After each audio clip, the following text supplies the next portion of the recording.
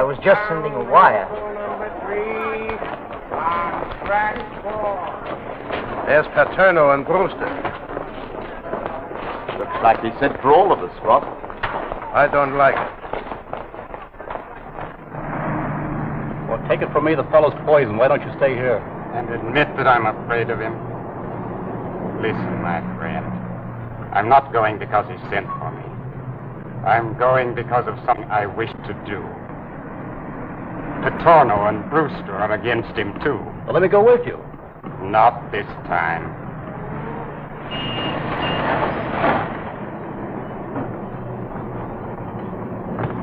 What's your step, Chief? Don't worry about me. I'll take care of myself, all right.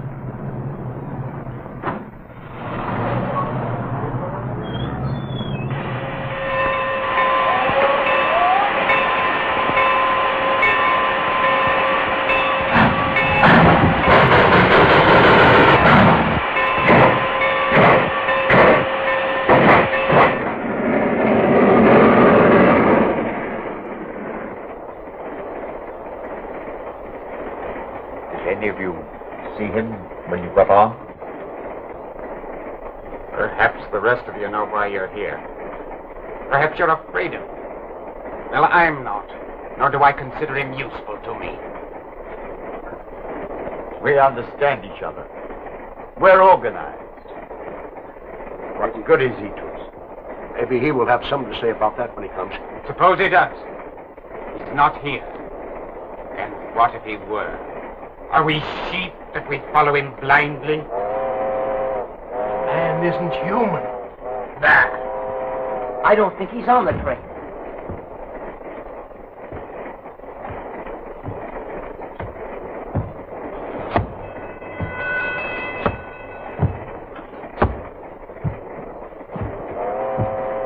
He's coming.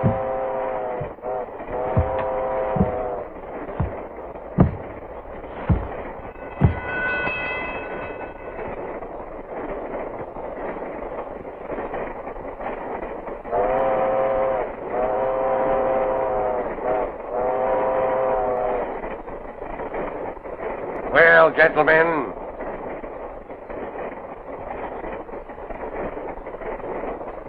you, what is your report? Fine. Yeah, everything fine. Paterno. Fine, Chief, fine. Everything's okay. My affairs are in excellent shape. You wish to hear what I have to say? Then listen.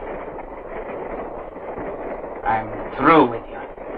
The rest might be yellow and lick your boots, but not me, not me. I'm not afraid of you, nor of anything you can do.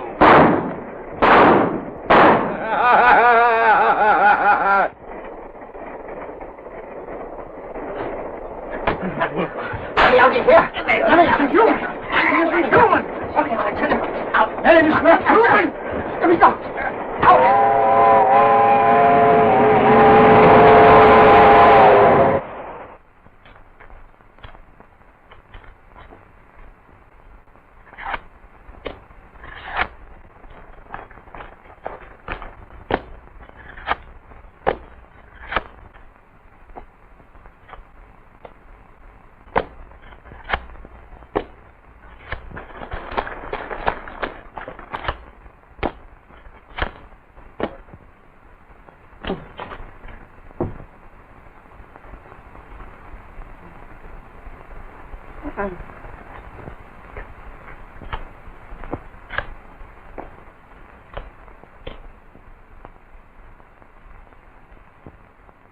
No.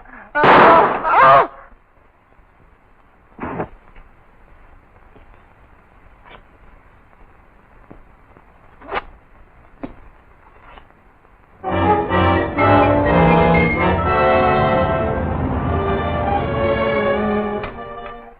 Hello? Dick Tracy speaking. Oh, yeah. Well, I think you better take that up with Anderson's office. Yes, he has my report on it. All right, goodbye.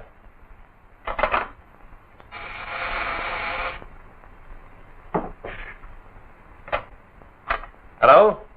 Speaking. Oh, yes. Well, I know all about that.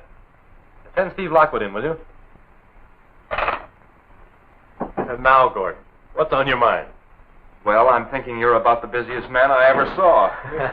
Hello, Gwen. Hello, Steve. Stern reports another spider mark case. Strange how every single person branded with the spider mark and then murdered turns out to be some well-known criminal. Torno, Benson, Corbett. Were all those men victims of the spider's mark? 7 of them here. Now Stern reports another. Ceased to be a job for the local authorities. The murders have taken place all over the United States. Before I can expect to receive any notice from my G-man brother, I guess I'll have to become an arch criminal. What was it you had on your mind, Gordon? I think it was something to do with the fact that it's your birthday. Well, We had sort of planned to celebrate. That is, if the nation can spare you for half a day. What are you talking about? Why, the circus. Circus? It's Yeah. more than just a circus. Ellery Brewster has hired performers to give a show for the little orphans at his country estate. And we promised him that we'd drag you along with us. I can make it, Gwen. Oh, Dick. Hey, can I go, Chief? I guess so, Mike. I think it's wonderful of Mr. Brewster to do all this for the orphans. No, it's swell of it. Hey, come on, let's sit down, Joey. Well, look who's here. Hello. Oh, hiya, Steve. Hi, Miss Brewster. And Miss Gwen, I'm glad to see you. Hello, there, Gordon. Brewster. Well, where's that brother of yours? Oh, working hard as usual. He can't take time off. Here, let me have that ball. You kids don't know how to hold that ball. Did you play football, sir? Did I play football? Say, I was a shortstop on All-American team. I was. Shortstop. You mean quarterback, don't you? Oh, well, it's all the same thing. You know what I did? I made 3 touchdowns in the first inning, and I made a home run in the last quarter. And how did I do it? Just like this, with a drop kick.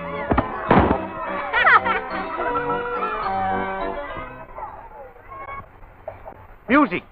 Curtain. Coco, come out. Coco, come out and make your bow.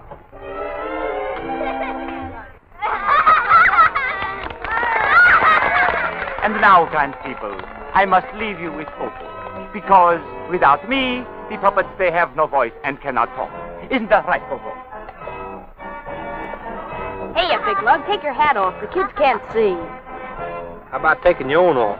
I told a lie today, and Jacqueline got spanked for it.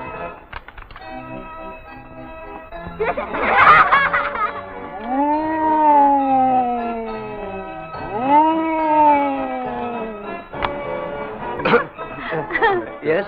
long-distance call is waiting for you in your study, Mr. Brewster. A long-distance call. Yes, sir. All right, I'll take it.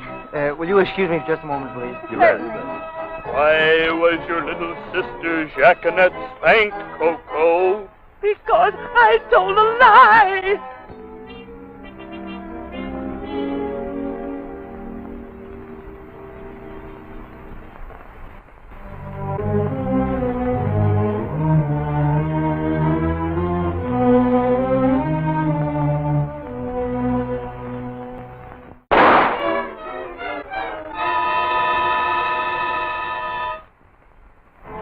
Honest, Mr. Ghost, I'll never tell lies again. Honest, I won't.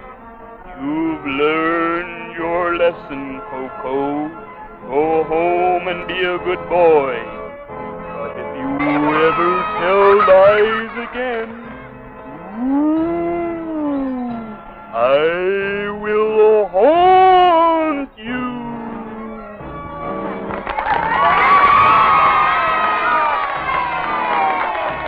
Help! Help! Mr. Brewster's been murdered! Hey, help!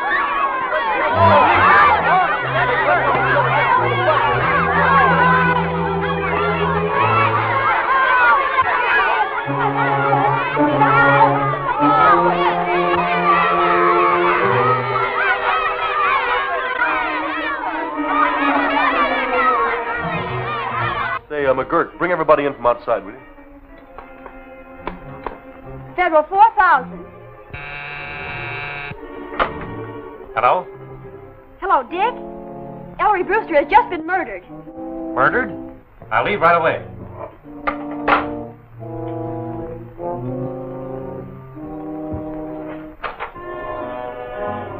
There's a footprint. This is the direction from which the shot must have come. Make an examination of that.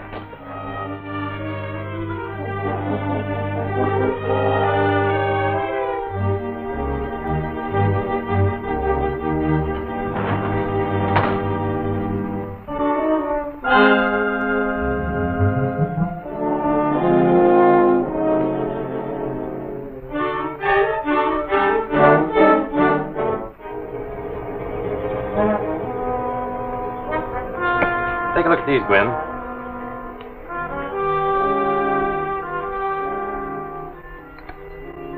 See what you think. The two specimens of sawdust are not the same. They come from different types of wood.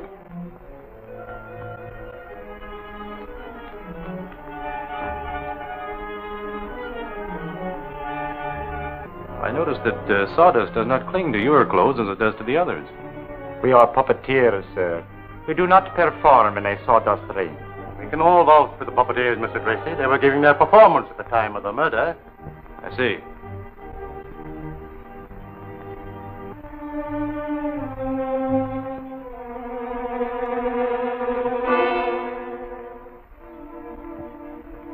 Can you explain this? Sawdust, no doubt. Some of my puppets are stuffed with it. Oh. I wasn't aware of that.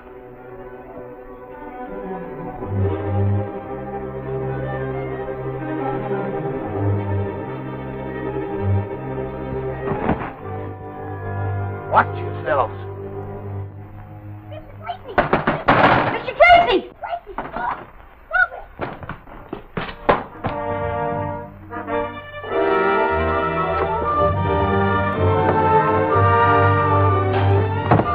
Come on, Comfort! Come on!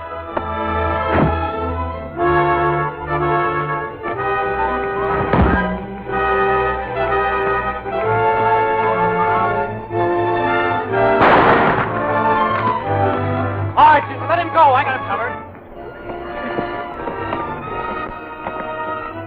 All right, boys, take these two crooks back into the house. Let me take care of these fellas, Chief. Here's something they left behind them. Let me see it. That's a pretty good tackle you made there, son. Oh, gee, that was nothing. But say, you sure can use a gun. You're Dick Tracy, aren't you? Yes? I'm just an orphan. But someday I'm going to be a G-man, too. Well, now's a good time to start. Come along.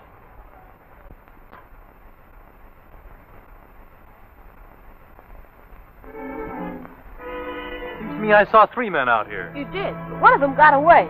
I'd know him if I ever saw him again, though. You sure about that? Certainly. Well, take this into the house and wait there for me. Yes, Mr. Tracy.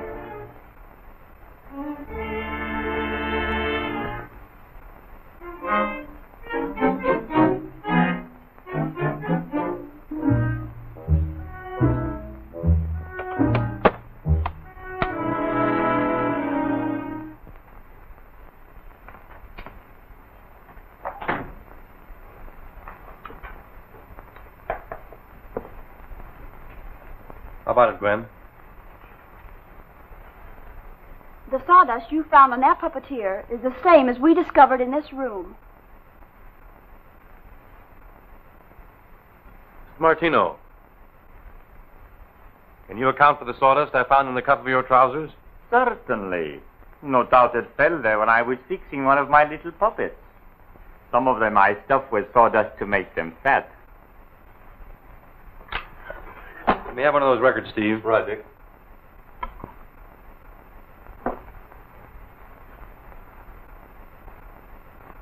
Please, please, Mr. Ghost, don't hurt me. Why was your little sister Jacqueline spanked, Coco? Honest, Mr. Ghost, I'll never tell lies again. Honest, I won't. Put up your hands, everybody! I took the precaution to remove the bullets before bringing that cleverly disguised revolver in here. You came here while your assistant worked the puppets, and this record played your voice. You shot Ellery Brewster and then returned to the booth in time to take your bow. Take him away, boys. You didn't think I'd get you, did you? I knew it was you all the time. See if they're locked up. I'll be out the station shortly. You certainly cleaned up this murder in a hurry. These men were only tools. They didn't plan the murder. Have you seen anything of Junior? Oh, there you are. Why didn't you get in the bus with the others? Everyone was terribly worried. You bad boy. Well, I'm sorry, ma'am. I'd like to keep this little rascal with me for a while, miss. You see, he can identify one of the men that got away, and his life won't be safe until this matter's cleared up. Well, I guess that'll be satisfactory, Mr. Tracy. But you'll have to make the necessary arrangements. He really is one of our very best boys. Say, Gordon, you were Brewster's attorney. Did he at any time say or do anything to arouse your suspicion? Well, about a month ago, he did give me a sealed envelope, which he asked me to keep for him. An envelope? Yes. He wouldn't tell me what was in it. As I remember now, he acted rather peculiar about it. He said he wanted me to have it in case anything happened to him. Could you get that for me right away? Yes, it's in my office. I'll go down there and then meet you at the lab. Good.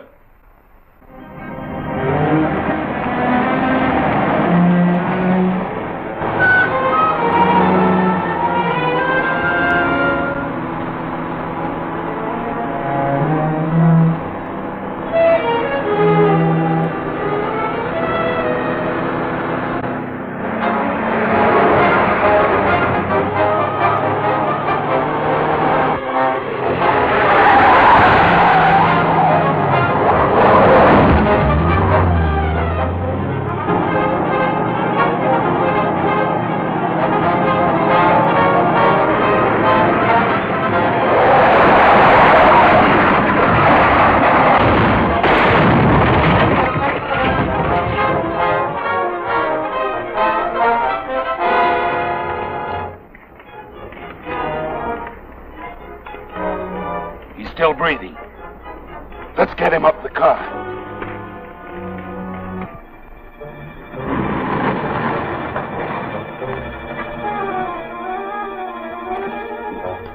Is he still alive?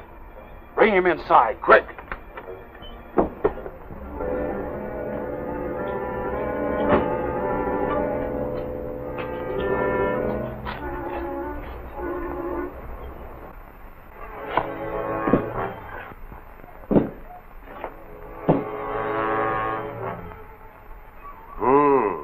Condition seems critical. What if he should die? Then we will eliminate a very dangerous enemy. He won't die. But by means of this operation, a simple altering of certain glands, he will be unable to distinguish between right and wrong. In that event, he will be very useful to us, Moloch. Very useful.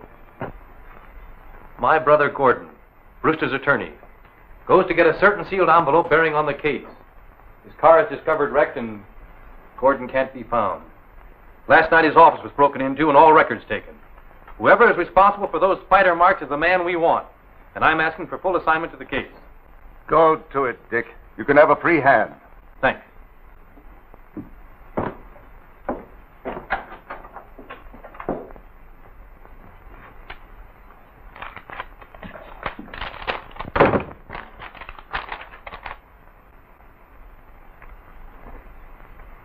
This looks like the work of some crank.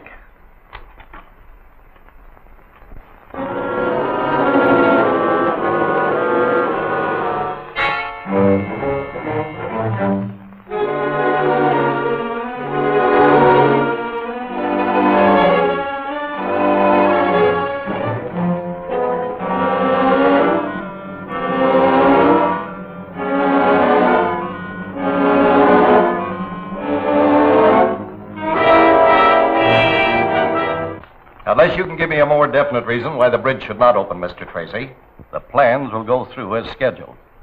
I have 2 weeks in which to work. Perhaps I may get a lead from these notes in that time. Meanwhile, if you receive any more, will you please let me know? Certainly. Gladly. Thank you. I have just removed the bandages. The transformation is complete. Will his face be recognized? No.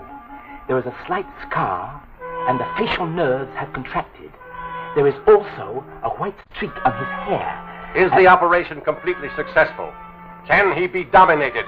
He is entirely incapable of recognizing evil from good. Wait.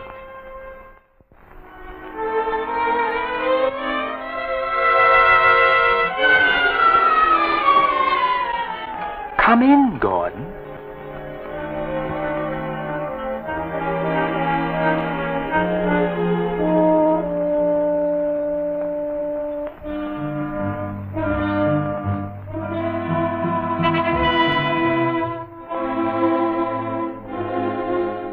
Stop, Gordon.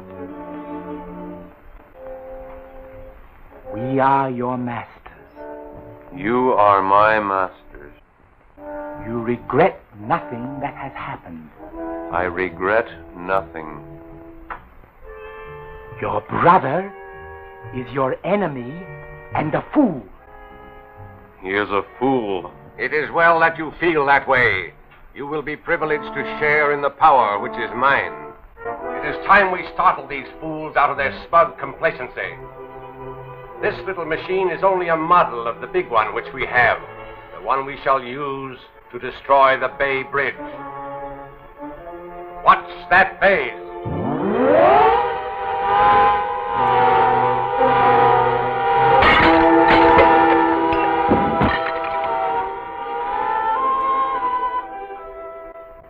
Each threatening note was sent to the governor from a different post office. Each one was written on a different typewriter. There is one note, however, which gives us a real clue. This letter was typed on a 5A Underton. That model was discontinued 3 years ago. Each letter is imperfect. The clue is the G. The letter G is new, was replaced from a different type model. That means it was repaired in some shop. Light. I want you men to find out where that 5A Underton was repaired, who paid the bill, and the address of that person. Time is short. This clue must lead us to the man back of the spider murders, the man who is threatening to destroy the Bay Bridge. Get going.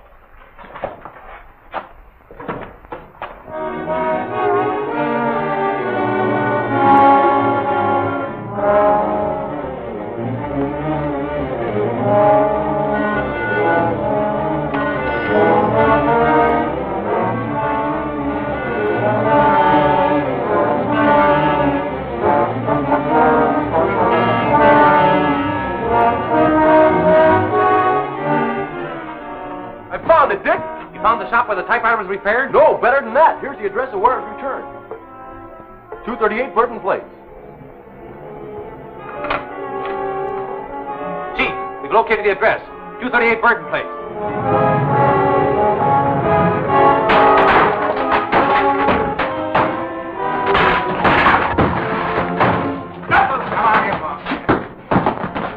Take him into the next room. room and drag any information out of them you can. All right, get over here. Let's go. Come on, Sam.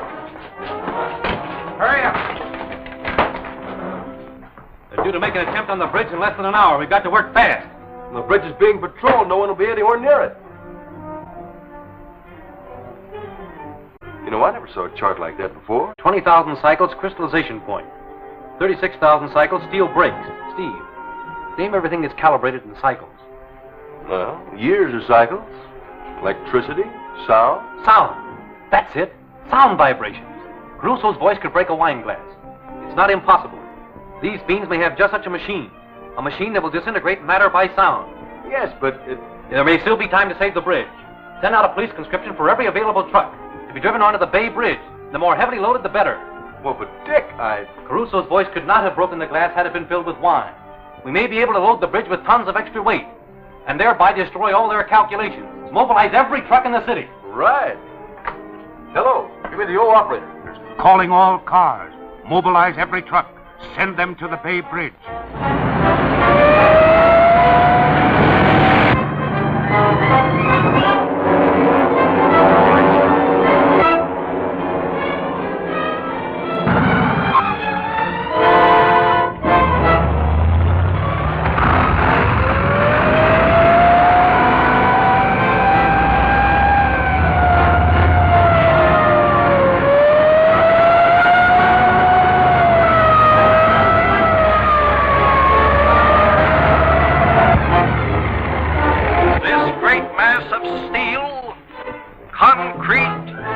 And wonderfully spun cables Is more than just a bridge. It symbolizes a highway To a greater civilization.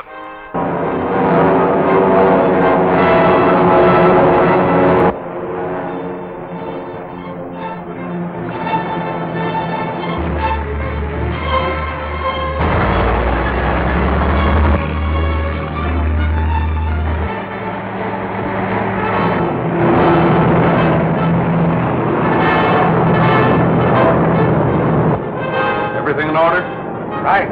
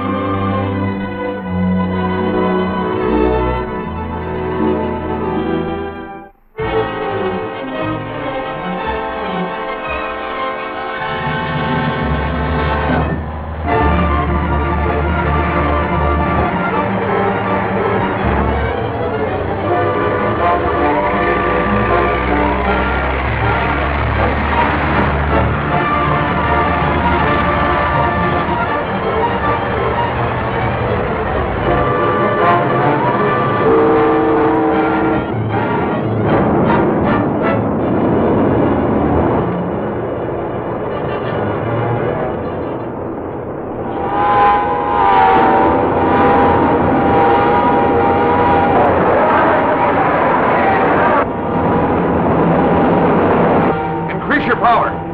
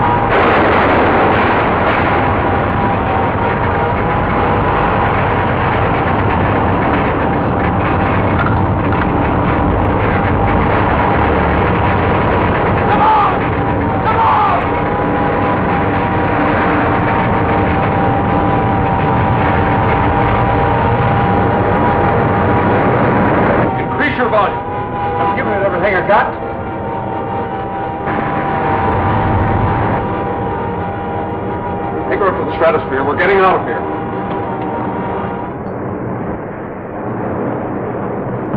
Here's the guy that jammed the entrance to the bridge. Have him held for questioning. I've got to get to a telephone. Okay, take him away, fellas.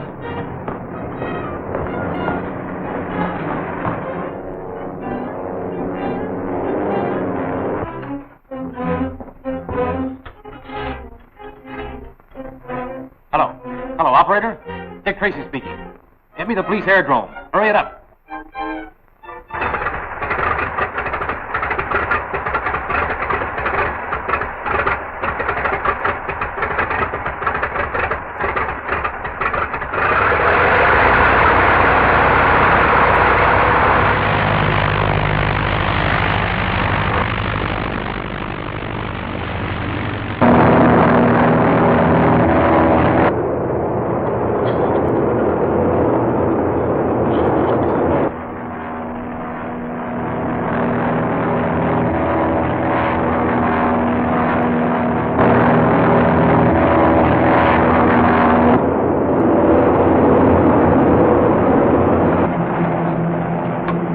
Patrol plane trying to follow us. Rise above its ceiling.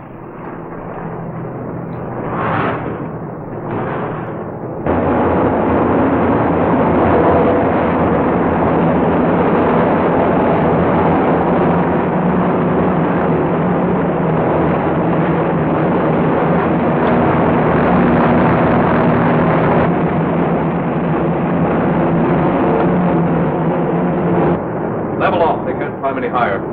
We'll land at the power plant. Right, sir.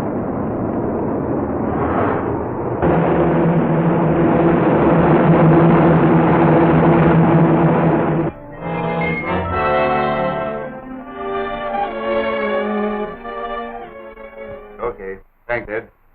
Police report that the wing disappeared into the stratosphere. Naturally, they were unable to follow. We'll probably hover up there and descend at night. I've been questioning Burt. You know, the fellow had his truck jammed on the bridge. Couldn't get a thing out of it. You know, I have a hunch he's tied up with the spider ring. The sound disintegrator that nearly wrecked the bridge is a menace to the entire nation. It is vital that we destroy it within the shortest possible time. Gwen, you and Steve better go to the lab and see what you can find in those vacuum cleanings. Right. Hey, lady, you can't come in here. Young man, I report you to your superior. Yeah, but Mr. Tracy doesn't want to be bothered. Well, you take your hands off of me. I never saw such an impertinent young man in all my life. Here. Which of you be Mr. Tracy? I'm Mr. Tracy. What can I do for you? Well, who are the other two? These are my superiors, Miss, Hankins. Hankins' a name. Well, Miss Hankins, won't you be seated? Well, I don't mind if I do.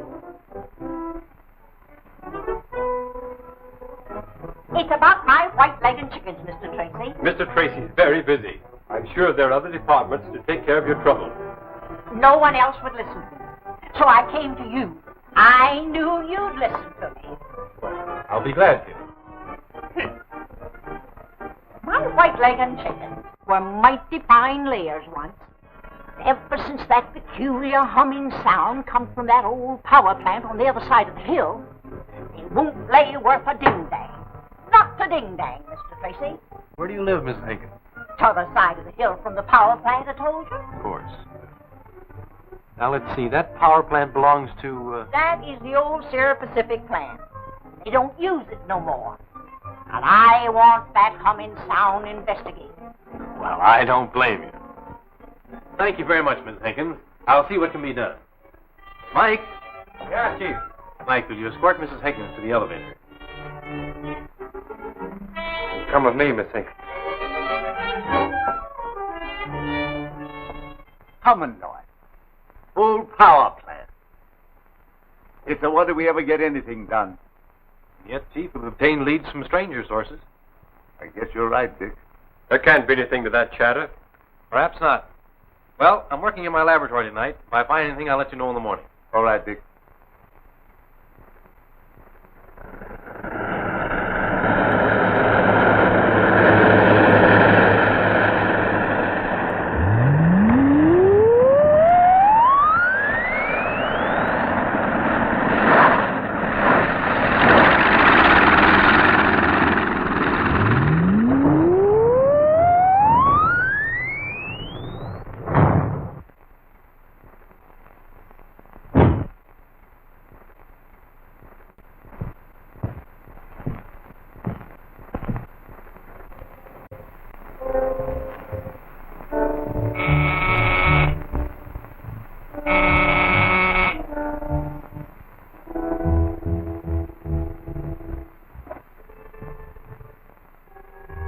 Yes?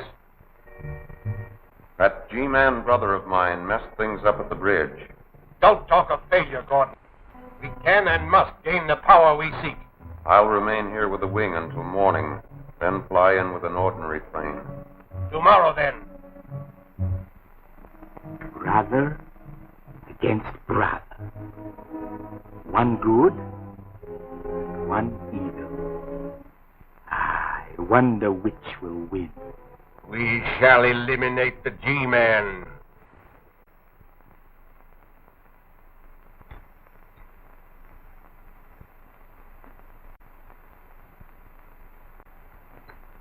Have you any lead on the whereabouts of Gordon? I can't tell you a thing, except that I feel certain my brother is alive. You attribute his disappearance to the spider ray. Spider Ring is guilty of a great many crimes. We've got to wipe it out. Well, Dick, I see you're pretty busy. Well, you know how it is. I'm sorry. I guess we'll be running along. Good luck, fella. Thanks. Good night. Good night. From the vacuum cleanings taken from Burke's clothes, we can pretty well tell where the man has been in the past week. Check over that list, Gwen. Brick dust, 12%. Mustard seed pollen, 20%. Coal dust, 8%. Asbestos fiber, 43%. Asbestos fiber. Where would a man be apt to get that much asbestos on his clothes? They might have worked in a factory. Asbestos. Now, let me see. Ding dang! Let go my ear! Junior. Well, he runned off while I was reading to him. Young man, it's time for you to be in bed. Now run along with Mike. Oh, okay, I'm going. Junior! What was that expression you just used? Ding dang? Ding dang. That's what that little old lady said in my office this afternoon. How long would it take to drive to the Sierra Pacific steam plant? Oh, we could make it by morning. Why? It may be a wild goose chase, but the pipes and boilers of a steam plant are usually well covered with asbestos.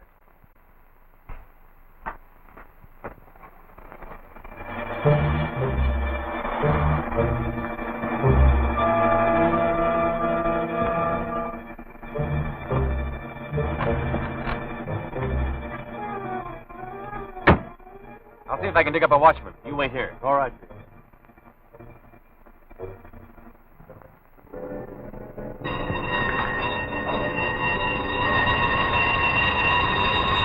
I won't take off until the coast is clear. What do you want? Department of Justice investigator. I'd like to inspect this plant.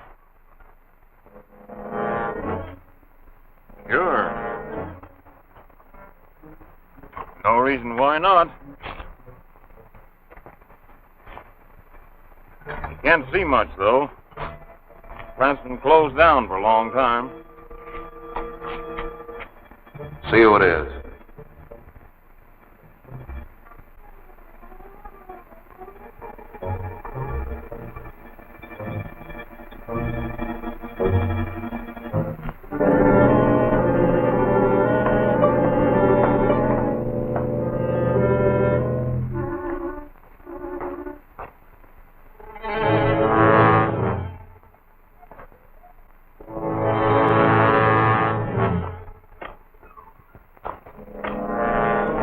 Well, there's nothing much here to investigate. No? Okay.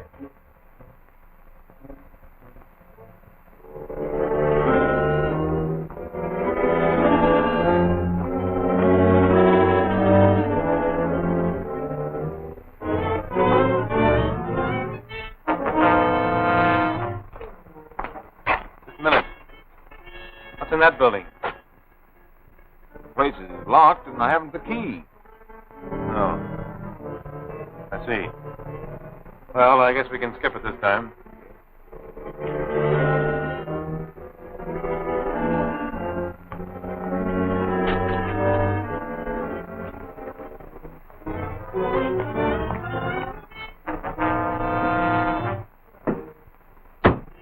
What's up?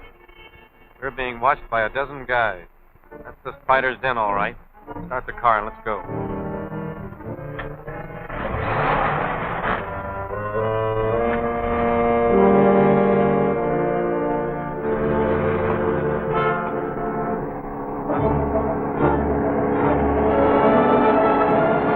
Listen, Steve, when we go through that dip, I'm bailing out. Keep driving. Right.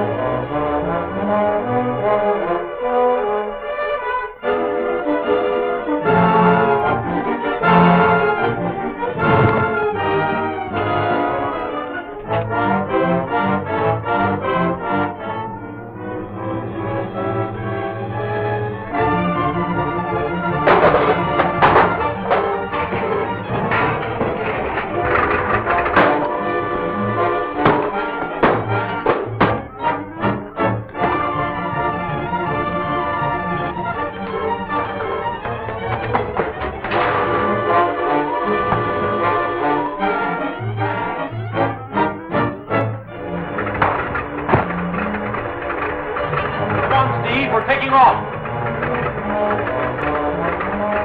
There they go! They're trying to win that plane!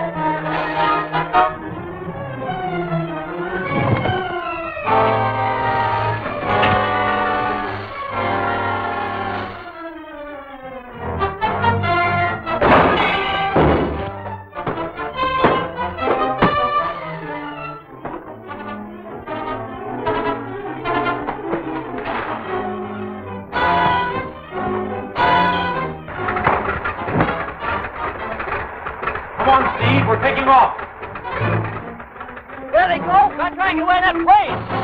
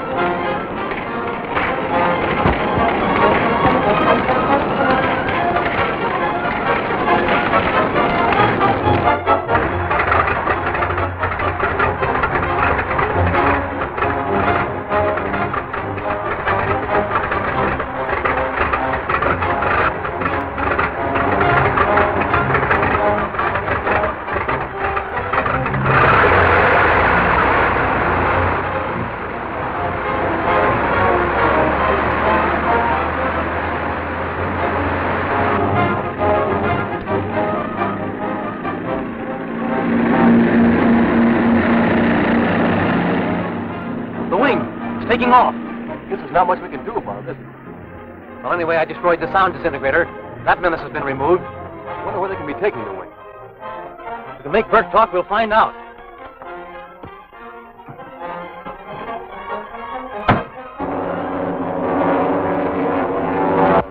Rise into the stratosphere before you set your course for our number 2 base.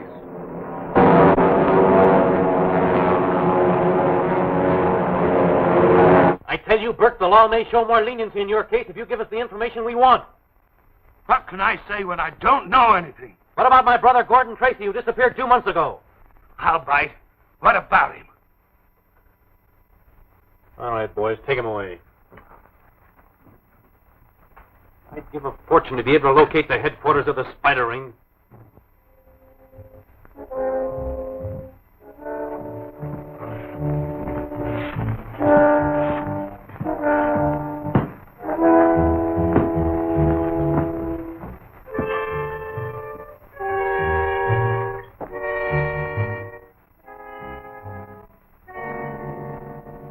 This is very bad, Gordon. Burke is yellow at heart, and if they sweat him, he might talk.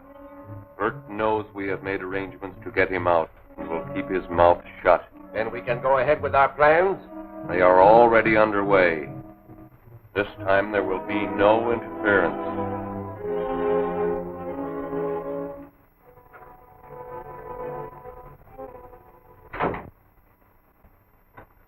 Did you get anything out of Burke? No, not yet. Doesn't he know where your brother is? If he does, he isn't telling. But it doesn't seem possible for a man like Gordon to disappear without leaving some trace. Oh, well. It'll work out somehow. How do you like your new radio, Junior? Oh, gee, Mr. Tracy, it's swell. May I come in? Certainly, Commander Brandon. Come right in. Oh, hello, Junior. Guess we'll have to postpone this, Gwen. How do you do, Miss Andrews? How do you do? Won't you sit down, Commander? Thank you. Well, is this a business call or social? Business, Dick. Steamship Mauravania docks this afternoon, 1 full day ahead of schedule. Well, there's nothing so bad about that. No. But the captain radioed that he expects trouble on his arrival. What kind of trouble? Furs. Valued at $1 million. The captain believes they're aboard his ship, and that there will be an attempt made to smuggle them into the country. I'm afraid I wouldn't be of much help to you, Commander. You see, that's out of my department. Besides, I'm concentrating on the Spider Ring right now. I'd feel a whole lot better with you on the case. I hope I have better luck next time. Thanks, Commander. Thanks for asking me. Thank you. Goodbye, Miss Andrews. Goodbye. Goodbye, sir.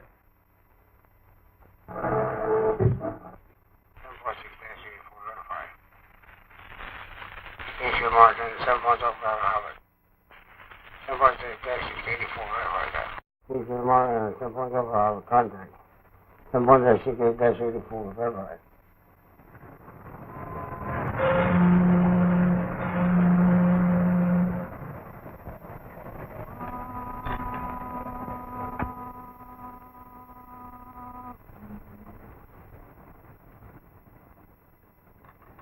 Sign off now, but stand by for any message regarding the Mauravania. Do you suppose that was China, Mr. Tracy? Certainly sounded like it. What does your log chart say? Well, that's the funny thing about it. There isn't a single station listed on that wavelength. Well, that's too low a wavelength for an established station. Sounds like Russian or Hog Latin or something. Maybe it's one of them Fiji Island districts. Say, you know that might be Fiji. Down to Fiji Islands. You know where they do that dance down there? Well, Mr. Lockwood. Something turned up, Steve? Yes, this package was sent to the jail for Burke, so I brought it right over to you. Let's examine it in the laboratory. Can I go with you, Mr. Tracy? No, that may be an international spy sending a message in code. You stick by the radio, Junior. Junior, you better let me help you do that now. Oh, no, you don't. Mr. Tracy told me to do it. Gwen, I'd like to examine this in the X-ray. And I'll start the machine. Have you got the whistle? Well, the X-ray doesn't show a thing in any of them, Dick. No, I guess not. Hello, here's one that's been opened and resealed. Where? The fourth one from the right. Let me have it, Gwen. Must be something wrong here, or the package wouldn't have been tampered with.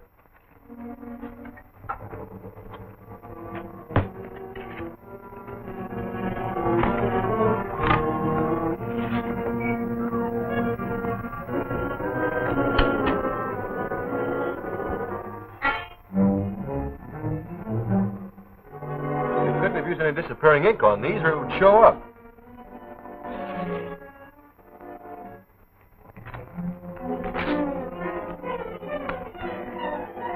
Does that mean anything, Dick? It looks like a small pinhole. Maybe you're right, Gwen. We'll soon find out.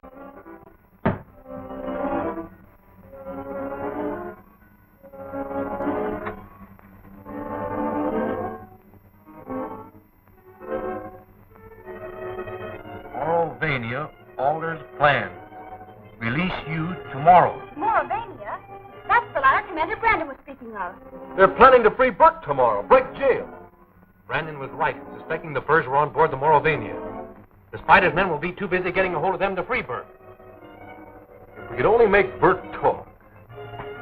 Maybe he won't have to talk.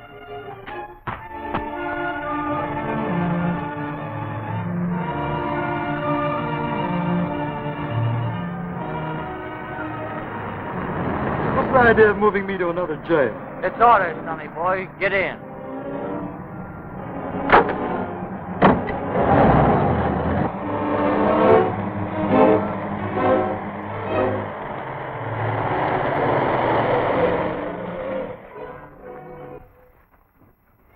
Get out and see what's wrong.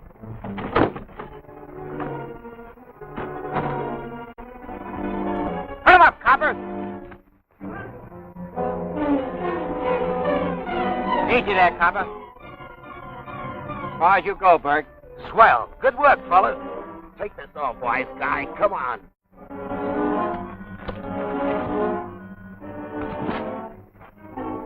Stop that roadster and beat it. We'll take care of these guys. Thanks. G-men.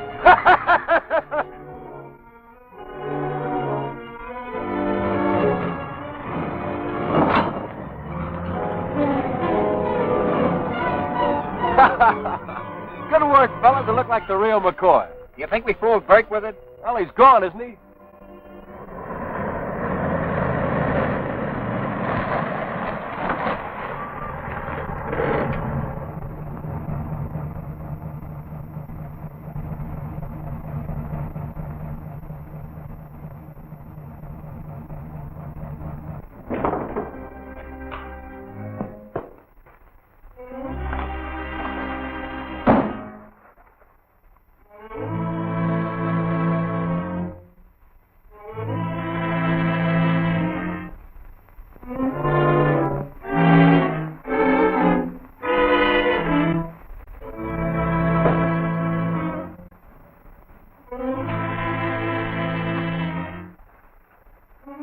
I tell you, the Spider's expecting me.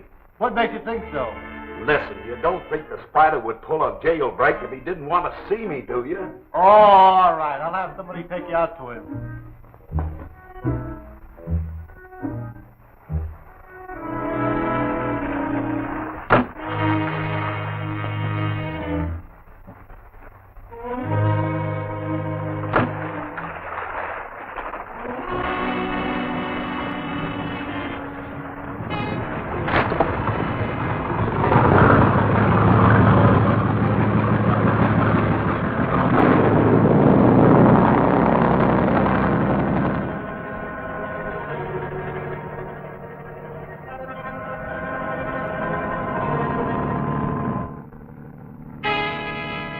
Out here in a launch.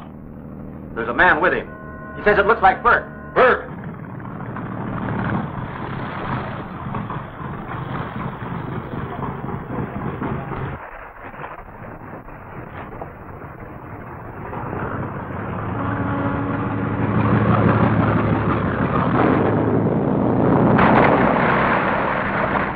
That jailbreak was slick, Chief. Those G-men were as meek as lambs. We had nothing to do with it. You were not supposed to be released until tomorrow. You'd better be on the level. Why, I am. Something's wrong. Someone slipped up somewhere, Chief.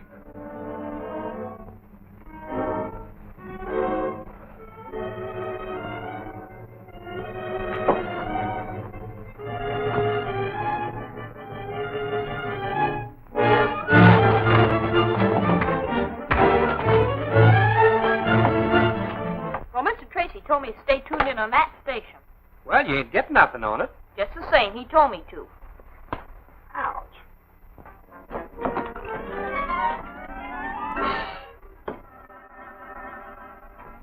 Calling Mike McGurk. Calling Mike McGurk. That was Mr. Tracy. Calling Junior. Hello, Junior. Can you hear me? Now you know. Well, if it ain't Dick Tracy, we didn't expect to get you this easy. Now that you've got Dick Tracy, I suppose you intend to keep him prisoner on this tramp steamer in the river basin. Maybe we won't bother keeping you very long. Police know all about the abandoned boats in this river basin. They know all about the Moravian and the $1 million fur deal, too. Mike McGurk is right now telling Steve Lockwood to have the police boat to meet the Moravian before it docks. Why, you... What?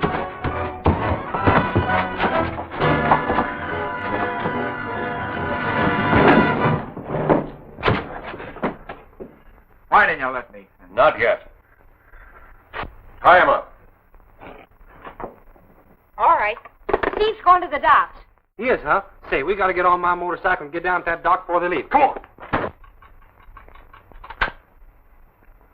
The Moravian is entering the harbor. The wind is just right for a smoke screen. Get the men to their places with gas masks. Have the smoke machine ready for immediate action. All right, men. Get to your post.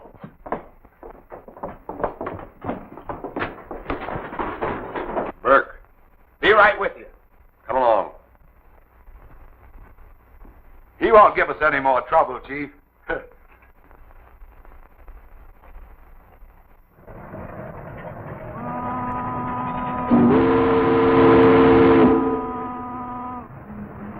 Start the smoke.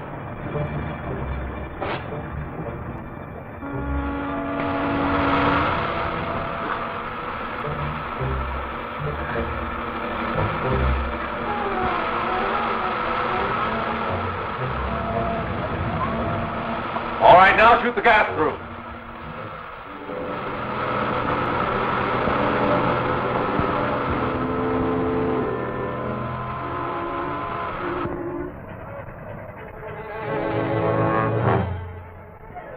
New speed! Aye, aye, sir. It's gas!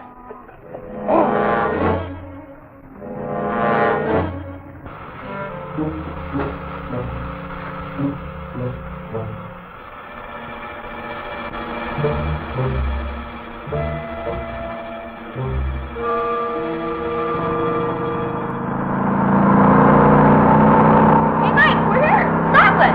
Stop it. I can't stop it.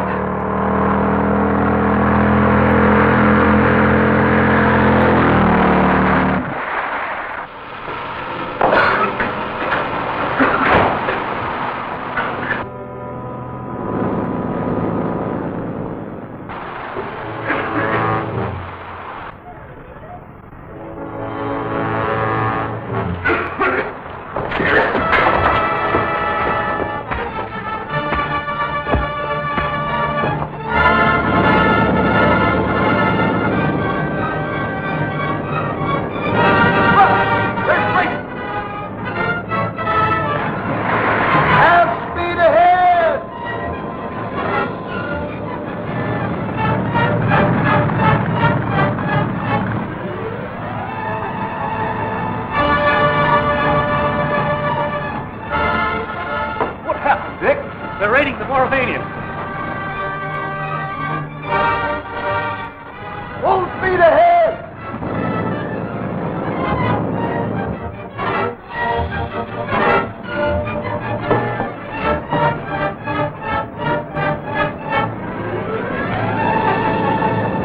Police boat. Better get out of here. What about the other? They can take that boat. Come on.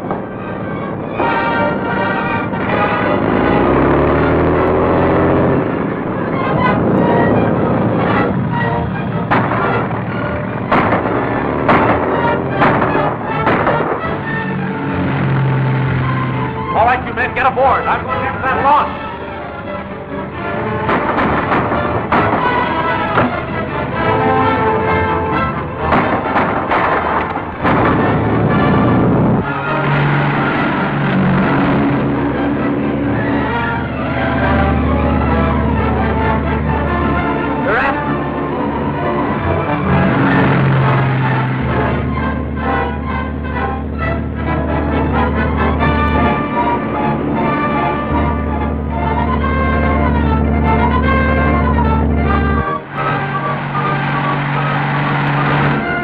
Look out, boys.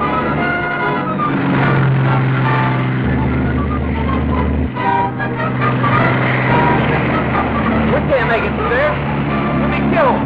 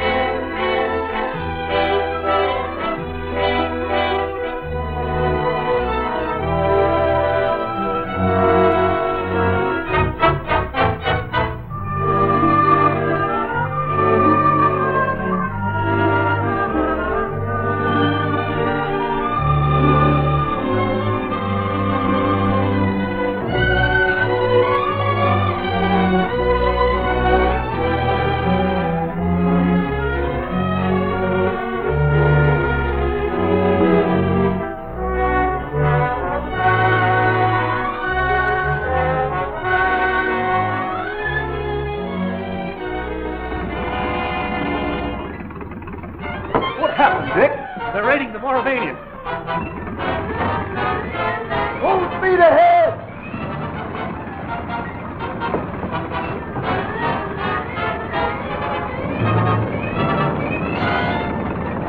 Police boat.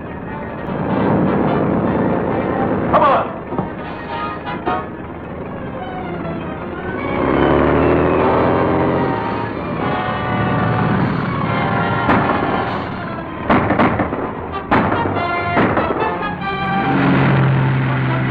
All right, you men, get aboard. I'm going after that launch.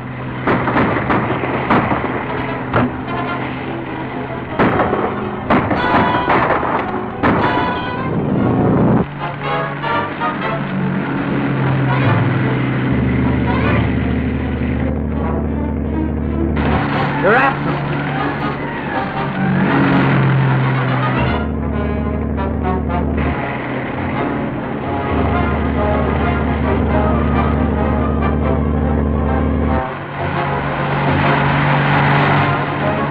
Look out, boys.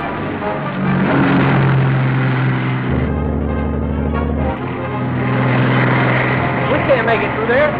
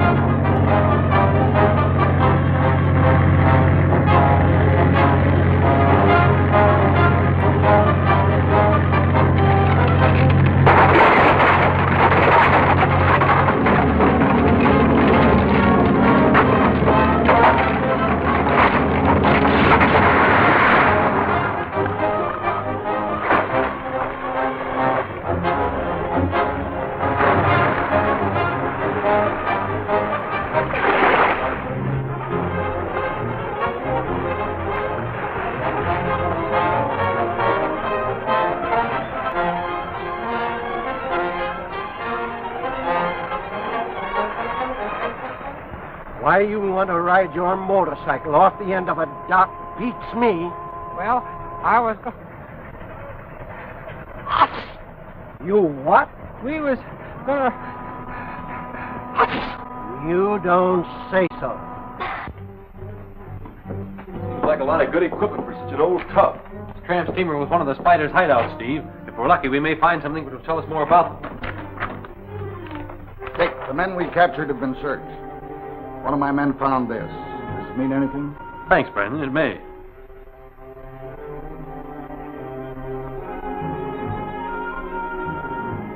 Doesn't tell me anything now. Steve, your pockets are dry. You better keep it.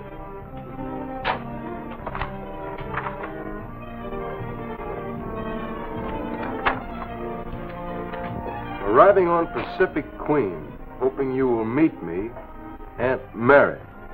What's that? Aunt Mary. This may be of some value.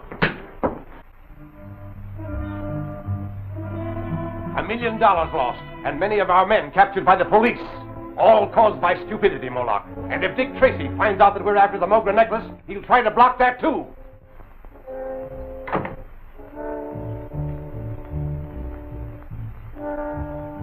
I have just received word that the wireless message concerning the Mogra necklace has been found by federal men. And that means Dick Tracy. I don't think even Dick Tracy can stop us this time. Monsieur Claire Renee arriving with famous Mogra necklace aboard Pacific Queen today. Necklace is of great value. Signed, Baguette Brothers, New York City. Is that what you want us to know, Dick? It all ties up, Chief. The Spider Ring, unless I miss my guess, will make an attempt for the necklace. Steve and I will fly out to meet the Pacific Queen. Wire the commander to expect us. Tell him we will pose as newsreel photographers. Yes, in that way we can use the fluoroscopic equipment without exciting too much suspicion. Right, we're leaving right away. Mr. Tracy, Mike won't take his castor oil. He won't, huh?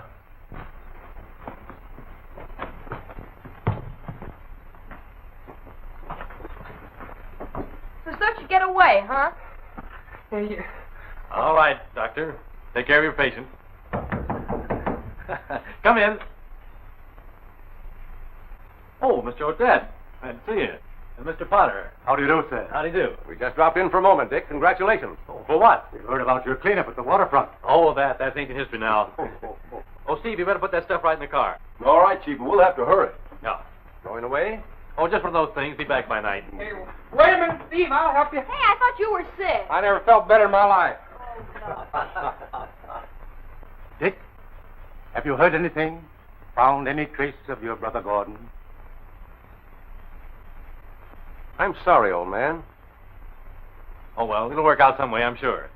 I'll have to be running along. I'm awfully glad you gentlemen dropped in. Goodbye, sir. Goodbye. See you again. Bye, Dick.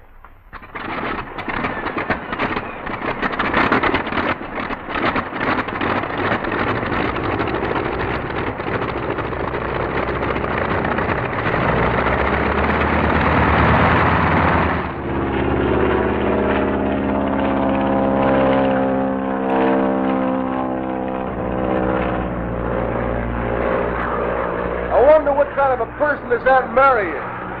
You never can tell.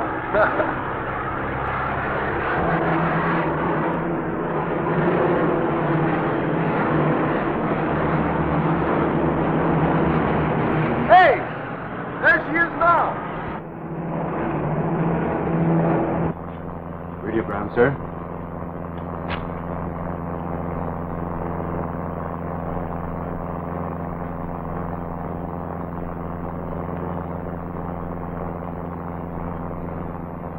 Canny how these G-men get on the trail of crime.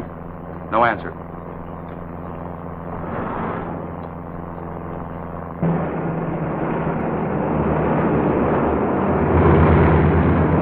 These will pick up gears in readiness for their landing. And stand by to render all assistance. Yes, sir.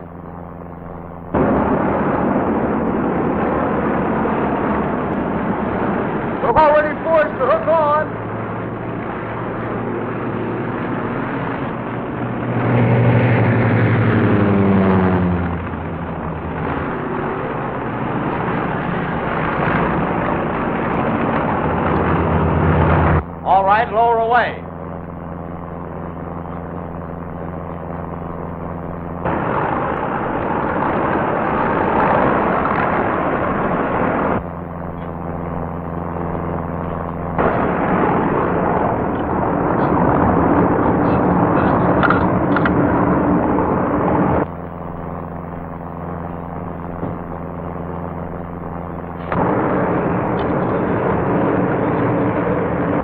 show the gentleman to Monsieur's stateroom. Of course, sir.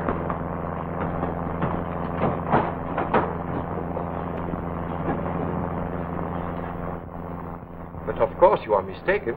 Only an hour ago I put the necklace away in its secret hiding place. I hope our suspicions are groundless, Monsieur Rene. It's gone. I was afraid it would be.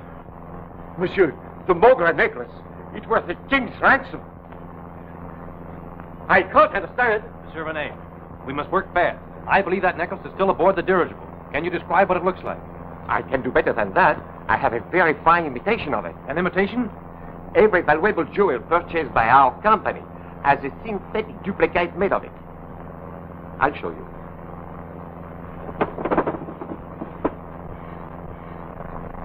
It is just an imitation, but a very good one. May I keep it for a while? Oui, monsieur. Commander, what's the position of the dirigible? We are just over Santa Barbara, heading north for San Francisco. Have the people assembled in the main salon. Make them think it's a newsreel stunt. Very well, Mr. Tracy. Thank you, Mr. Churton. Thank you very much. Not at all, not at all. Any sign of the necklace yet? No, not as yet. Fluoroscope will sure pick it up if the right guy comes in. It's working perfectly. That's fine, that's fine. Oh, I do hope he asked me to speak. Oh, I'm just dying to do it. Oh, the folks back home. Now, will you say a few words? Oh, me? Oh. Yes, come right along. Oh. And now, Miss Clarabelle. Georgetta Clarabelle. I'm from Creamy Falls, Iowa. Yes. Well, Miss Clarabelle, will you say a few words for her? Yes, into the mic. Mike? The microphone bit. Oh, yes, of course. Okay, Steve. I'm sure this will be a thrill for the people of Creamy Falls. And now tell us, Miss Clarabelle, have you enjoyed your flight in the Pacific Queen across the ocean? Oh, my, yes. It's been just too wonderful. And now, friends of the radio. That's fine, Miss Clarabelle. Thank you very much. And now of someone else. Find anything? Yeah. Oh, but I have so much more to say. Don't move, anybody. Your phony camera didn't fool me. You're G-Man looking for the Mogre necklace. But you're not going to get it. You get me? You're not going to get it.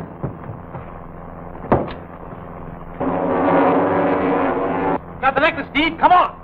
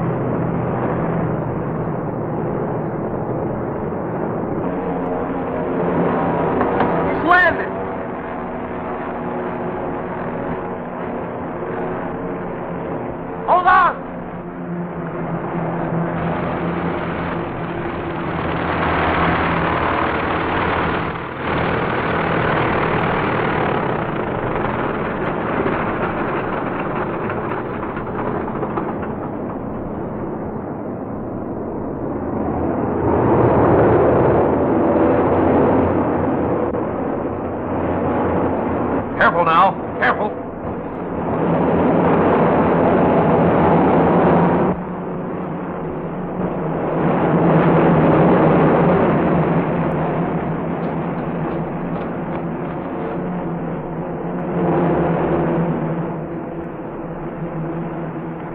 Too late, Steve.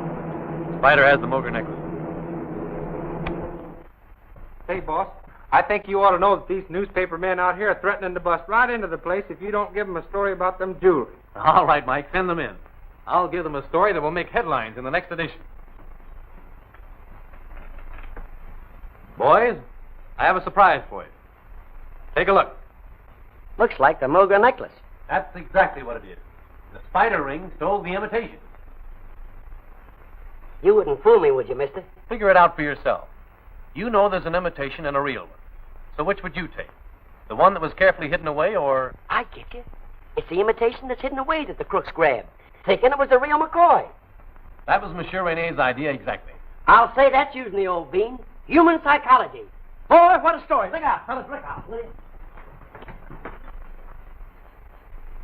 It worked. But I can't understand. You will. Now, here's the idea. You will take off this afternoon on your announced flight east. Once in the air, a robot plane controlled by radio will take the course you were supposed to follow. I am banking on the spider reading the report of the imitation having been stolen and trying to get the real one. Oh, I begin to understand.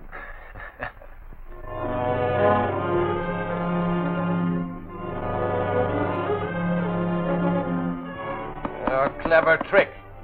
But Monsieur Rene has not outwitted us yet. Gordon must be told of this at once. He is with the wing. I will communicate with him.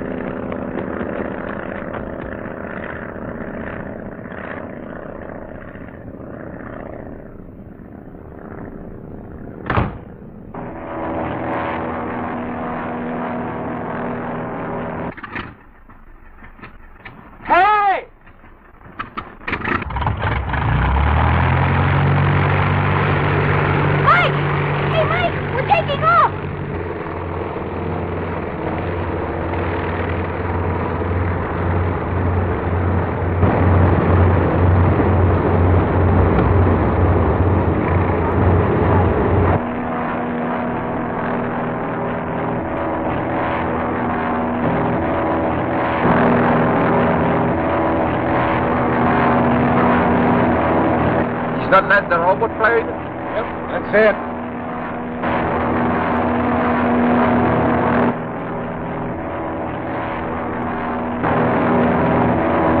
This up to Dick Tracy. Pilot, turn back.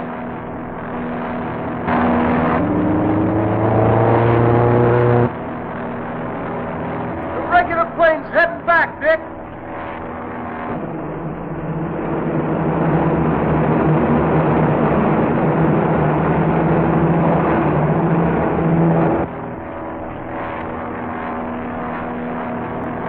There comes the wing.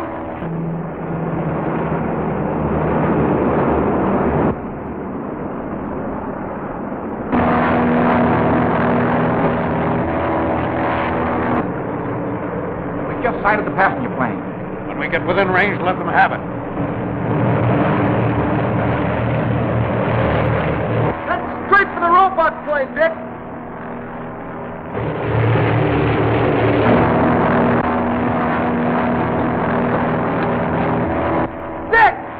Junior's in that plane. I'll send her into a dive.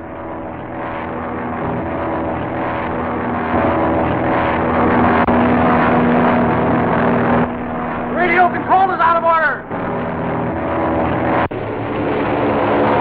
Grab the stick, Steve, and head for the robot plane. I'm going to board her.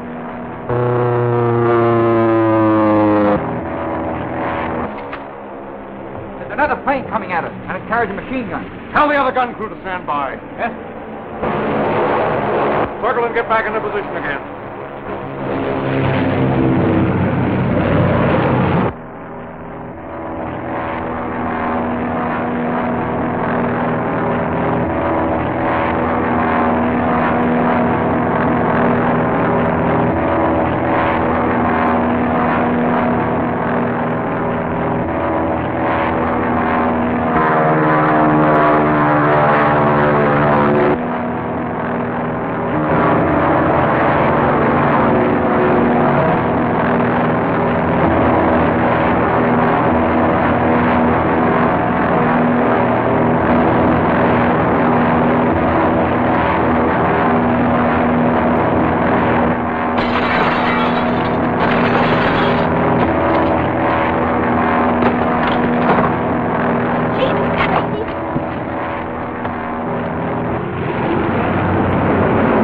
up, Junior. We're not out of the woods yet. Well, I'm not scared now that you're here. Each one mark a vital spot and don't miss.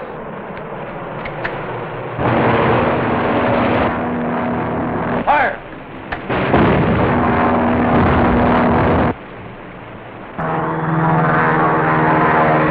Good. I've got him.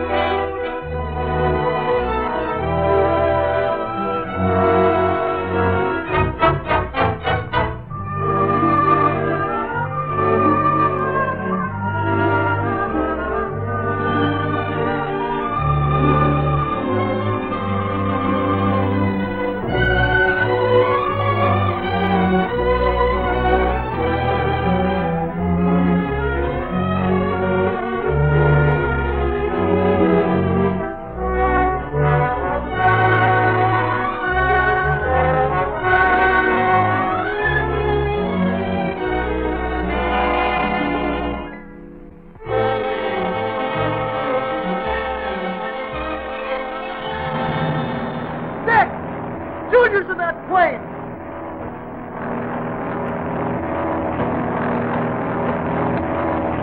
Grab the stick, Steve, and head for the robot plane. I'm going to board her. Circle and get back into position again.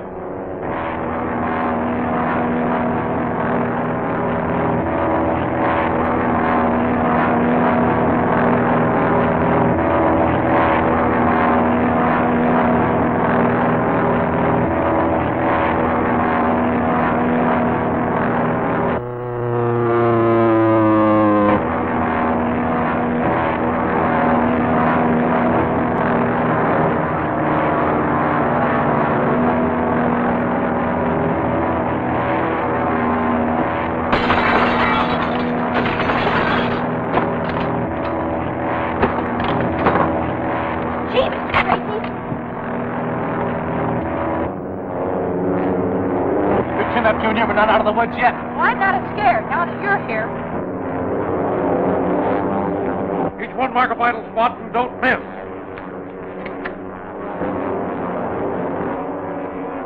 Fire!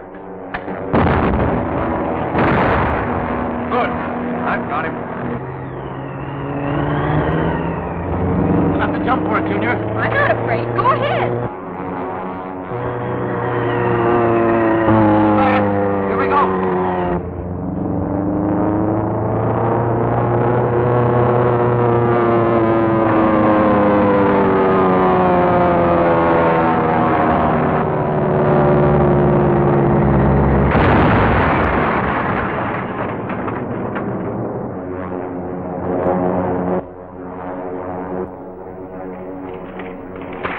Chance to land there without cracking up. We'll have to return to Beechwood and send out a car to search the wreckage for the necklace.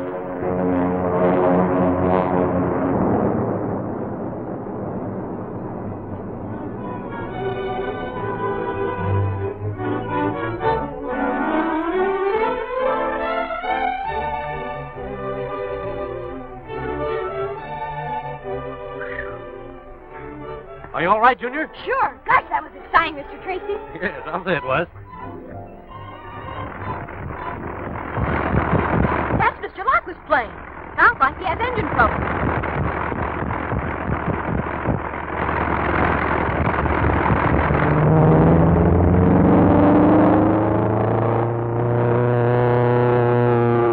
He'll be lucky if he doesn't crack up.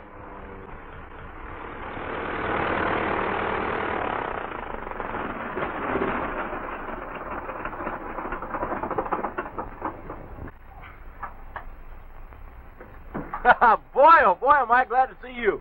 I thought you two were gone ashore that time. You and me both. From the sound of your motor, you came near not making it yourself. You're telling me, so I have to do plenty of work on that motor before I take off again. I want to get to that wreckage and plant the imitation necklace before the Spider's men get there. Right, by the time you get back, I'll have this bus running. Oh, boy, I hope this radio works.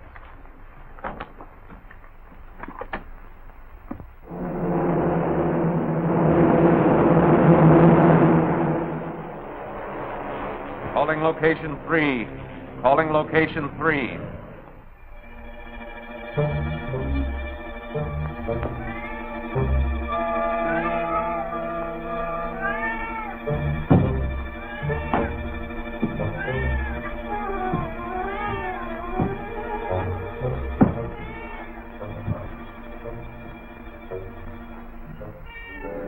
Your cat shows more intelligence than many humans, Moloch. Sometimes I'm tempted to try another experiment. And what is that? Transplanting the brain of a cat into a human. It would be even more interesting than the operation I performed on Gordon Tracy. Perhaps someday you can try that on his brother, Dick Tracy. He should make an even greater criminal. Well?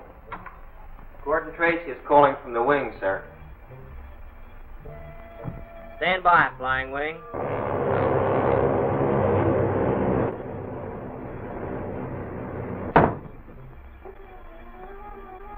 Go ahead, Gordon. Plane with the Mogra necklace crashed just off Kendall Road. Impossible to land. I'll await you here.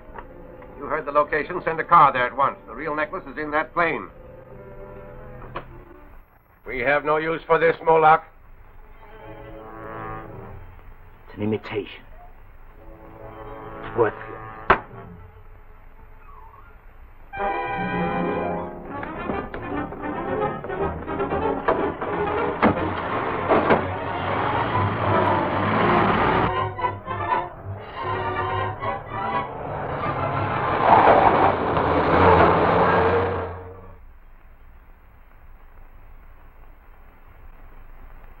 Cheer up, Mike. You're letting your imagination run away with you. Well, it ain't imagination, Miss Gwen. He's dead. Junior's dead. I saw him. And I could see the robot plane had taken off. Little Junior was inside. He couldn't get out. And his little face was pushed up against the glass looking at me and calling to me. Calling for me. Mike McGurk.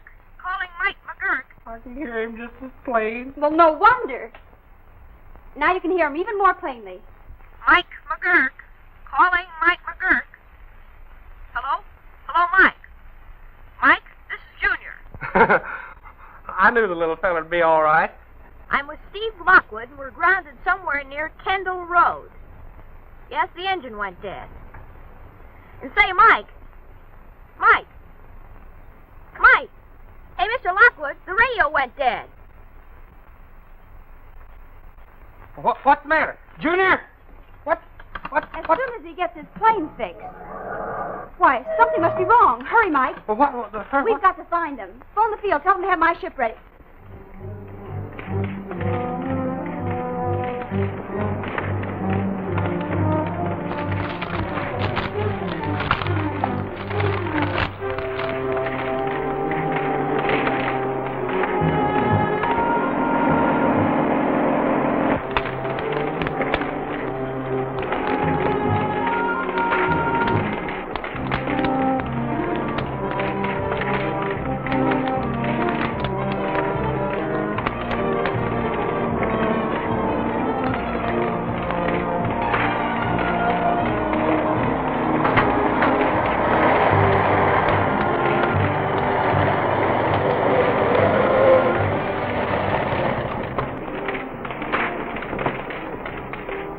There she is. Come on.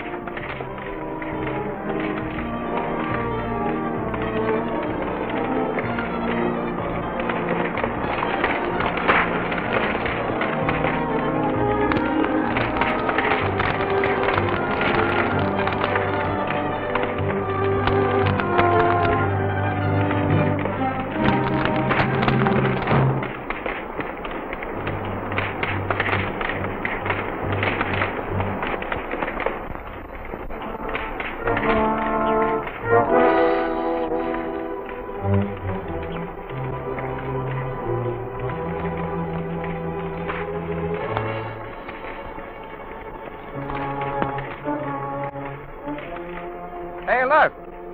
This must be the case the necklace was in.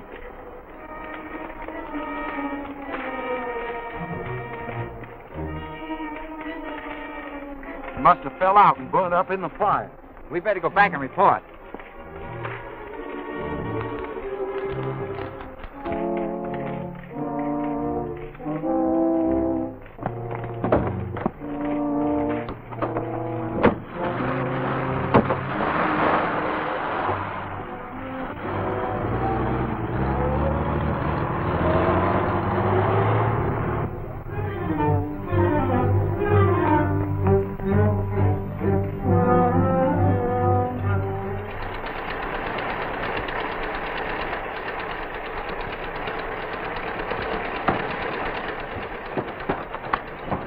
Hey, you follow that car. Oh, don't shoot. Don't shoot. I said follow that car.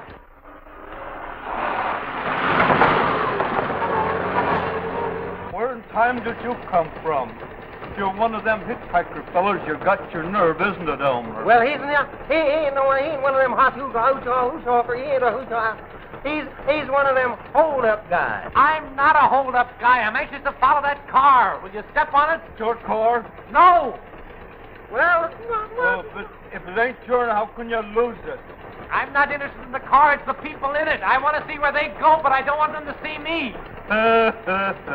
His best gal's out of riding with another feller. I wouldn't be a dad blame bit surprised. You know, that's what always said. You can't trust a woman or a mule. There may be something in that, but will you keep that car in sight and step on it? Well, Pa said never pull her down past the third knot. But boy, you asked for it, so get out and grab your hats, boys. I'm really gonna send it out my tears back.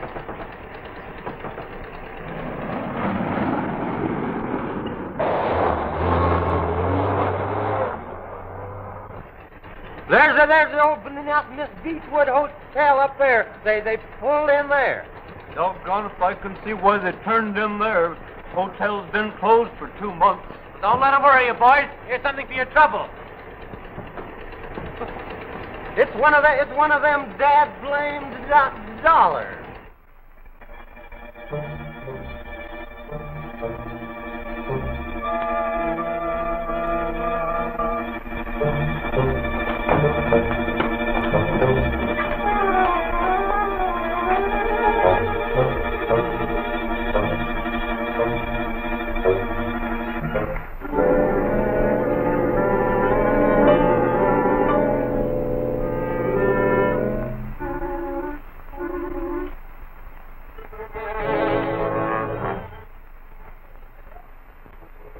Plane had been burned to ashes. We didn't find a thing, only this case.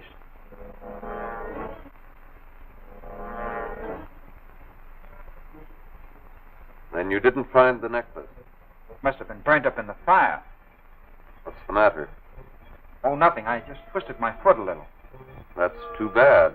We must attend to it at once. It may be serious. Remove your boot. It's nothing. Nothing at all. Sit down. Remove his boot. It's all right.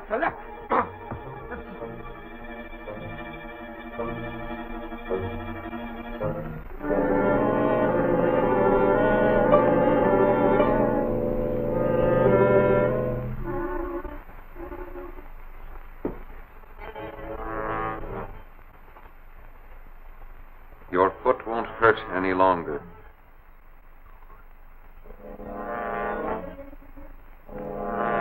No! No, not that! No!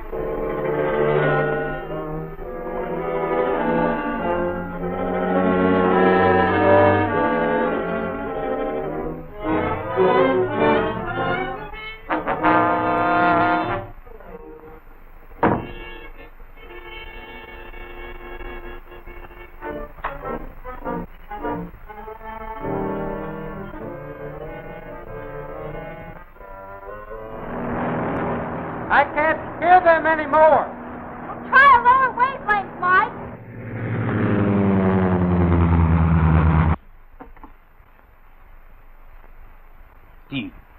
Steve Lockwood.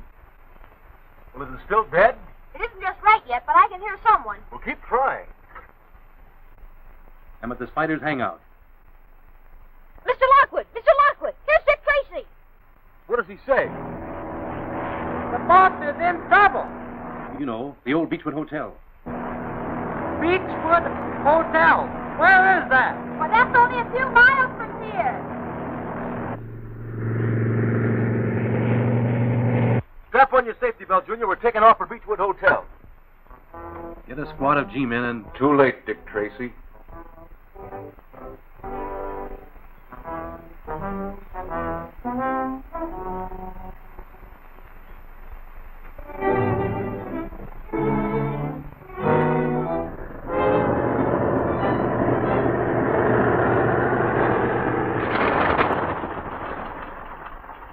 I'm glad that's over.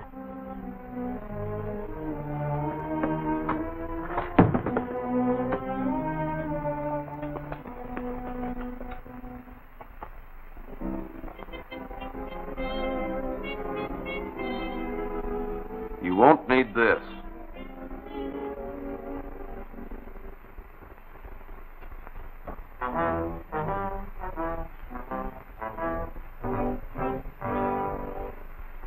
Why were you so anxious to get this imitation? Or were you trying to be very clever and fool us? I not only tried, I did fool you. A lot of good it did you. I wouldn't be too sure of that. Nitroglycerin, gentlemen. All right, stick 'em up. It's all right, Mike. They won't move. Drop that gun. I'll take that necklace now.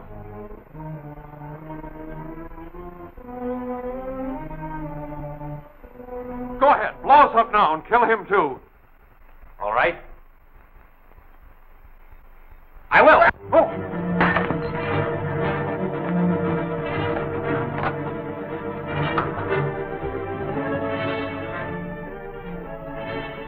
Castor oil. Give me that gun. Get the plane started. I'll stall them long enough for you to get there. It's our only chance.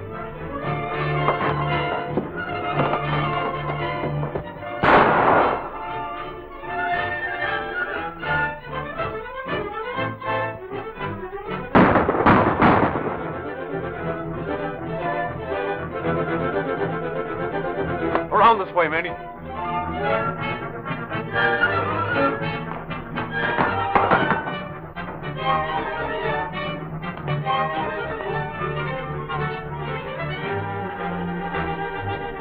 Around the house.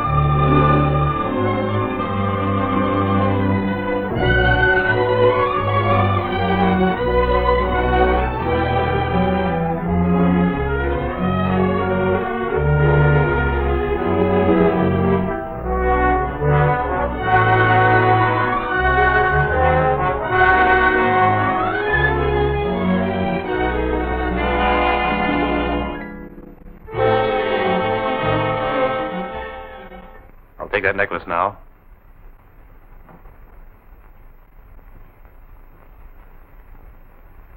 Go ahead. Blow us up now and kill him, too. All right. I will. Oh.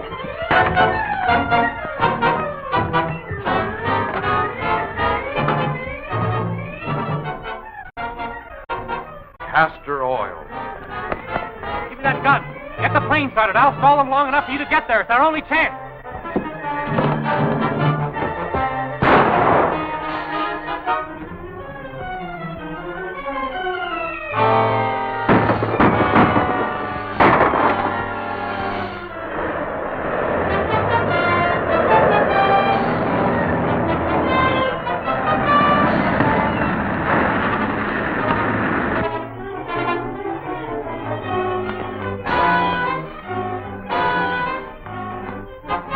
Around the house.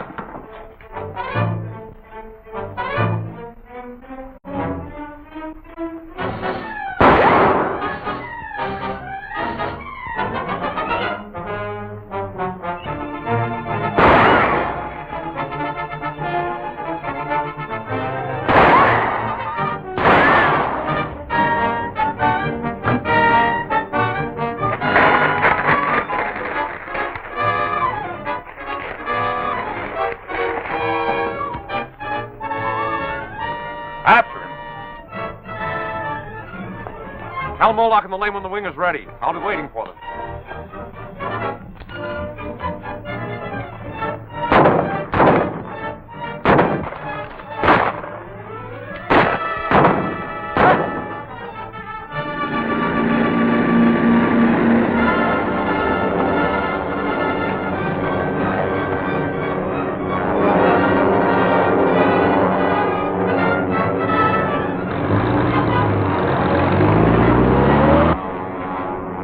Spiders taking off in the wing. Rise to the stratosphere. We want to be sure they don't follow us. Well, no use trying to chase them. My plane won't go that fast. Anyway, Steve, I got the necklace. Let's get back to town. Can I look at the necklace, Mr. Tracy? Sure, here, boy.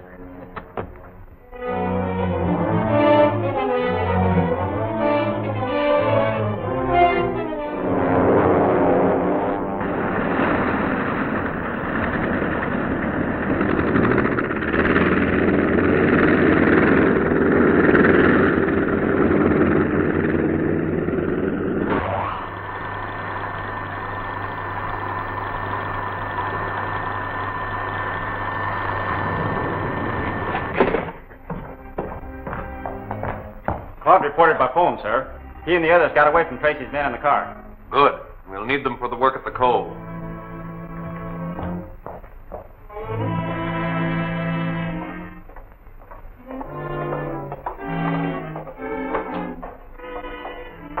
Claude will be at Whitey's. You can start now, Caston.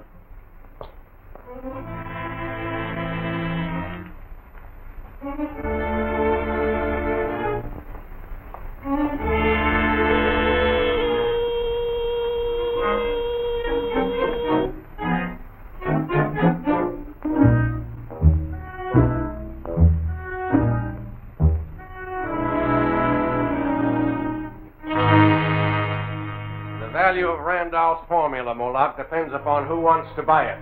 In that case, the formula of Nicolanium is very valuable to us, thanks to Mr. Callion.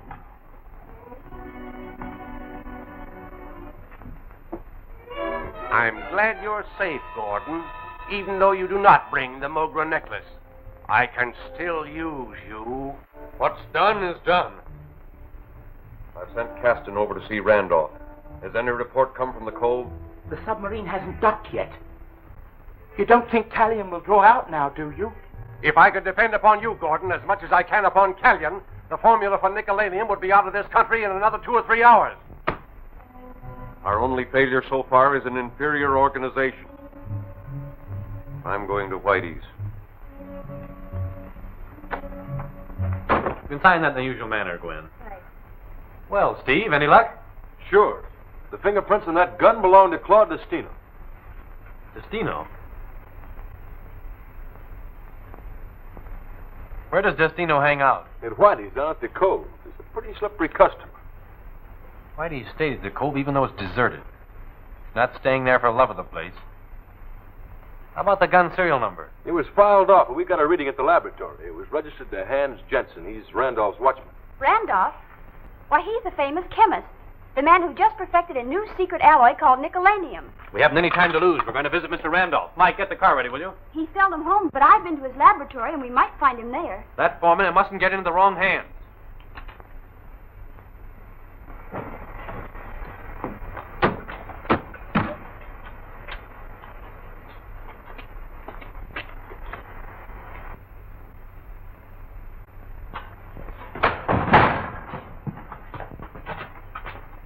Come on in, boss. It's open.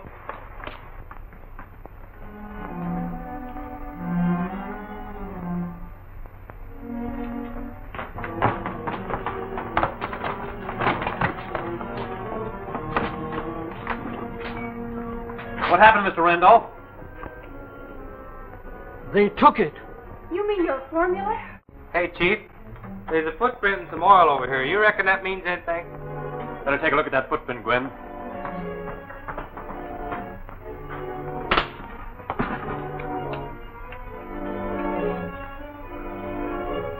That's the man, Mr. Tracy.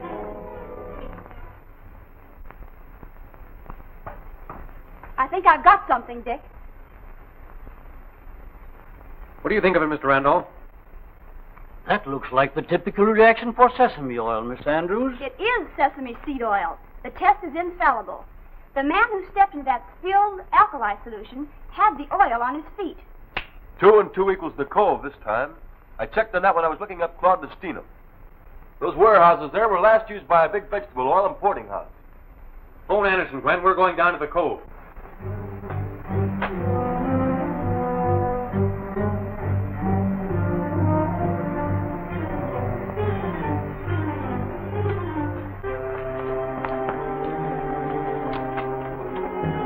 Head right for the waterfront, Steve. Right.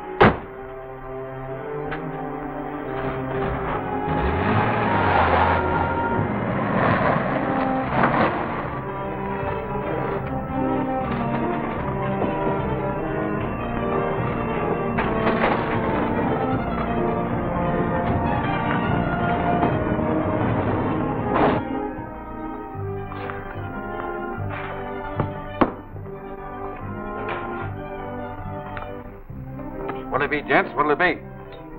You're strangers around here, I take it. Try my stew. I'm famous for it. Famous. You don't have to belong back to these guys, Whitey. Destino here knows them, even if you don't.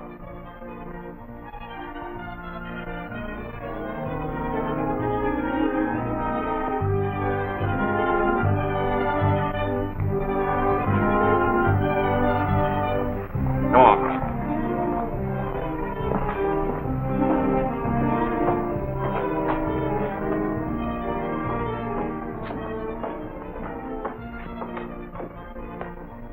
Well, we got the formula all right.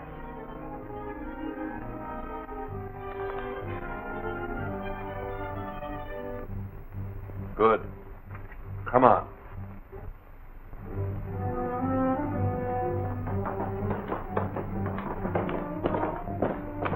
Any word of that submarine yet? Not since the last report. Said he'd dock sometime today.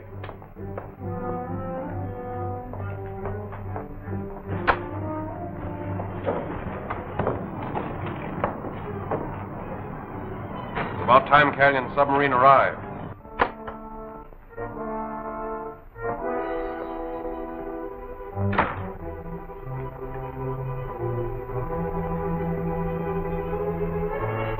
Gee, Destino. What'll it be?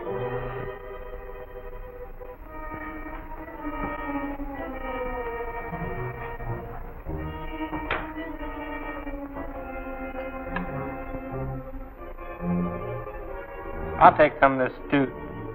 Okay.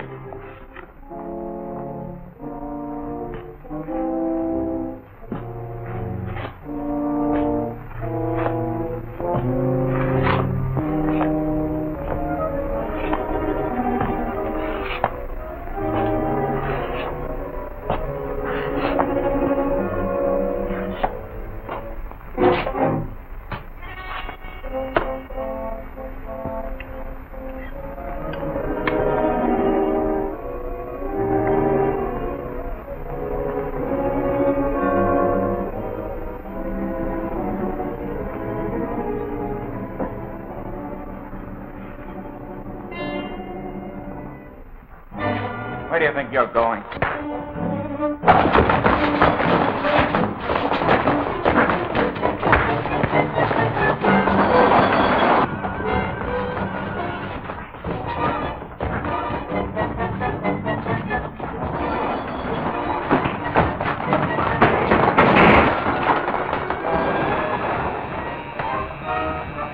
You and a couple of men go back. Whitey's in trouble.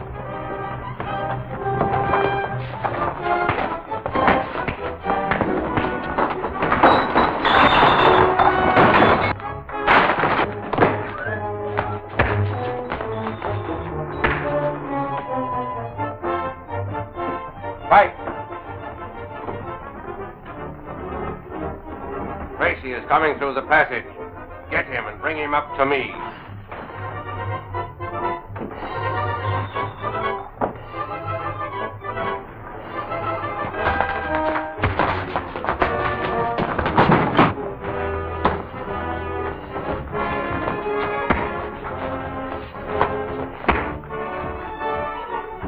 Don't move, Tracy. Easy, copper. Get going, Tracy. Up the stairs. Come on.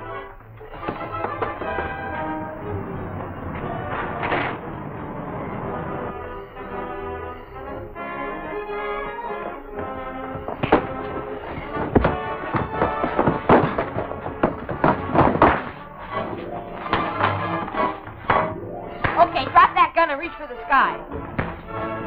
Come on, up with him. Get in there. How did you get here, Junior? In the rear of the car. Gee, I helped that time, didn't I? You're dead.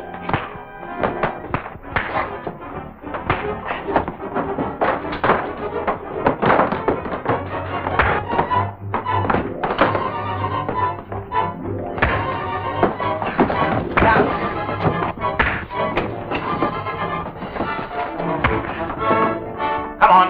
On your feet. Get down those stairs. Step on it.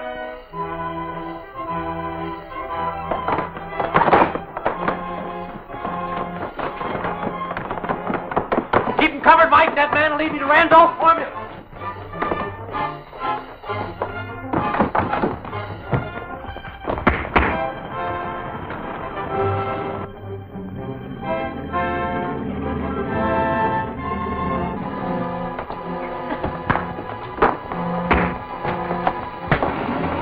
There's the sub now.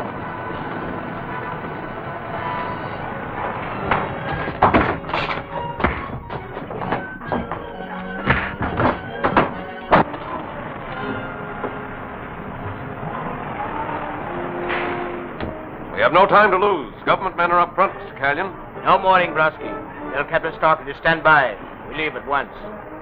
Here is Randolph's formula for nickelanium. My government appreciates your efficiency.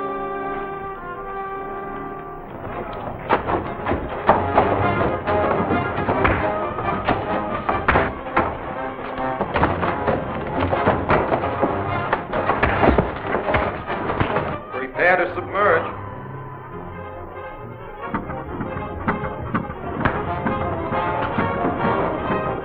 Fill number 4 and 7 tanks.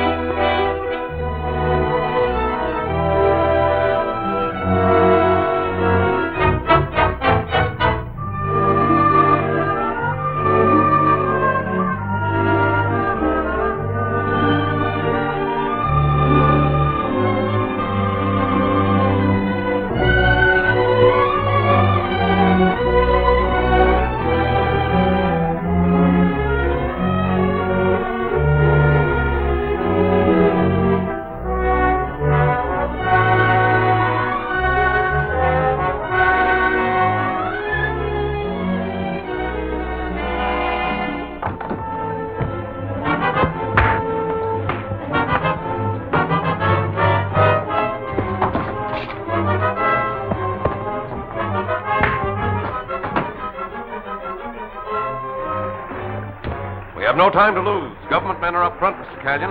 No morning, Brusky. Tell Captain Starkey to stand by. We leave at once. Here is Randolph's formula for nickelanium. My government appreciates your efficiency.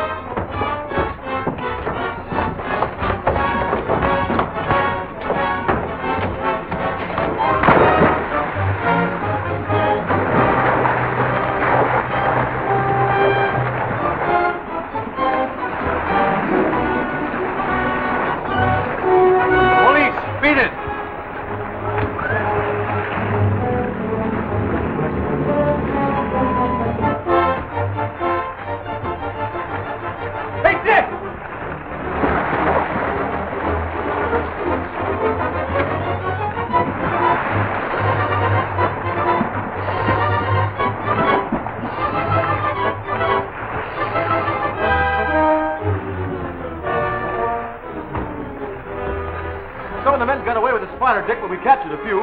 Anyway, the formula's safe. Come on. Gee, Mr. Tracy. Junior, how did you get here? Oh, Junior hid in the car. He's the one that sent for the police. Good work, Junior.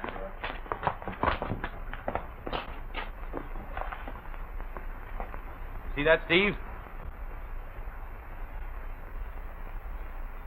It'll be worthwhile for us to contact Death Valley Johnny if the Spider's plans involve him. Right, let's go. Come on, you.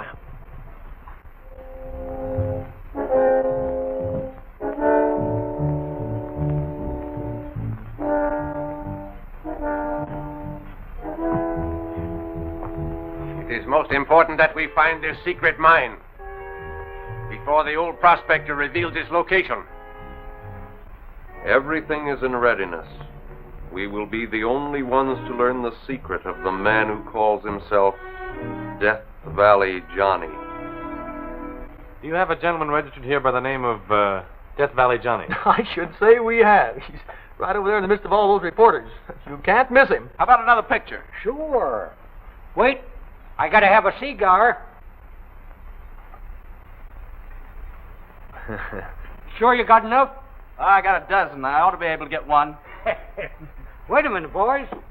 Will you have a cigar? Why, certainly. Will we have a Johnny? cigar? You're a great guy, Johnny. Will I give you the headlines, or will I give you the headlines? That's all right. So long, Barnett. Say, don't forget to print the best one. Hello, boys. Have a cigar. No, thanks. I don't use them. You? No, thanks. I smoke cigarettes. Oh, cigarettes, eh? Well, sit down and let's have a powwow. No, we don't mind if we do. Don't mind if I smoke.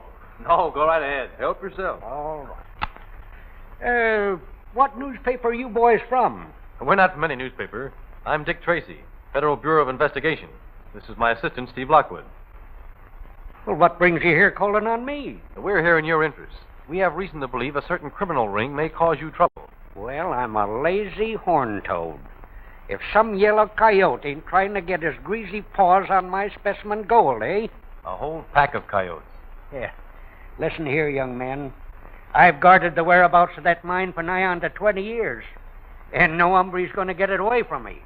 Besides, the gold won't be mine after 10 o'clock tonight.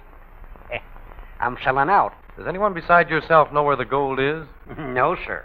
I kept the secret of that mine in my head. And I ain't going to open my yap until those jewelers sign on the dotted line. Jewelers? Yeah. I'm selling out to a big firm of New York jewelers. And, at a good stiff figure, too. It's been a pleasure meeting you, sir. I hope your deal turns out as you expect. If I can help you in any way, let me know. Well, ain't never needed a G-man yet, but you never can tell. Goodbye, boys. Glad to have met up with you. Goodbye. So long. So long.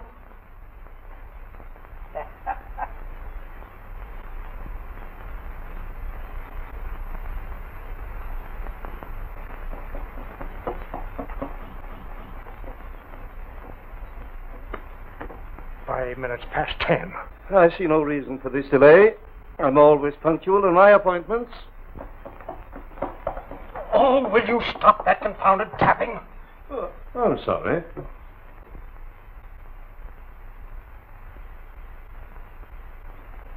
What can be keeping that lawyer? Park said he'd have him here by 10 o'clock sharp. Come in.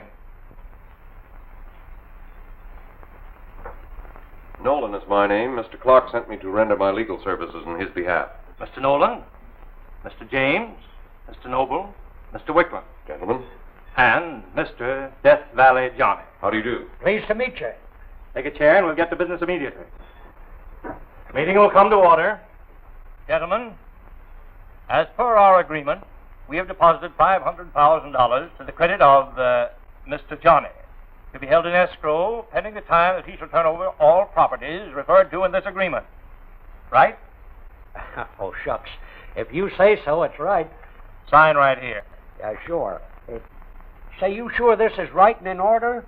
Absolutely, sir, provided you can produce the specimen gold. Oh, I can do that all right.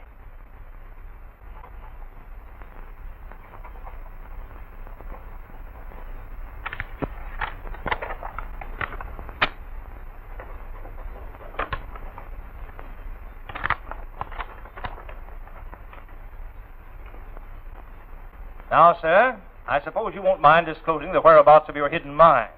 I suppose the specimen gold is kept there. Yep. I'll draw you a map. Here you are. All right, thank you. Ain't no trick in finding it once you get on the right track. There. That ought to be plain and simple like. That will be fine. Mr. Nolan, I'd like to see that map if you don't mind. I must say your actions are most peculiar. Come, sir. Sorry. Give us that paper.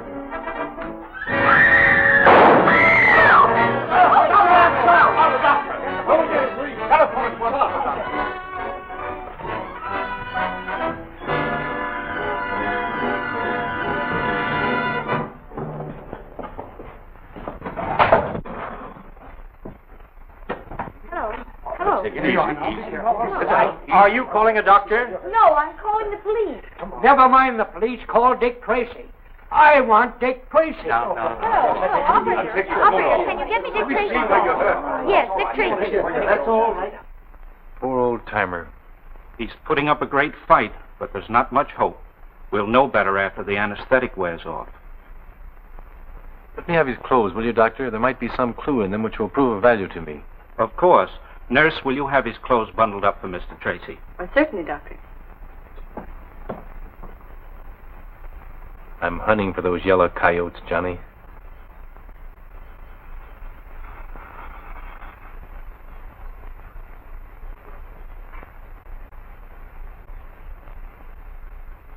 Reddish brown. It's copper quartz, all right. Now, Gwen, let's see another. Check copper quartz specifications found in the Geological Atlas. Find out what locations this type of quartz can be found in. Right.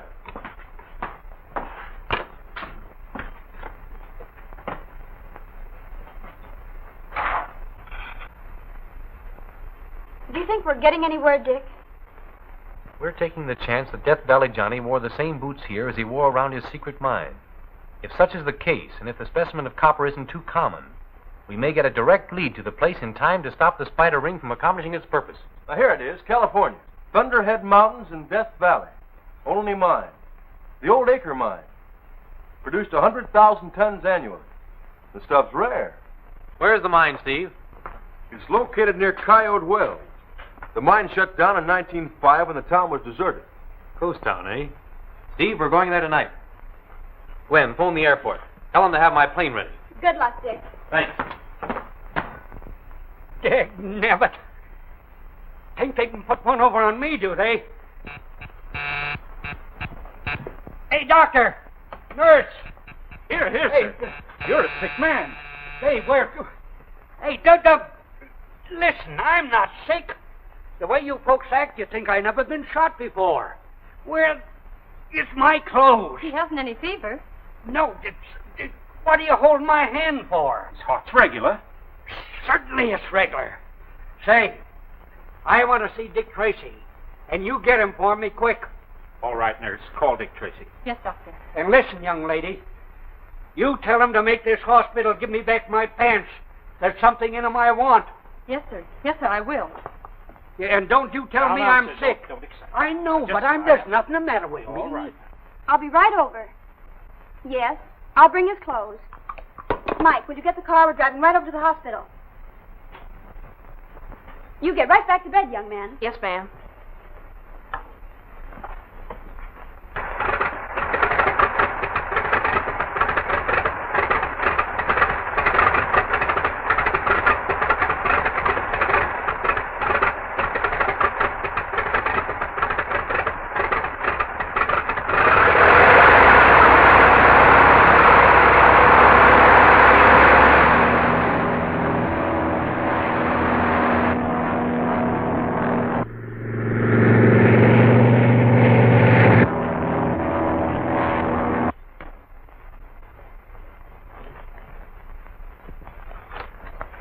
All right, I guess you can go. Let me carry the clothes.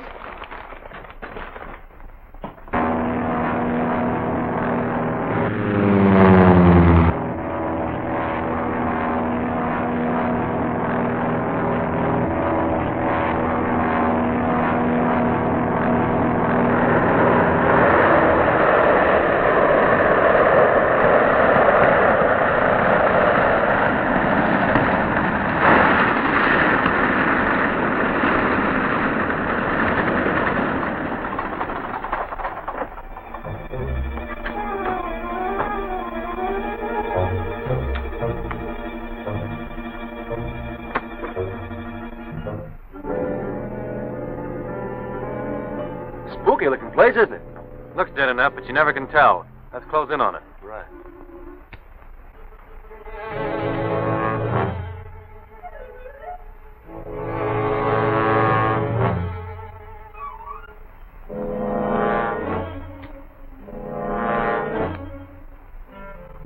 They may have heard our plane land. Let's separate in case of an ambush. All right, Dick.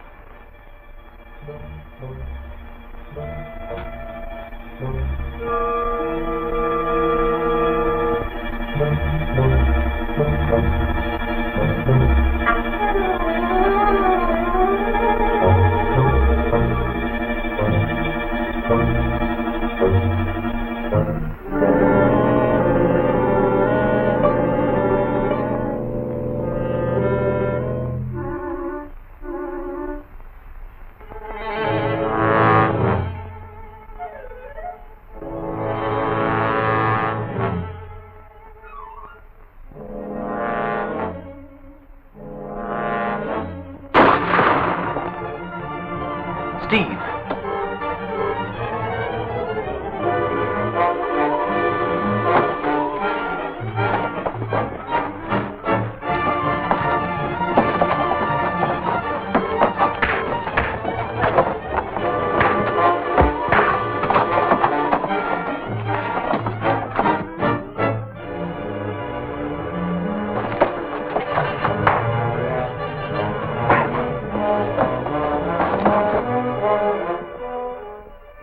Look in the hip pockets of them pants, Sonny, and give me what you find. Mr. Tracy has already left to go to your mine, so I came in his place. Huh? How did you know where my mine was? We were able to trace the location by the quartz particles still sticking to your boots. Well, I'll be doggone. He should never have gone out there without first talking to me. Now, there's something awful dangerous in that mine if you don't know just where it is. That's it, Sonny. Give it to me. But tell me, what is there in the mine that's so dangerous? Oh. You better ring for the nurse. Mike, we'll have to drive like mad to Death Valley to prevent Dick from going into that mine. Oh. What's the matter? Oh, I think your patient has fainted. Well, you better wait outside. I'll see what I can do for him.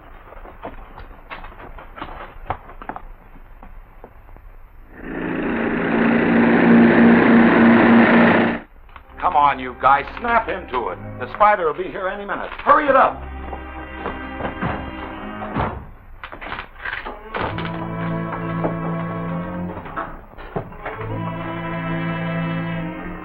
try in back of the bar.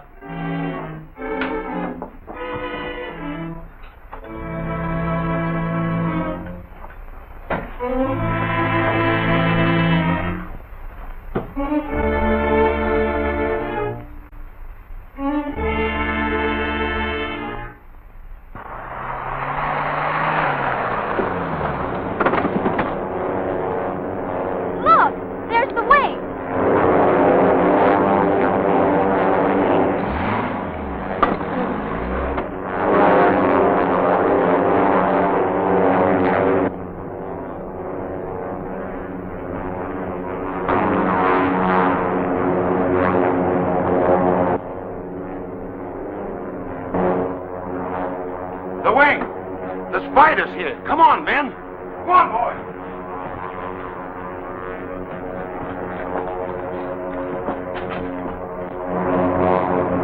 We'll land only long enough to load the specimen gold aboard.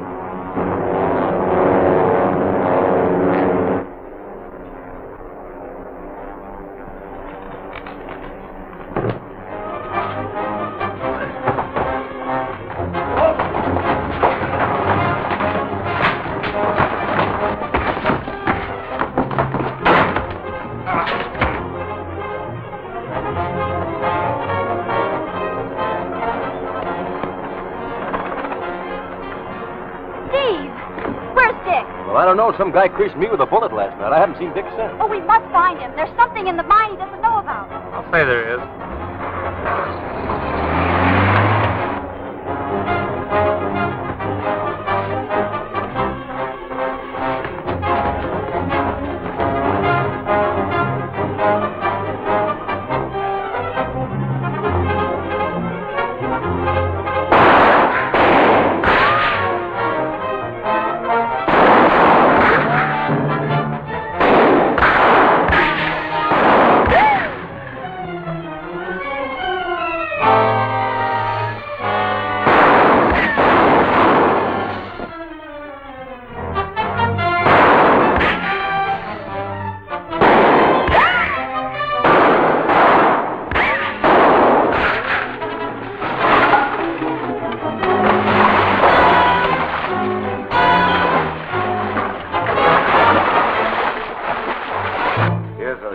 I sure won't miss.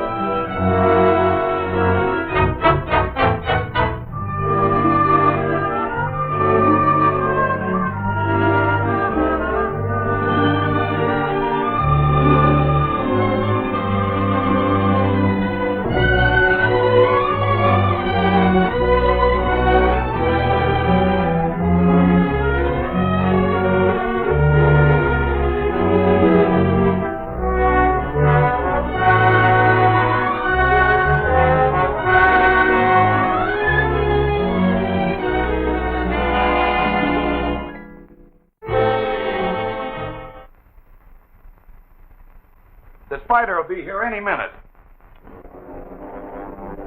The wing. Come on, boys.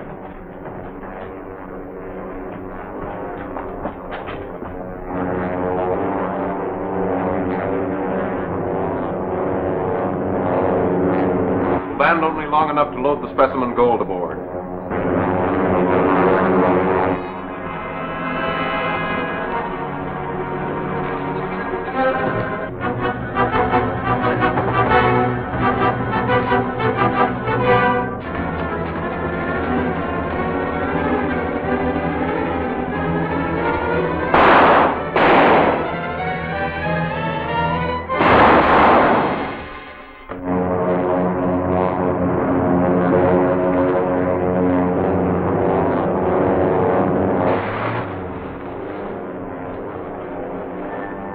Don't land. Dick Tracy is ahead of us again.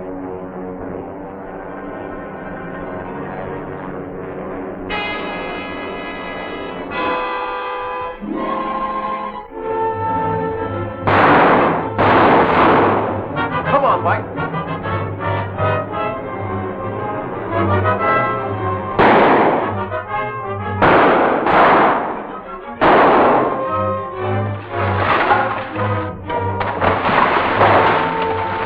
Done for.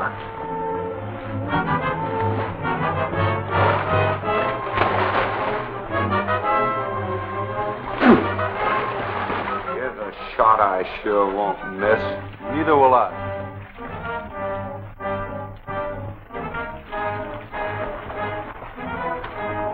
Help Tracy, Mike, while I attend to these rats.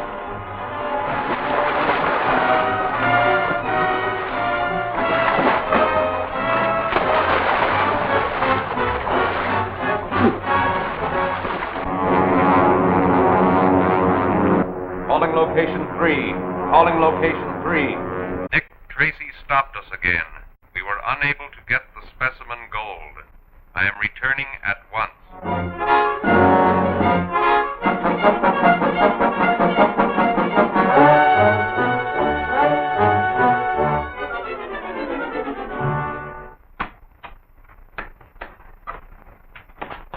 Well, Mike, let me in, will you? Hello, Dick. Well. Mr. Odette. Yeah, Mr. Potter, I'm glad to see you, gentlemen. We took the liberty of having your servant let us in. I was anxious to know if you'd had any luck concerning Gordon. No. I haven't any trace of my brother. But I'm sure I'm on the right track. The spider ring is responsible for his disappearance. If you can think of anything we can do to help you, just call on us. Thanks. Thanks a lot. Good afternoon.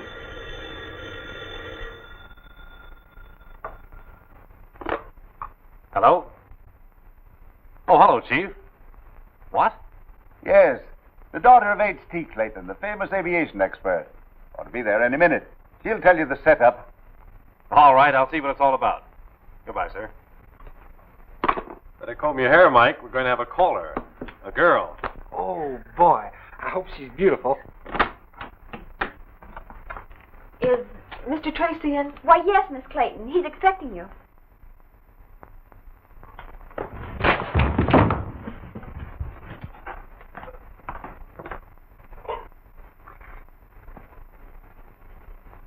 Oh, Mr. Tracy? And you're Miss Clayton. Yes. This is my assistant, Mr. Lockwood. How do you do? Well, it's all right, Miss Clayton. We all work together. So you may feel free to tell us what brought you here. It's my father, Mr. Tracy. I'm worried about him. Well, won't you sit down? Thank you. Now tell me what it's all about. Well, you see, Dad's been working on a new high-speed plane. Something much faster than anything ever flown before. We've been working in the utmost secrecy, and the hangar's been under guard day and night. I see. Well, I've had a feeling for some time that something was wrong. Dad only laughed at me and told me I was imagining things. Then, last night, someone broke into the house, and they rifled his desk. Someone after the plan of his motors? Yes, I'm sure that was what brought them there.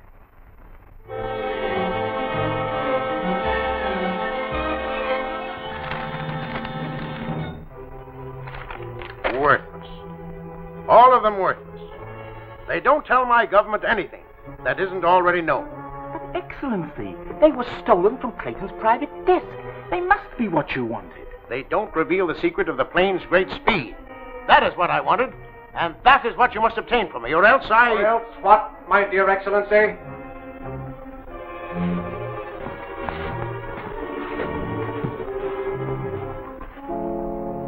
Or else I must contact the dirigible to pick me up at once and return to my country. My government will pay well for the secret of Clayton's new motor, but for these useless papers, nothing. I said I would get it for you. That should be sufficient. I will expect word when you have accomplished our agreement. Good day.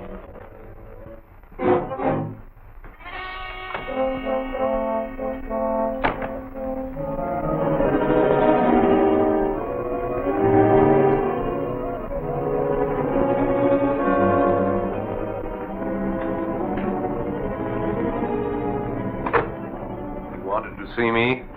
If we fail to get the secret of Clayton's new plane, our negotiations with Durston's government will come to nothing. Can you supply him with those plans? I can do better than that. I'll deliver the plane itself. Tell me, Gordon, how will you get this plane for us? The police are guarding it. Today it takes off on its final test flight. Who knows? It may fly right into our hands. Hello, dear. Daddy, this is Mr. Tracy. Mr. Tracy is from the Department of Justice. Happy to meet you, Mr. Tracy. How do you do, sir? I thought Now, I told... don't scold, Daddy. You know how worried I've been, especially after last night. I appreciate your being here, Mr. Tracy, but really there's no cause for alarm. The plane is amply guarded. Your daughter tells me you were robbed last night. Yes, but they'll never get any of my secrets that way. They? You know, in a revolutionary invention such as mine, there are bound to be lots of people interested. I'm turning the plans over to our government tonight, if Betty's last test flight proves successful. You? Are you the test pilot? Why, certainly. I'm the only one who has ever handled the ship. Now, you'd better run along and get into your flying togs. Well, I'll be ready when you are, Dad. Come along, Gwen. I haven't trusted it out of the family. Besides, you have to know your ship pretty well when you're flying 700 miles an hour. 700 miles an hour? Yes. Would you like to go up with Betty and see how it handles? I certainly would. Think they'll let us go, too? What, ride in that thing? Me?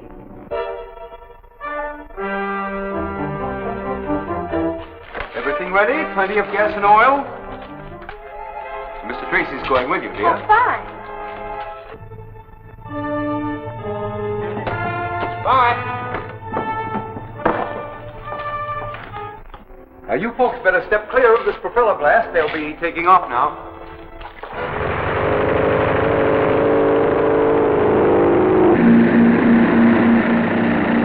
Well, happy landings, Dick. Women drivers in automobiles is bad enough. Heaven help old Tracy up there in that crate.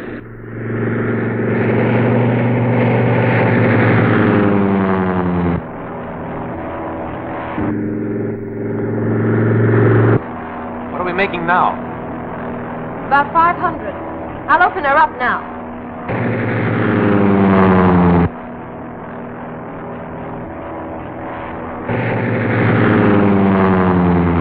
Turning over perfectly. I think I'll go back to the airport now. No, you won't. Keep her heading the way she is. Keep your hands up till I get the control.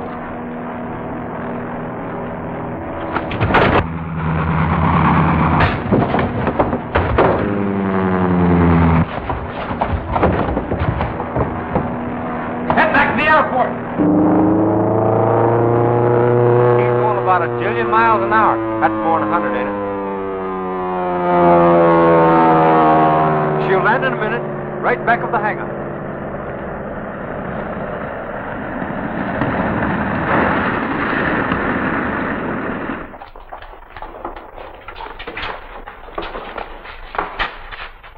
What's this, a stowaway? No, he tried to hijack your plane. He nearly got away with it, too. Take him to the station, boys. Mr. Tracy, I don't know how I can ever thank you for this. That's all right, Mr. Clayton. I think this is the work of the spider ring. It was not difficult to smuggle our man aboard the plane. By now he should be... You may enter. The plane has arrived. Something went wrong. Our man was captured. I saw the plane land. Dick Tracy had him. Dick Tracy again, eh? The dirigible picks me up tomorrow morning. I must have either the plane or its plans before that time. This plan shows a sectional view of the new wing design. Well, I'll certainly be glad when these plans are out of our possession.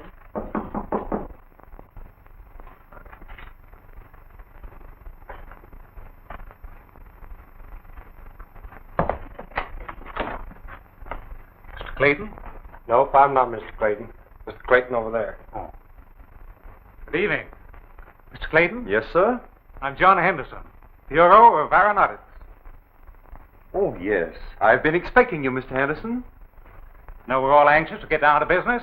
Yes, I have the plans right here. I'll get them. Aren't you afraid those plans might be stolen? It wouldn't do the thief any good. I'm the only man who can decipher the code they're in.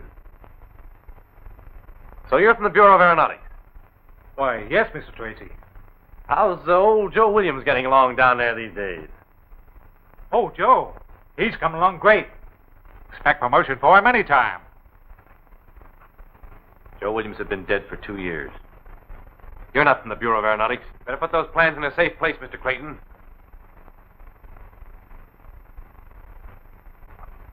Mike, get Steve. Tell him I got some of the Spider's men.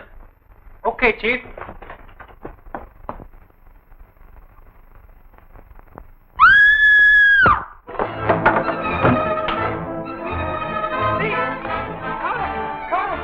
Caught who? Caught the house, or the spider. The house, the spider? Tell you the plans won't do you any good.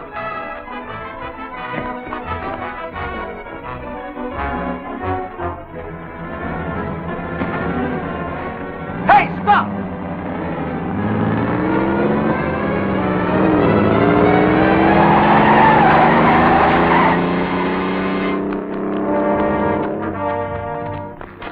Am I hurt, Steve? No, I'm not hurt. Tried to stop, and all I got for was dirt. That isn't dirt, it's mud. I got it off the car.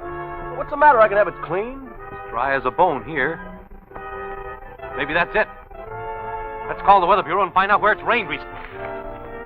Where has it rained heavily in this district this afternoon? Thanks. It rained this afternoon in the mountains around Caribou Pass. Caribou Pass? Well, that's where the old Beechwood Hotel is. If I only had a quick way of getting there. Jet speed plane. Use that. It's worth a try.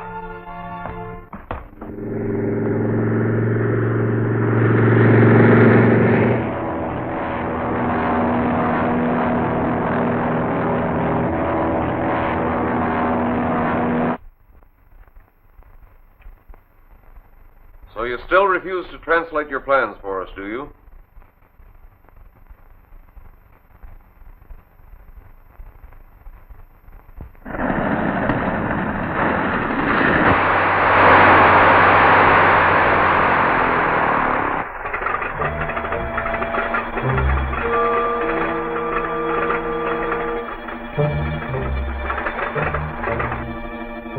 Peter, can you forge a note from this sample of his writing? Sure, Chief.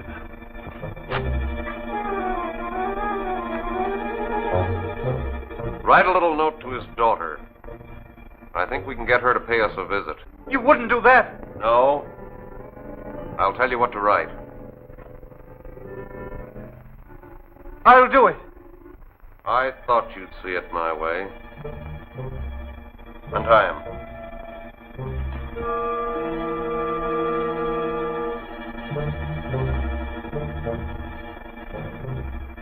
Now get busy. I expect you to have everything ready by daylight.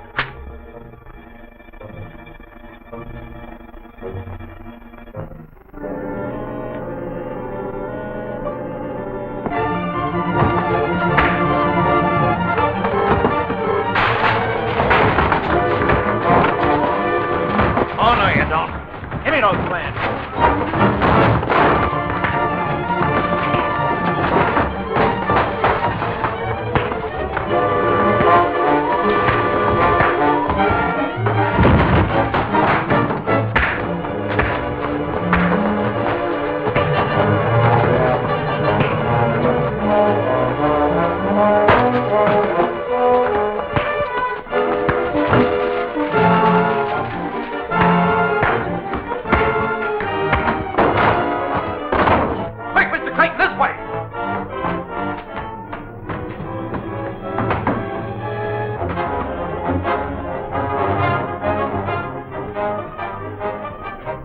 What happened? Where's Clayton?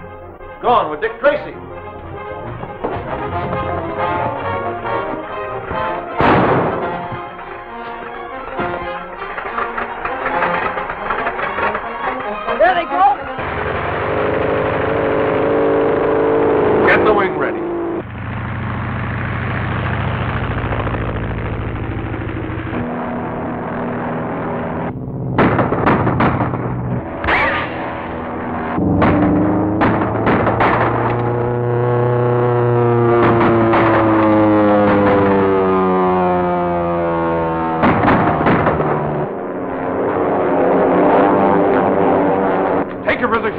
fire.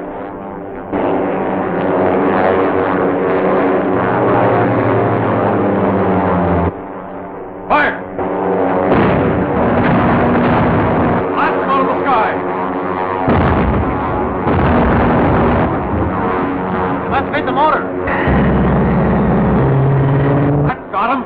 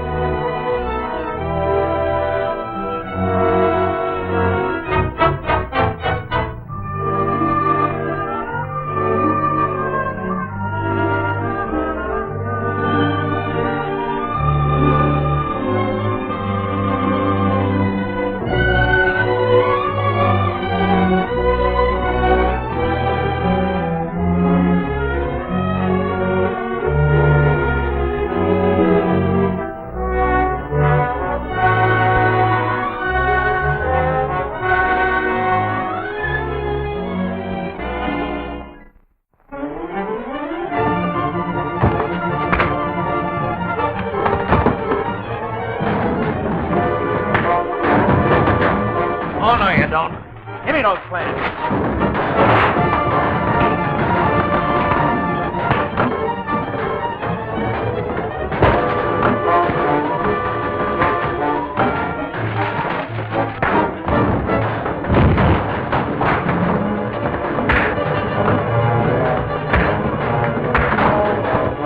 Quick, Mr. Clayton, this way!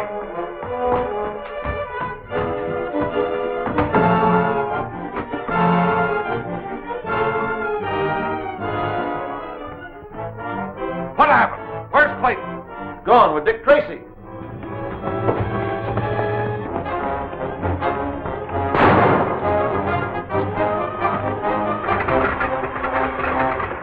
Get the wing ready.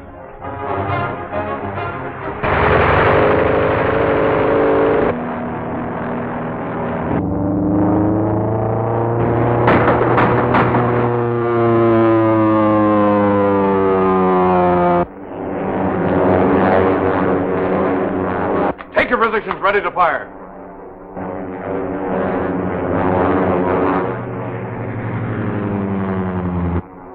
Fire! Blast them out of the sky! That got him! Let's hit the motor. We'll have to bail out. All right, Clayton, let's go.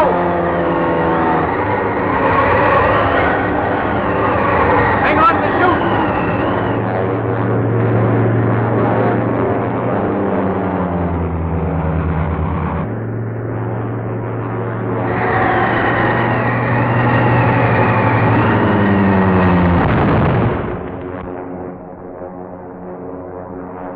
We'll make them wish their plane had ended it quickly for them.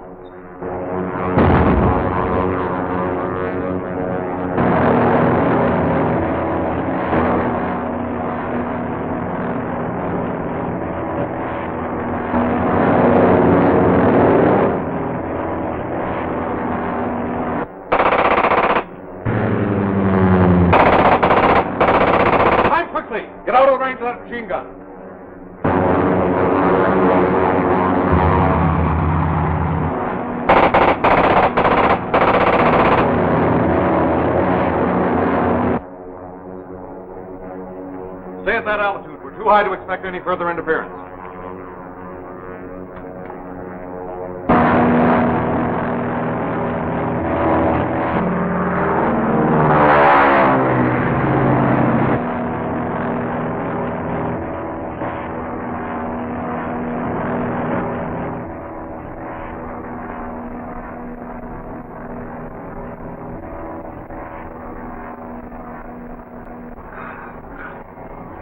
Are you all right, Mr. Clayton? I'm all right.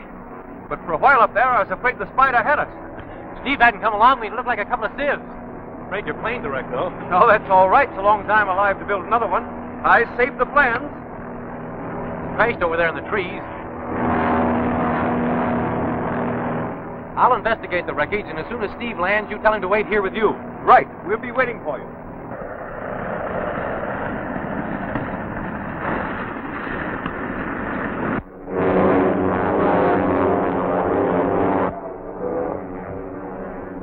Calling location 3.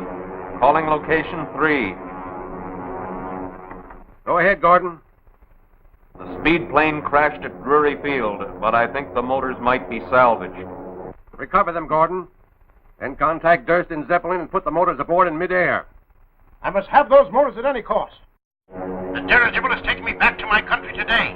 I will contact it at once and wait for word where to meet you. Very well, Durston. Stay in the stratosphere till you're above Drury Field, then descend. Calling ZQR6.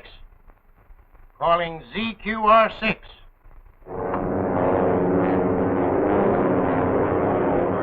Get it. ZQR6 standing by. ZQR6 standing by. Return to appointed rendezvous immediately. I will contact you in plane. Very well, Excellency.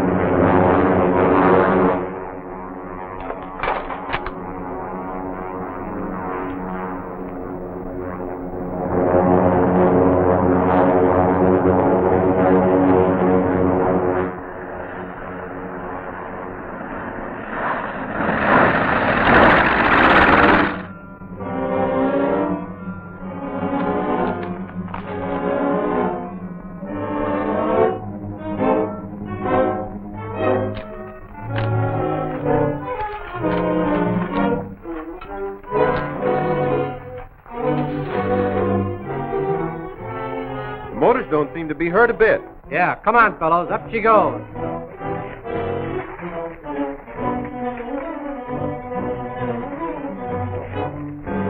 All right, man, it's no use sticking around here any longer. We got the motor loaded.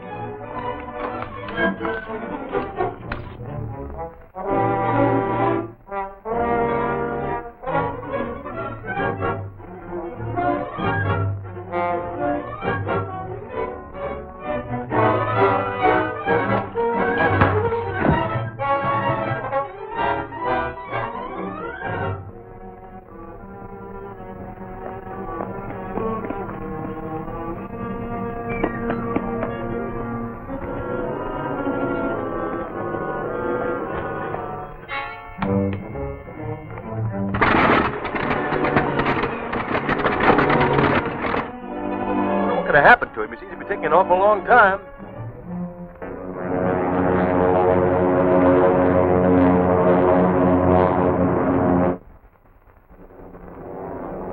The wing! Strap on your safety belt, Mr. Clinton. We're going to shoot that wing down.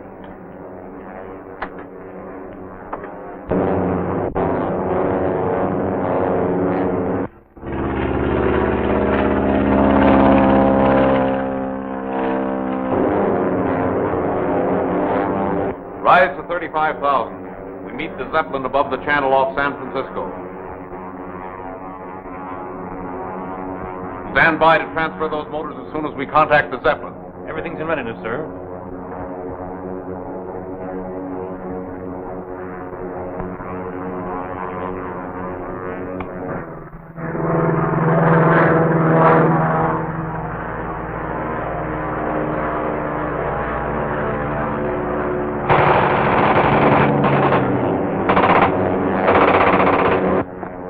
airplane with a machine gun attacking it, sir. Shall we return to fire? No. We'll soon be above his ceiling. We can easily outdistance those G-men.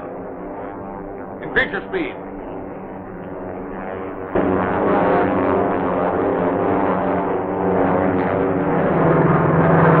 My ship has reached its ceiling, but I'm going to follow him as long as I can.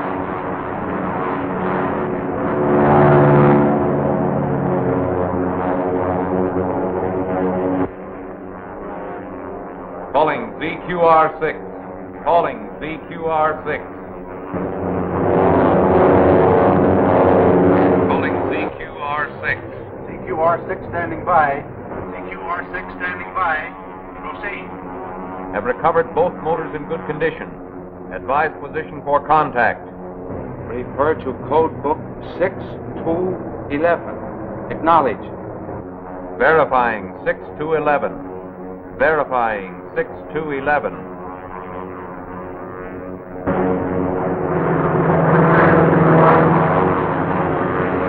The Zeppelin!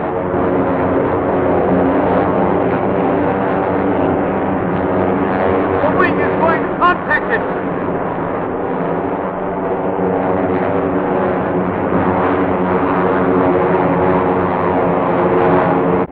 Level off and hover over them. I thought I told you to stand by and transfer those motors to the Zeppelin. Yes, sir. Everything's in readiness, sir.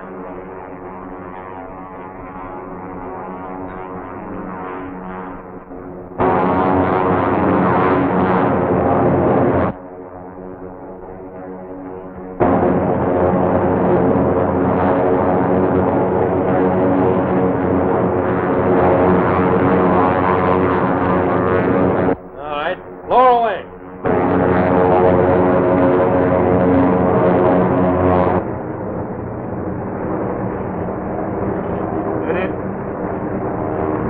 As soon as I'm aboard the Zepp, hoist away.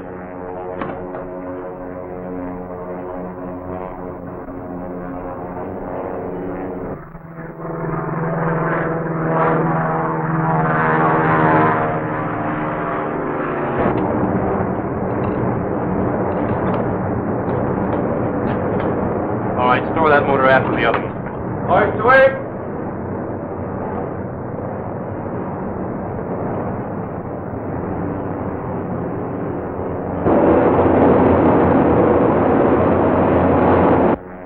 We're cut loose. Rise.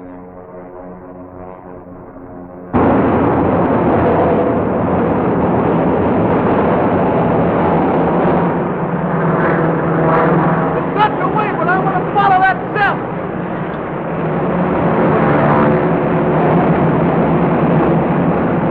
CQR-6 signing off. Don't make a move. Stand up.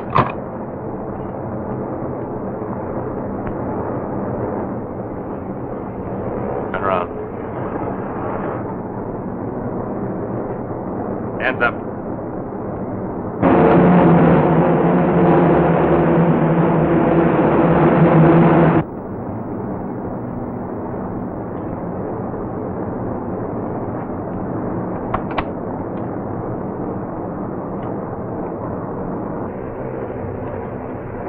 SOS.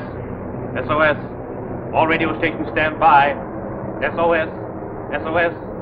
Dick Tracy calling. Attention Harbor Police, federal officers. Stand by. I'm in a dirigible over the ocean, off San Francisco. I'm going to try to bring it back to land. SOS. SOS. Don't know where the dirigible will land. Contact the shore patrol in case I don't make it back. Dick Tracy calling federal office. Calling federal office. Something's happened. He stopped talking. You lift me up and say, here, get away. Oh, get That's it right there. Federal 6400. Commander Brandon, please. Dick Tracy's office calling. Hello? Yes? Oh, we just received his call. I'll send them at once. All departments. General alarm.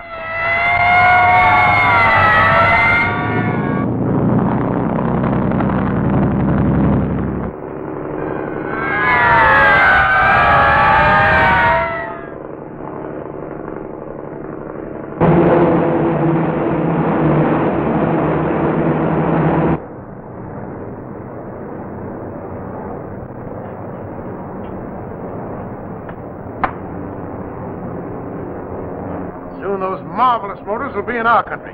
Sorry to disappoint you, gentlemen. I don't think my government wants those motors to leave the United States. All right, turn your back. Head back to the mainland. You heard me, back to land. Hard at port.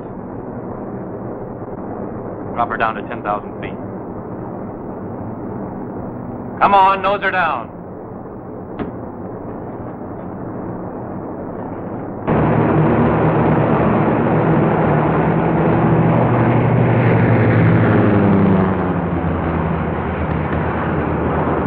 Look, they're coming back.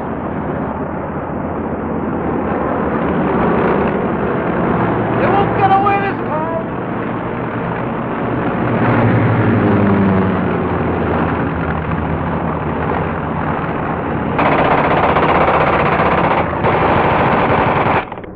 Steve! Hold her. Is there any way to contact that plane by radio from this cabin? No, only from the radio room.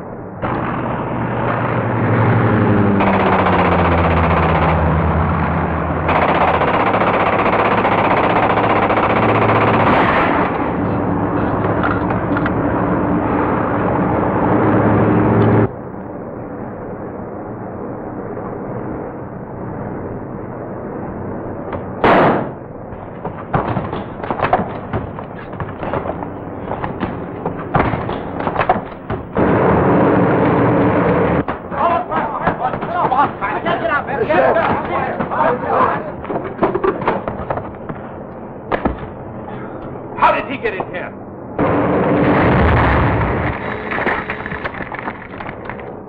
The port motor? Port motors, look out! Look out! Look out! Get me out of here! Get out of here! Help! They're trying to get a parachute! Oh, we get out of here! Go!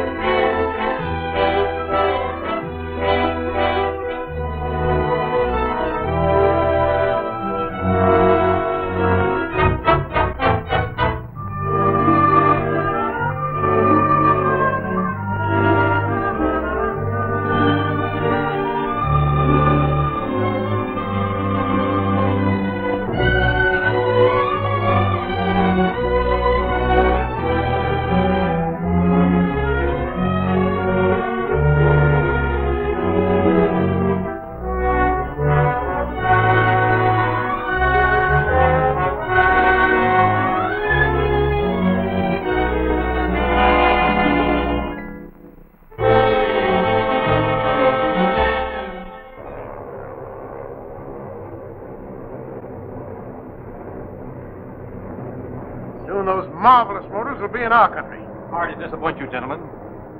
I don't think my government wants those motors to leave the United States. All right, turn your back.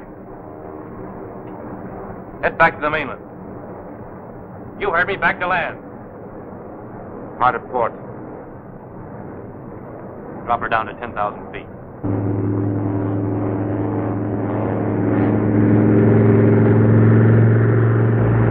Look, they're coming back!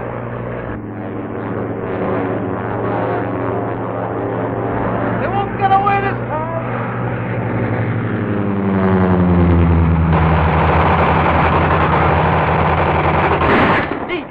Hold her.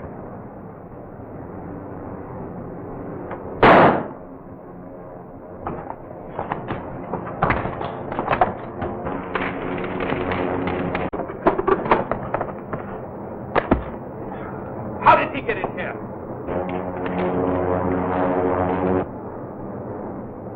Something's happened to the motor. The ship's on fire. Fire?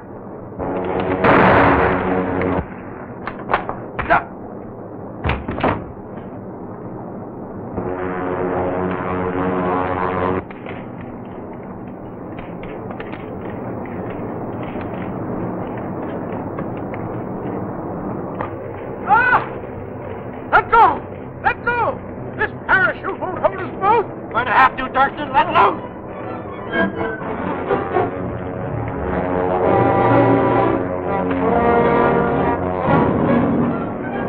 Good thing we happened along. Would take them long to drown out here. Yeah, we're just about the under by the time we hit the water.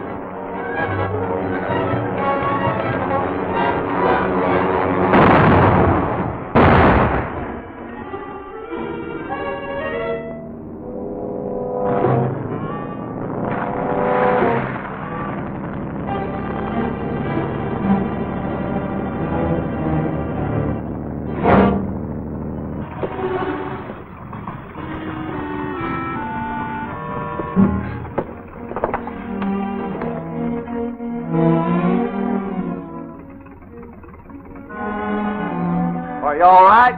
Okay, thanks. You better get dry. I ain't have plenty of time to dry off. For several years. Take us from the shore, will you, buddy?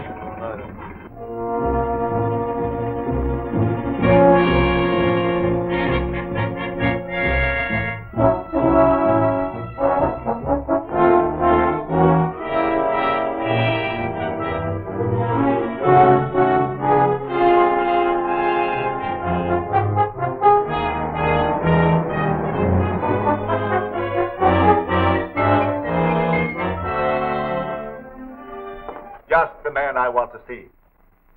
Dick, I want you to meet Mr. Vance of the Consolidated Steamship Lines. Mr. Tracy, Mr. Vance. How do you do? How do you do, sir? And Captain Bullock of the steamship Atlantis. Hello, Tracy. Captain. What's the trouble, Clive? $1 million in gold has disappeared from the Atlantis. How? That's what we'd like to know.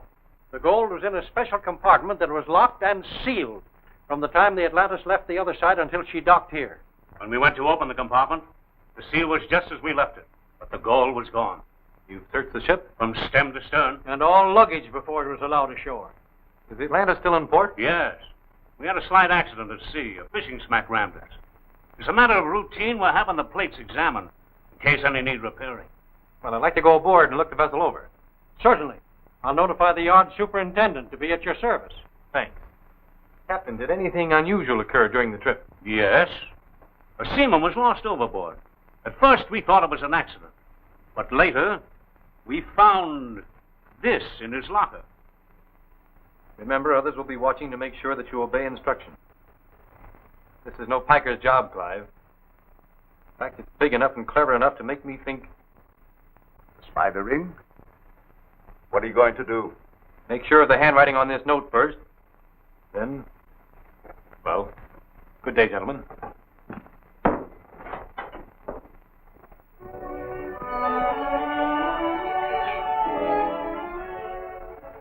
What'd you find out about the note? Well, the handwriting does check with other notes. Then it is from the spider ring.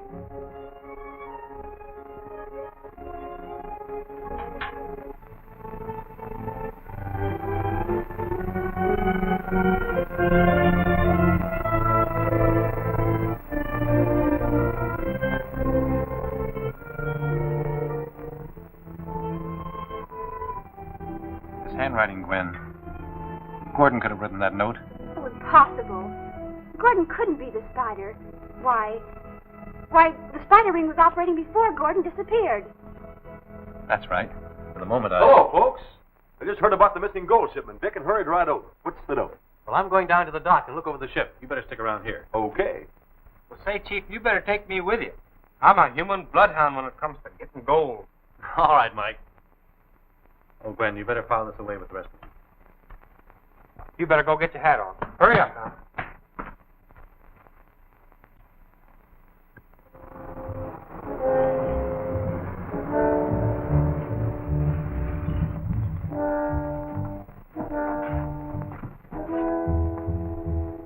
Moloch, let Gordon in.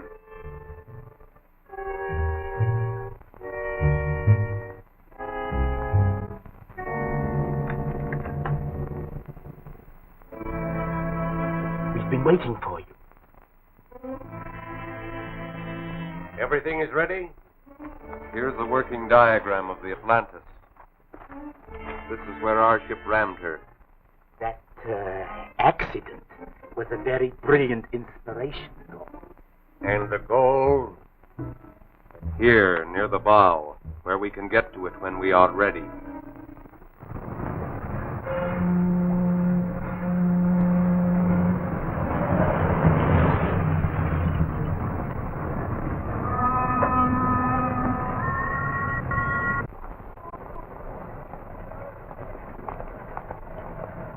Where can I find the superintendent? I'm the superintendent. Oh, Mr. Stevens. My name is Dick Tracy. Oh, yes. Mr. Vance told me you'd be here. What can I do for you? Well, I'd like to have a little look around, if you don't mind. Why, sure. Come along. Thanks. Junior, you know in some localities I'm known as Knot Tying McGurk. Really, I'm one of the finest rope tires that you've ever seen. Have you found any damage? Some.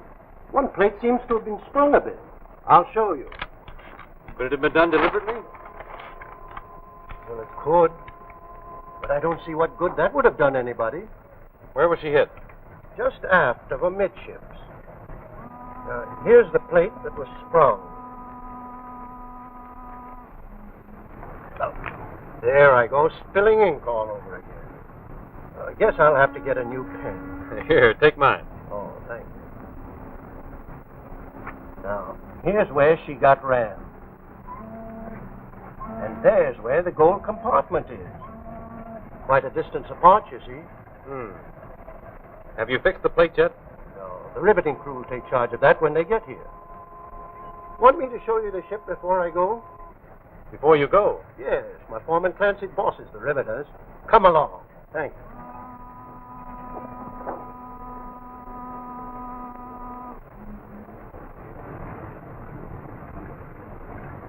See? Looks solid. It is solid. There's nothing wrong with it. I've tried it in Indochina. What's the gag, Mike? Oh, I was just showing Junior a little rope trick I had here. High class. Now, you take the two ends, see, and you put one on each wrist like this. Now, pull them tight. I mean, that's it. Pull them good and tight.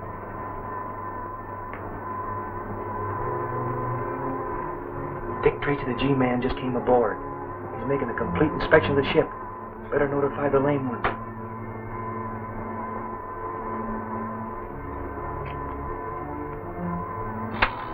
Calling to location 7.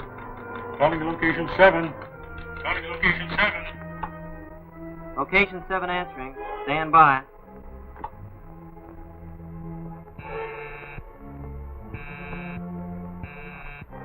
I'll take it.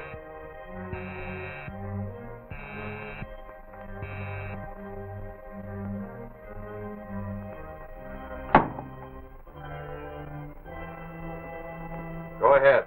Dick Tracy just came aboard. He's making a complete inspection of the boat. I'm leaving at once for the dry dock.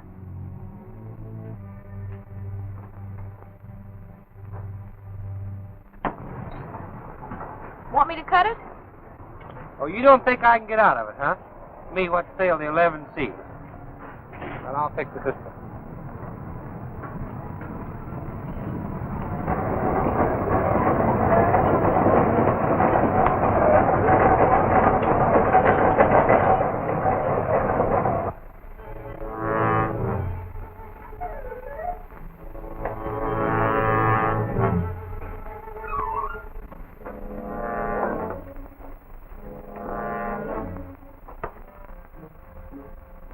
Well, there isn't much I can tell you, Mr. Tracy, except that this is the vault where the gold was stored. Well, I'd like to take a look inside. Go as far as you like. Clancy will cooperate with you. Glad to have met you. Thank you. Thank you very much.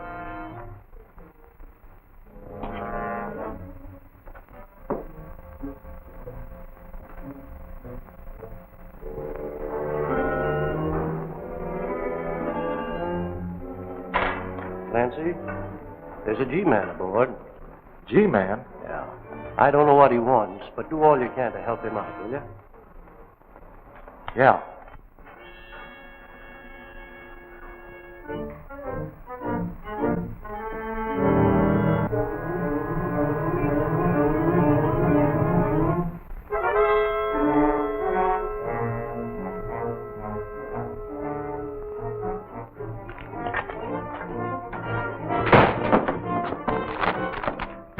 Gee, I didn't know anybody was in there. You might have been smothered to death. Yes, I might have. You know where I can find this fellow Clancy? Yeah, that's me. Oh, I see. You have the blueprints. Are you going to fix that damaged plate? Yes, I was just starting to do it. Well, do you mind if I tag along? No. Suit yourself.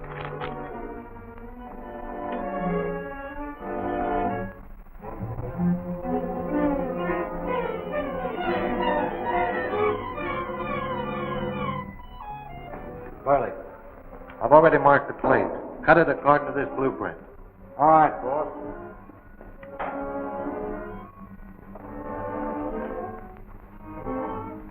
So that's where the damaged plate is. Sure. Where'd you think it was? I was just wondering. Thanks.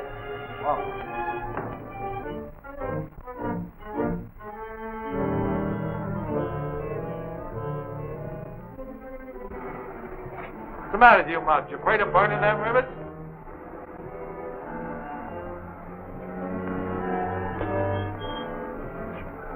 Could I see that blueprint for a minute? I suppose you're going to try to tell me my business. No, I'm just a curious sort of a guy.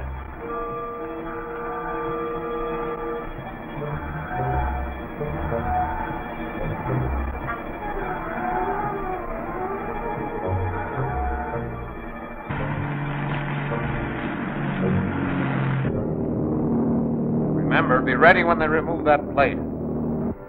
That's all you can do from in here. Take the equipment outside, start cutting from there. What's that? Blueprint showing where the damaged plate is. I thought it was more amidships. How do they make those? With white ink? Ink. There was an ink spot on Stephen's copy. I loaned you my pen.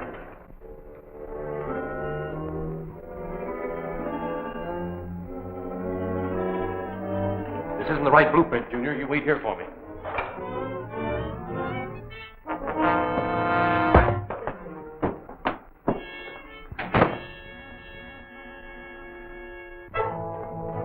Couldn't mind your own business, could you, Copper?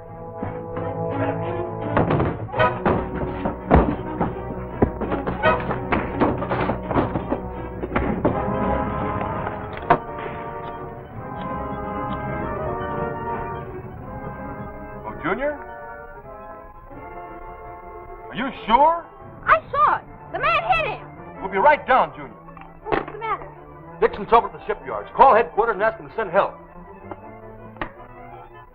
Maine, 4100.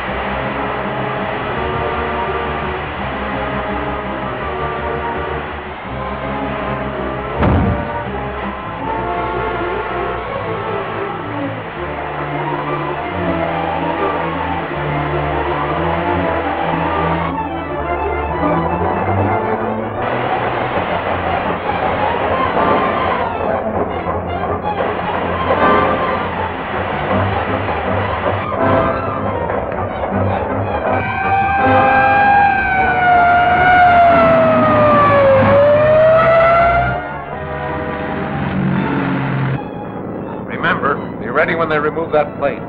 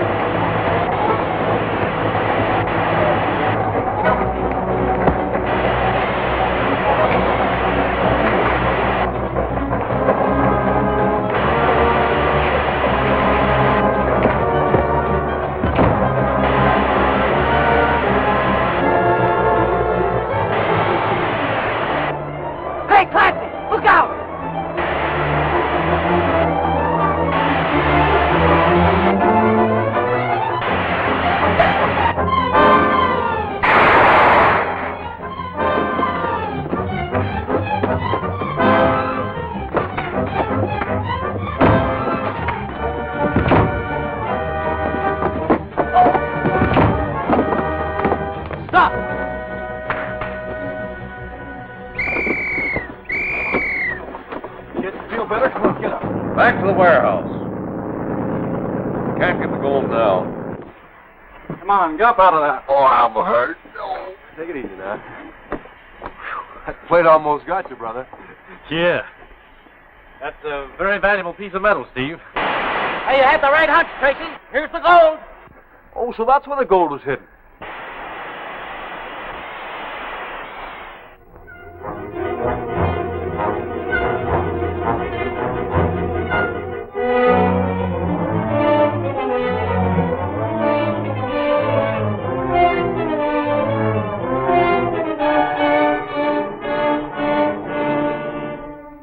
We can make good use of your skill as an engraver, Mr. Coulter.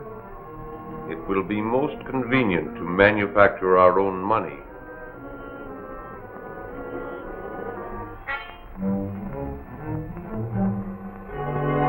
You will excuse me a moment, please.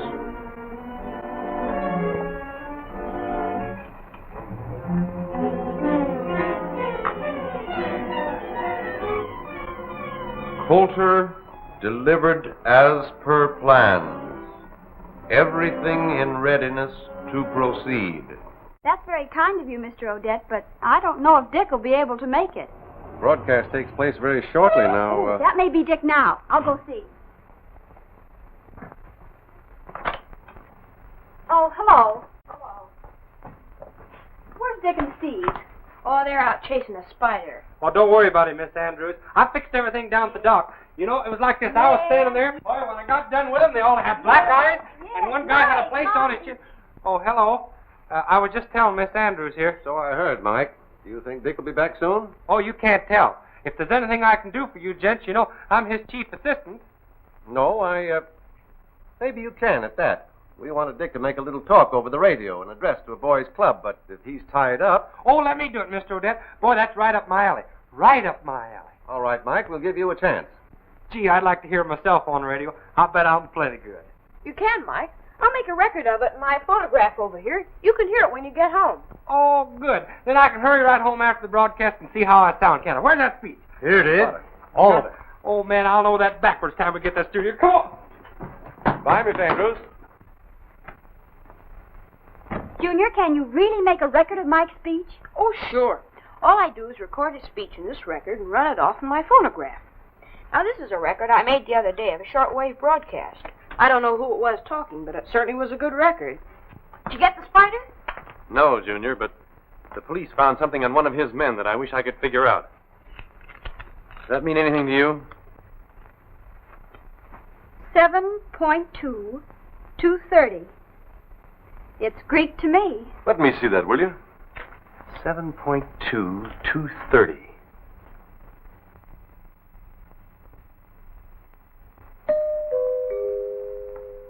You will now hear a brief address on crime prevention by Michael McGurk. Mr. McGurk. Now? Please. The ABC Finance Company will...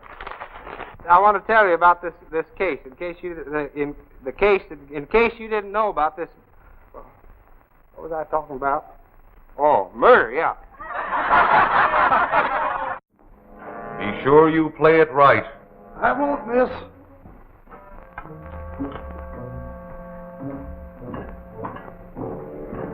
I wouldn't let our methods of communication give you any cause for concern, Mr. Coulter.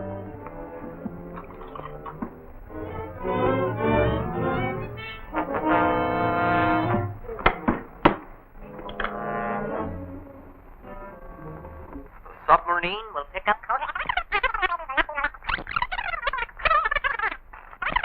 When you have crime, you don't need prevention. When you got prevention, you don't need crime.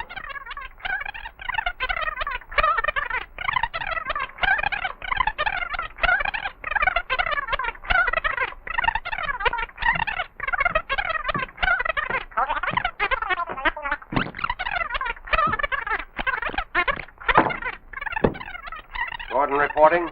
By scrambling? Yes. When we play it back at the proper speed, we will get his report. Here's the thing about murder. You can get away with about You can get away with murder about so long, and then somebody gets killed. Now you take the case of Henry Jones. That's his name, isn't it? Jones? Is that his name? Henry Jones was killed when he was murdered. He died. In case you didn't know about this murder, here's the way it happened. This fellow was on his way home. This guy named Smith, see, one night. When all of a sudden up in the window there was a parrot that said, "Oh, Mr. Smith!" like that. Well, it scared him so bad that he started to run through the barn, and there was a cow in there. What stage is he on? 6.2. Like that. And it turned Oh, no, around. I'm sorry. That was shortwave. He was 950. Oh, he was getting scared all the time. He 6.2. thought there was ghosts in the barn. 6.2, 7.2. That must be their wavelength. Gwen, phone the government radio station. Have them triangulate on shortwave 7.2 right away. I've got to find out where that station is. Steve, get the aerial coil. Junior, you'll find a map of the city in my desk. Get it for me. Let's see now. South, southwest.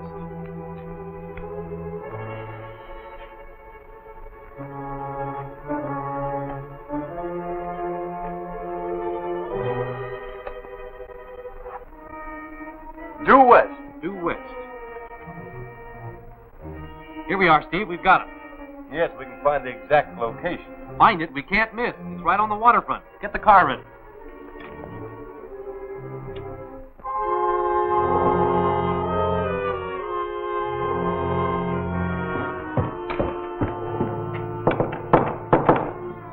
Come in. Everything's clear for float. Take Mr. Coulter into our guest room. Stand guard below. Yes, sir. Let's go.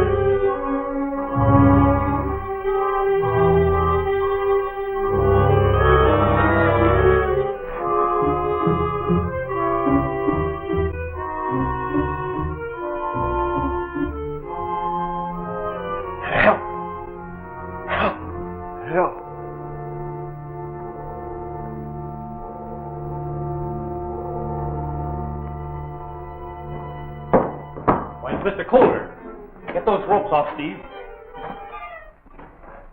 Hurry it up.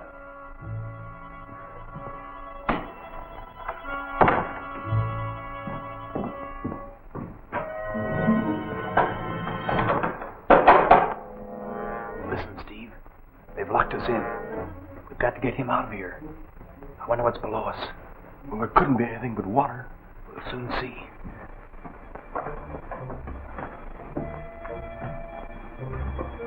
Here's a loose board, Steve. Give me a hand.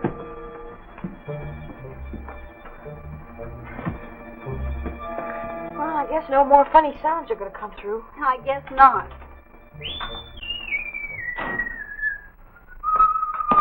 Hello, Mike. Now, you talk about a broadcaster. How did I sound? Want to hear yourself? Sure, I want to hear myself. Now, here's the thing about murder. You can get away. That ain't me. get away My voice with it don't about- sound like that. Hey, stop it. You're slowing it down. Submarine will pick up Coulter at the warehouse. It will proceed to location 10, where our counterfeiting operations will not be molested. That's coming from the Spider, and Dick's gone down there. Where? Well, I don't know, somewhere near the waterfront. But they took the map with them. What'd they say about a submarine? I'll find out. Come on, make that thing work some more. Turn on, let's Try, see. Mike. See if you can hear some more. Federal, 6400. Right. Commander Brandon, please. Harbor Police Headquarters. Brandon speaking. Oh. How do you do, Miss Andrews? What? We'll be there right away. Mike, Junior. Never mind monkeying with that. We've got to get down to the harbor.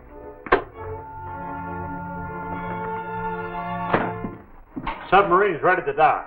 Good. Get Coulter aboard. I'll be right there. Yes, sir.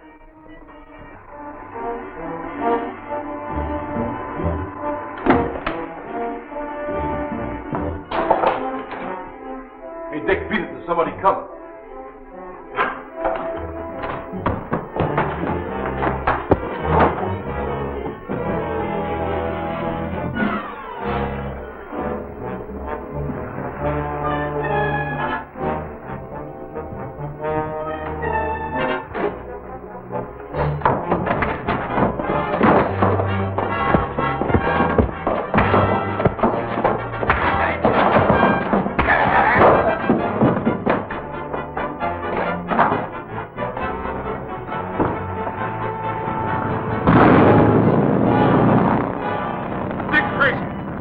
How did he get here?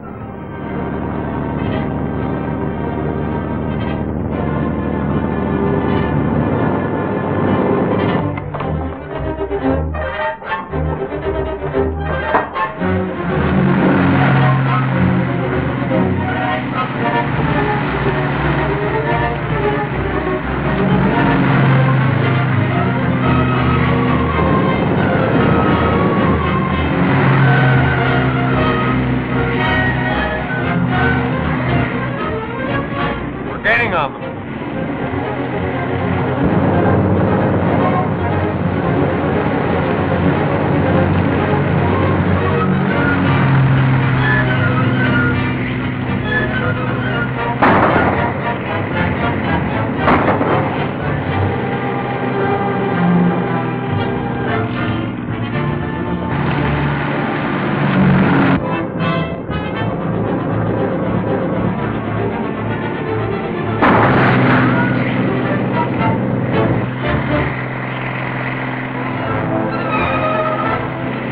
Boat's out of control.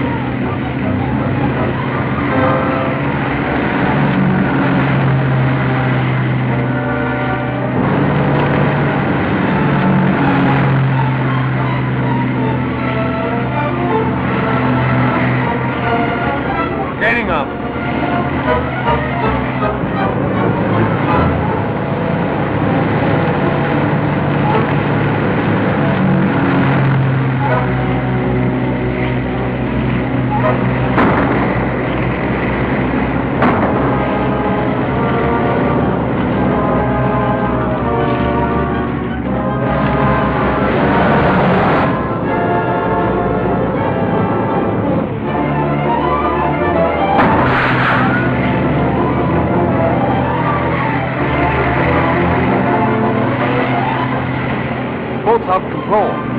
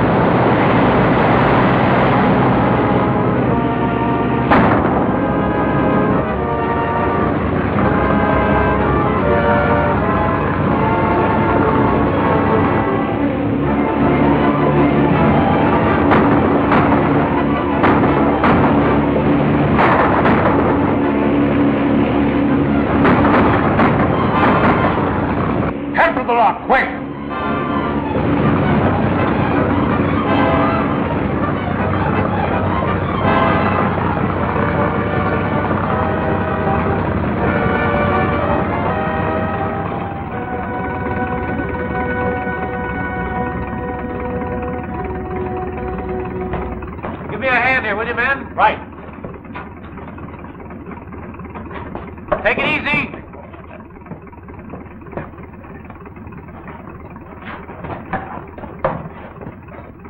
How about Colder, Dick? Is he all right? He will be as soon as we get him to a doctor. The spider nearly finished him.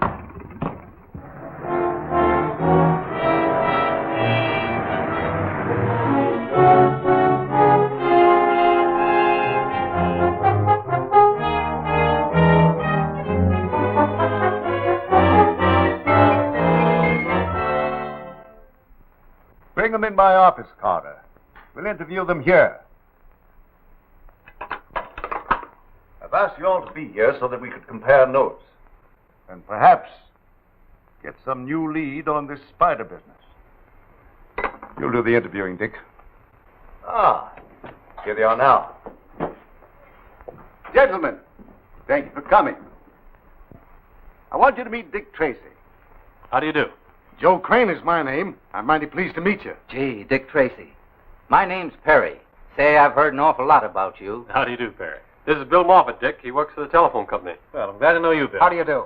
Mr. Tracy has a few questions he'd like to ask you. Gentlemen, these are all assistants of mine. You may speak freely in front of them. Please be seated.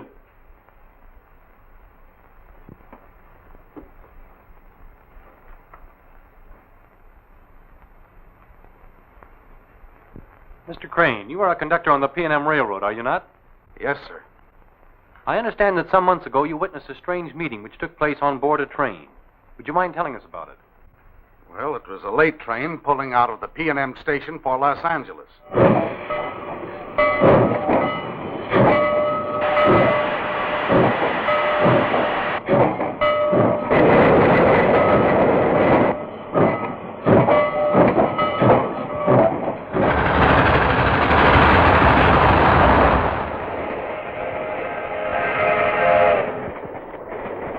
Any of you see him when you got on? Perhaps the rest of you know why you're here. Perhaps you're afraid of him. Well, I'm not. Nor do I consider him useful to me. We understand each other. We're organized. What good is he to us? Maybe he will have something to say about that when he comes. Suppose he does. He's not here. And what if he were? Are we sheep that we follow him blindly?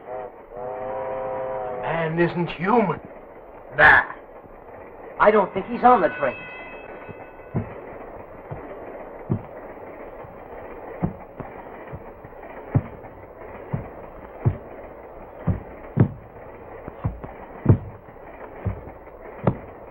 He's coming.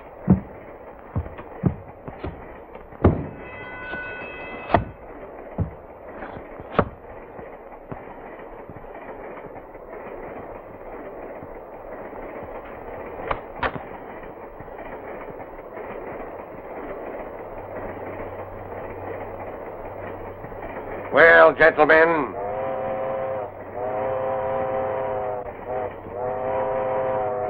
you, what is your report? Fine. Yeah, everything fine. Patorno. Fine, Chief, fine. Everything's okay. My affairs are in excellent shape. You wish to hear what I have to say? Then listen. I'm through with you. The rest might be yellow and lick your boots, but not me, not me. I'm not afraid of you nor of anything you can do.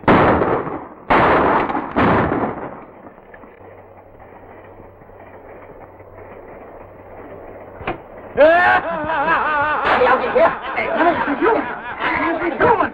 Okay, I tell you. Out. Hey, it's not moving. Let me go. Out.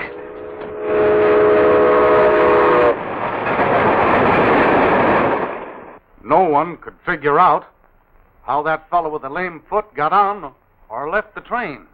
The man with the lame foot is the man we want. He is undoubtedly the head of a powerful organization. The Spider Ring. Mr. Perry, tell us what you know. I deliver milk, Mr. Tracy. I had just started on my route early in the morning, before sunrise. I noticed a man who acted crazy. He seemed scared of something. He was trying to get away.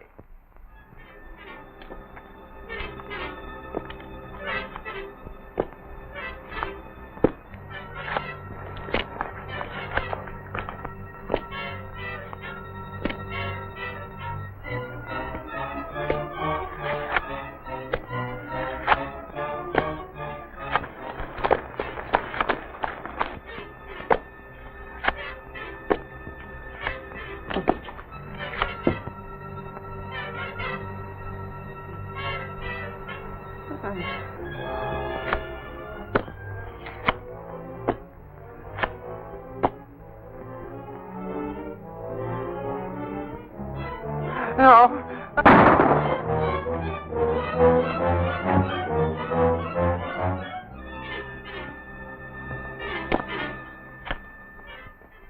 I immediately phoned the police. But the man was dead. That spider mark had actually burned into his skin. The lame-footed man again. Some sort of a fiend who brands his victims with a spider mark before killing them. Ellery Brewster was killed that way.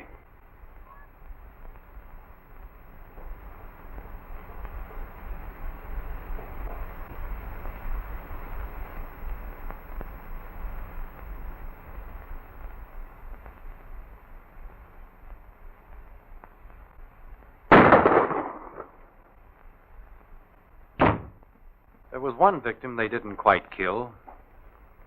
Steve, remember Death Valley Johnny? Steve and I suspected the spider ring was after Johnny.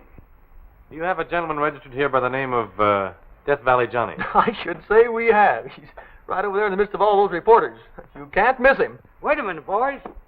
Will you have a cigar? Why, certainly. Will we have a Johnny. cigar? You're a great guy, Johnny. Will I give you the headlines, or will I give you the headlines? That's all right. Shut up, Barnett. Say, don't forget to print the vest one.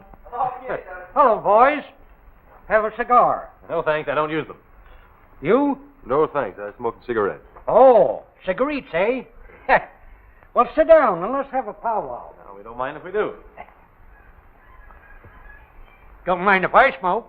No, go right ahead. Help yourself. All right. What newspaper are you boys from? We're not from any newspaper.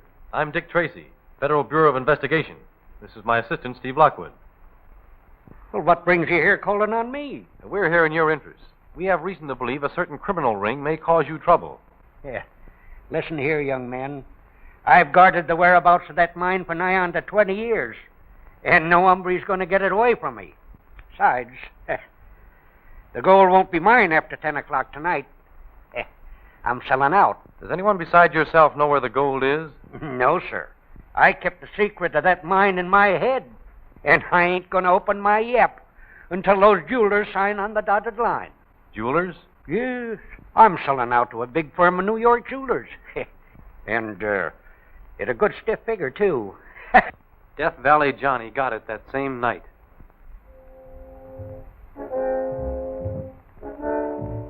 Now, sir, I suppose you won't mind disclosing the whereabouts of your hidden mine. I suppose the specimen gold is kept there. Yep. I'll draw you a map. Here you are. I thank you. Ain't no trick in finding it once you get on the right track. There.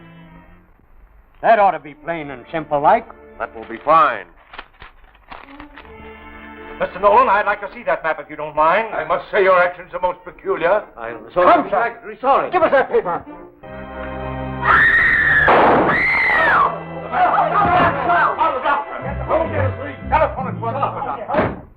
Death Valley Johnny didn't die. I guess he was too healthy and tough for the spider ring.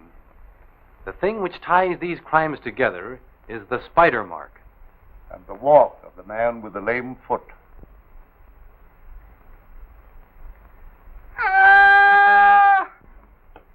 What's the matter, Mike?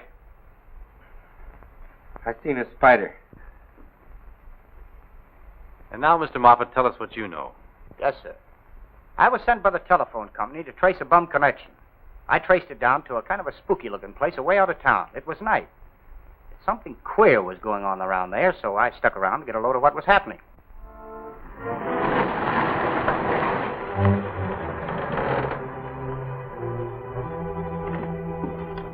Is he still alive? Bring him inside, quick.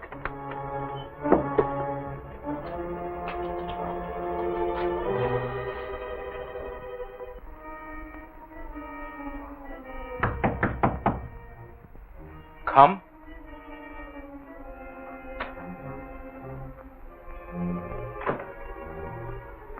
I have a report for the lame one.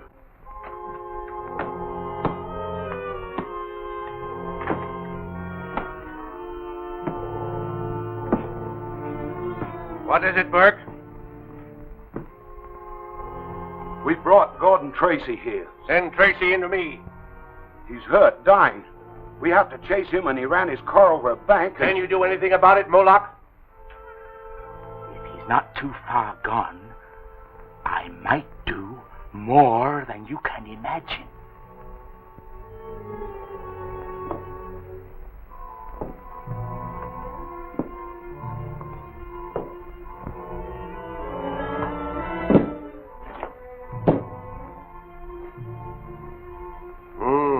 His condition seems critical.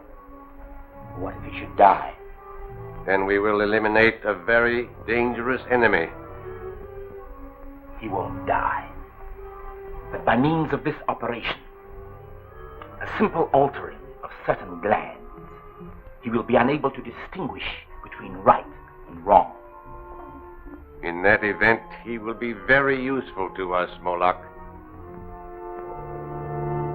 It was no mistaking as to who they had, sir. It was Gordon Tracy, all right. My brother. There's no telling what those fiends have done to him. Listen.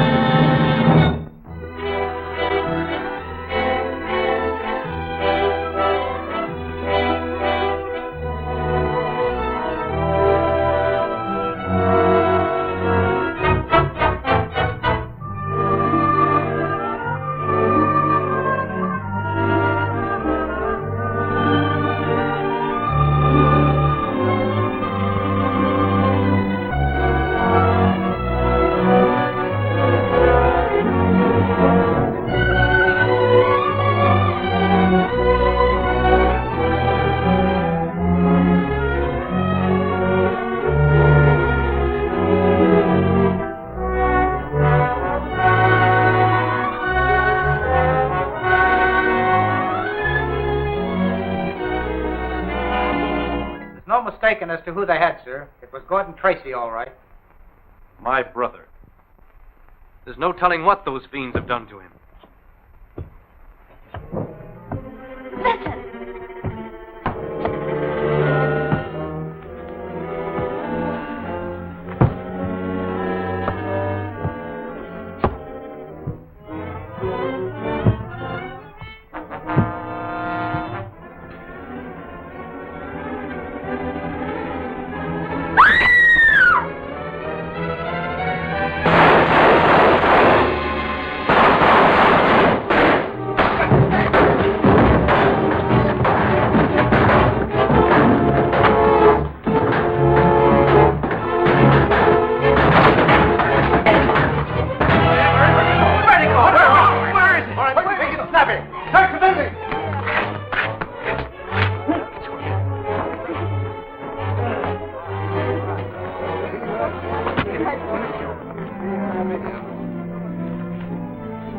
You! Get up, you two! The spider's still in the building. Search everywhere. Let no one get away. Well, I thought he was a... I know. Yes, sir. Get going. I find the spider. Ben, you come with me. Oh, I'll find him. Did you see anything? No, but listen for a lame walk. The spider's got a bum foot.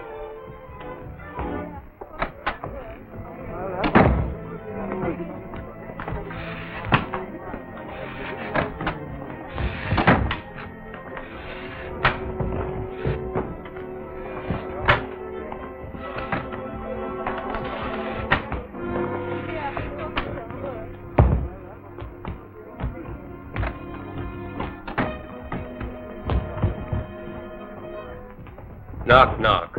Who's there? What are you doing, playing fireman or something? Hey, what is this? Say, Chief, did you catch the spider? No, I'm afraid he got away. Come on into Anderson's office. Hey, wait a minute. Will you do me a favor? All right. Help me get this bucket off my foot.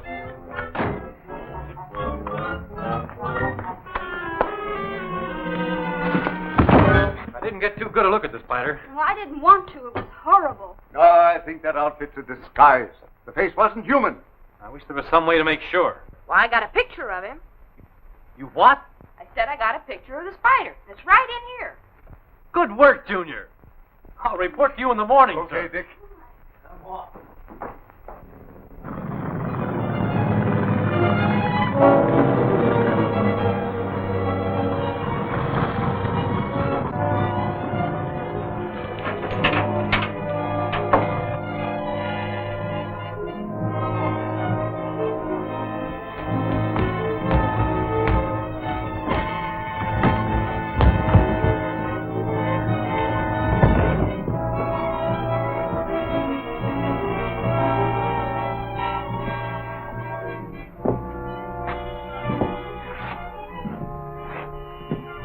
Ralph, Gordon has a mission for you.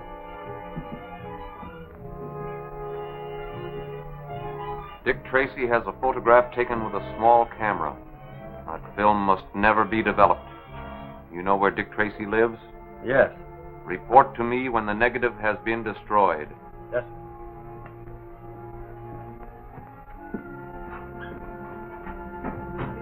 We can depend on Kraft.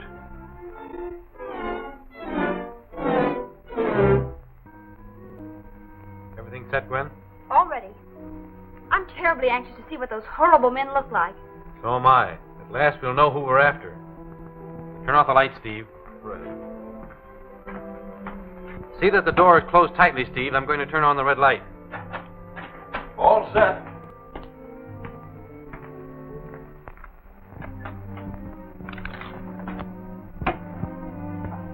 Chief, you'll ruin your eyes working in here in the dark. Did you get the picture? No, and if you turned that light on a second later, we never would have seen it. Close the door and turn off the light. I'll turn him out, Mr. Tracy. Oh, I do hope it turns out to be a good picture. So do I.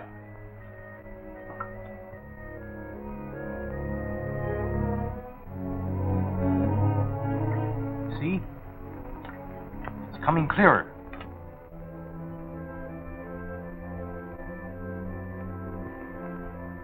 I can almost make it out. It's coming clearer. Any minute now. Mike, you ruined it! Oh. Well, Well, I ain't done nothing. What? Hey, get us out of here! Mike, you turn this thing off! I never done nothing. I was sitting right over there. I don't have a thing to do with it. I'll get the blame for everything around here.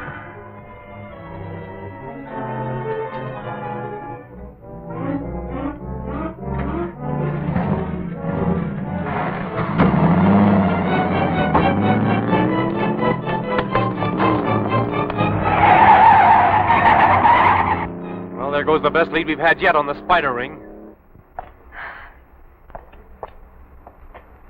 Hey, Mike, you dropped something. It ain't mine. Don't you eat at Whitey's Chop House? What is that, a meal ticket? Let me see that, Junior. Whitey's Chop House. Looks like our unknown visitor left his card. This may be a hot clue, Steve.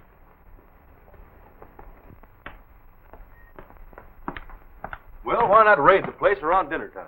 I'm not after that fellow as much as the man he takes his orders from. No, you figure he'll lead you to the spider. I don't know, but I intend giving him the chance. But, Dick, that's too dangerous. You can't walk right into their hands. Well, maybe walking right to the spider's web.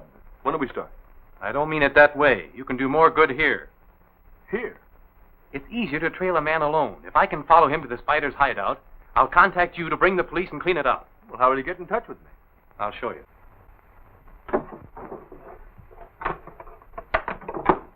Now, what in the world is that?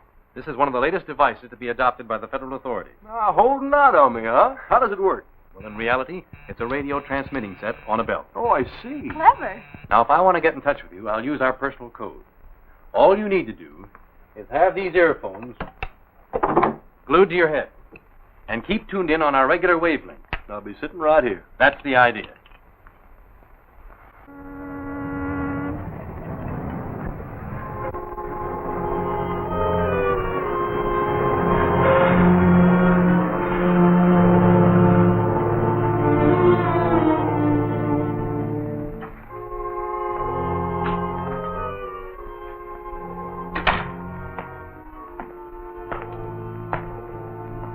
Good tonight.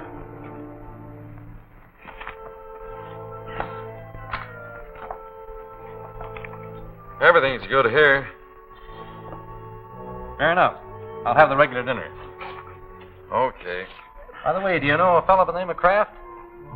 Yeah. Why? Oh, I found his meal ticket. I wanted to give it to him.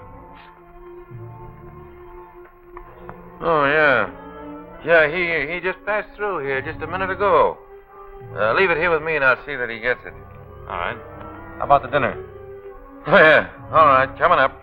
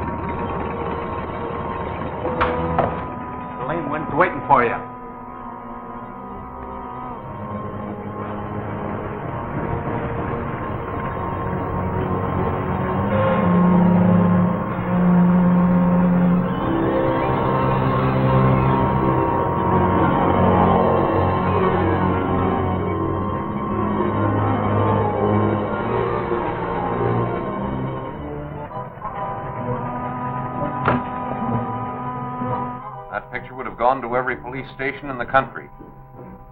Here's Kraft now. You were successful? Sure. I destroyed the negative.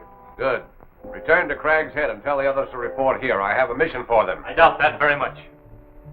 I've been waiting a long time for this opportunity. Don't reach any further, you. Put your hands on the table.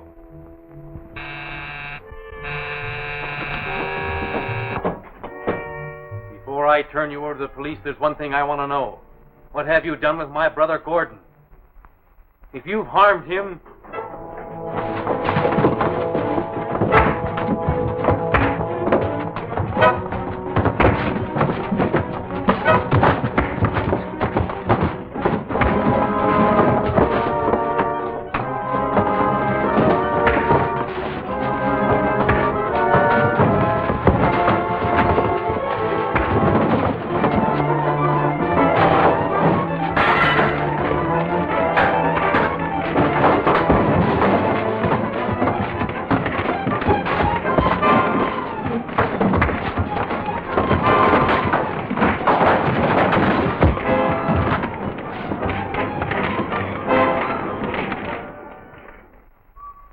You'd be getting tired, Steve. Wouldn't you like a little rest?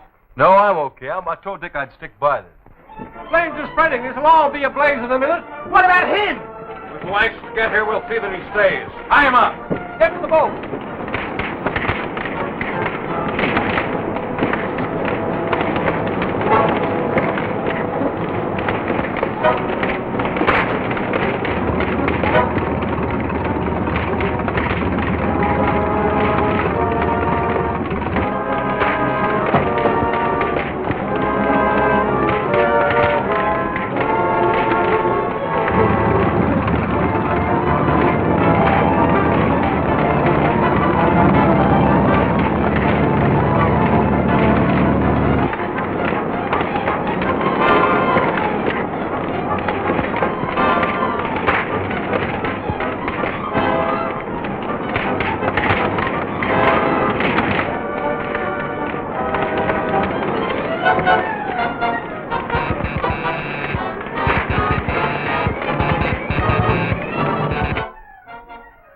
It's Dick.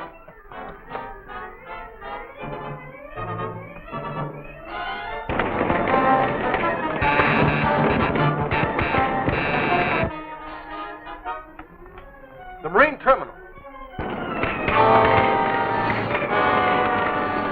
Dick's in trouble. Come on, Mike.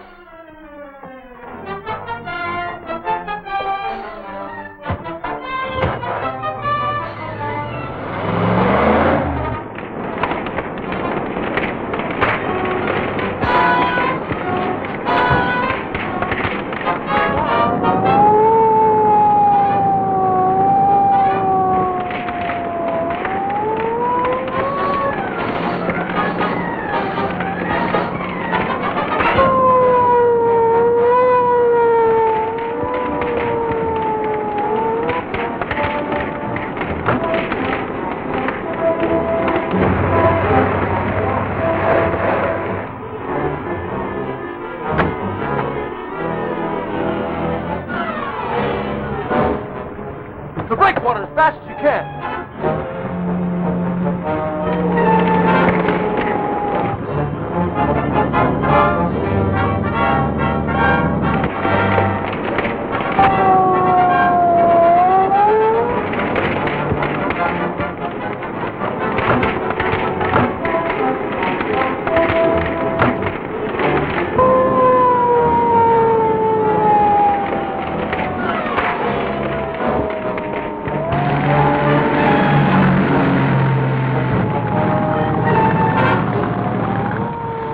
I can't get very close to that fire. You've got to.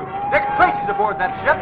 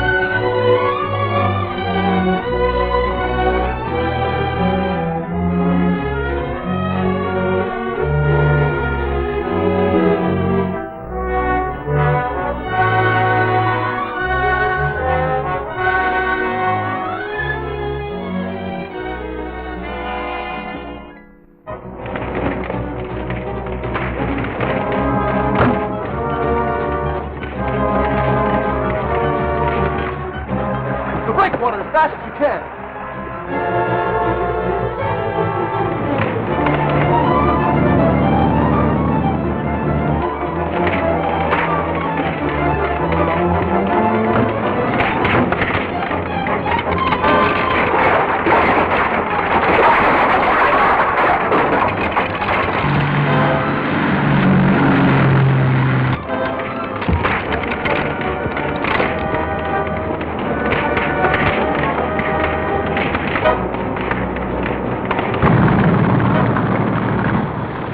I can't get very close to that fire. You've got to. Dick Tracy's aboard that ship.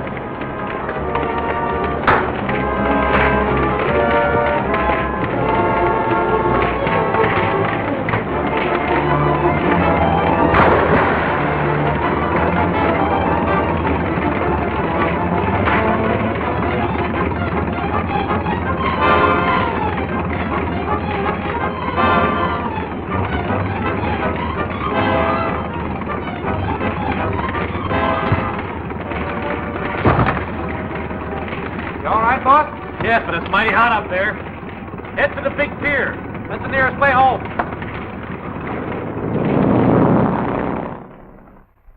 There we was, creeping along, and the Spider's men was all around us. And me, I was right behind Mr. Tracy, protecting him. When all of a sudden, just like a bolt of thunder, 6 men jumped on us. I bet you were scared, Mike. Who, me? Say, it takes more than 6 men to scare me. Why, I already had 3 of them down. And I was getting ready to tackle the 4th one when 6 more of them jumped on me. And I looked all around, and there was a half a dozen more coming right at us. Well, how many did that make, Mike? Huh? Oh, 22. Oh. Now, as I was saying... Well, I only count 12. Now, don't interrupt me, Junior. And then what did you do, Mr. McGurk? Well, now, I know that something had to be done real quick, or else they'd get Mr. Tracy. Mike McGurk. Well, how do you do, Miss Andrews? Oh, hello, Mr. Otis. Mr. Potter. Well, here I am again, always turning up like a bad penny. Why, not at all, Mr. Otis. You're always welcome, you know that. Thank you. I suppose there's nothing new regarding Mr. Tracy's brother?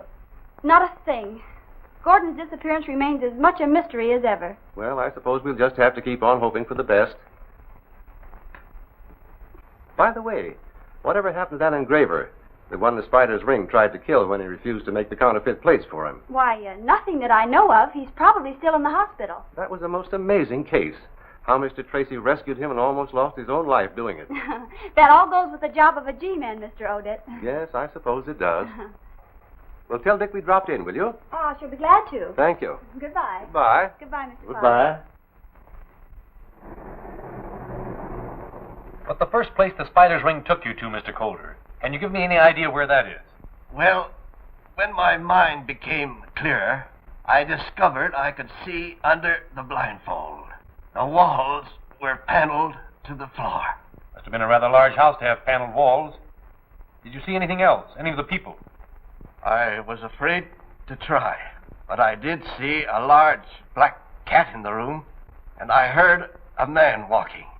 It sounded like he was lame. Could you see his feet? Hello, Doctor. Glad to see you, Mr. Tracy. Well, we're losing our patient today. How's that? Mr. Coulter's family are anxious to have him at home. They called me again just now, and I agreed to let him go this afternoon on one condition. That the bandages are not to be removed until I say so. That suits me. They're sending a car for you at 3 o'clock. I'll leave word at the desk to have you ready. Doctor, could I see you alone in your office for a few minutes? Why, yes, of course. I'll be in my office. I'll see you there in about 10 minutes.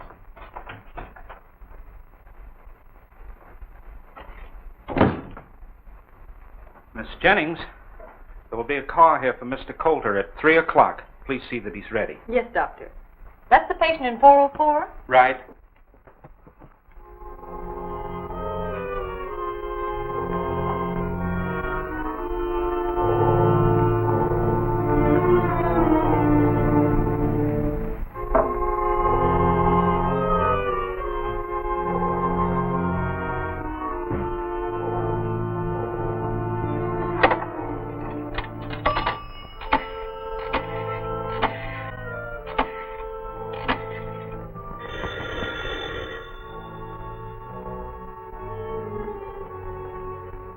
Hello? They're going to take Coulter out of here at 3 o'clock. Stand by and keep watch. Report immediately if there is any change in the time.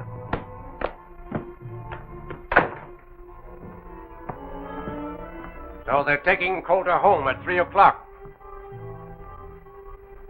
They're calling for him at 3 o'clock, but they'll never take him home. Coulter carries the mark of the spider, and no man has ever borne that mark and lived. That is very true, but... There must be no exception. Gordon is right, Moloch. It will serve as a warning to Dick Tracy that the spider never sleeps. Very true, only it is too bad that we must abandon our plan to have him make the counterfeit plates. Coulter is such an expert engraver. But he has already refused. And it is also very true, my dear Gordon. But I recall a surgical case wherein a man's nature and his mind were completely changed by a simple little operation. I seem to have a vague recollection of hearing or reading such a case. The operation was on the brain. There is nothing strange about that. Such cases have always received considerable publicity. You undoubtedly read of it in the newspaper. Then you believe such an operation would bend Coulter to our will? I know it would. Then it shall be done. There is just time to countermand my previous plan and make new arrangements. But at 3 o'clock, Coulter will be here.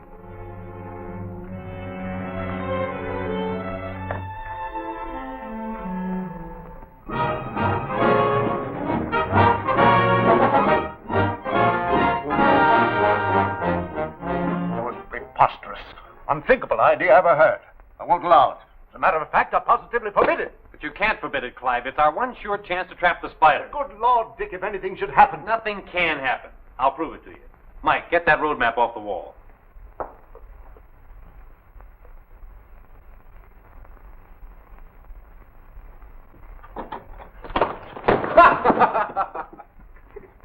You're a lot of help. Come here. Well, I got the map, didn't I?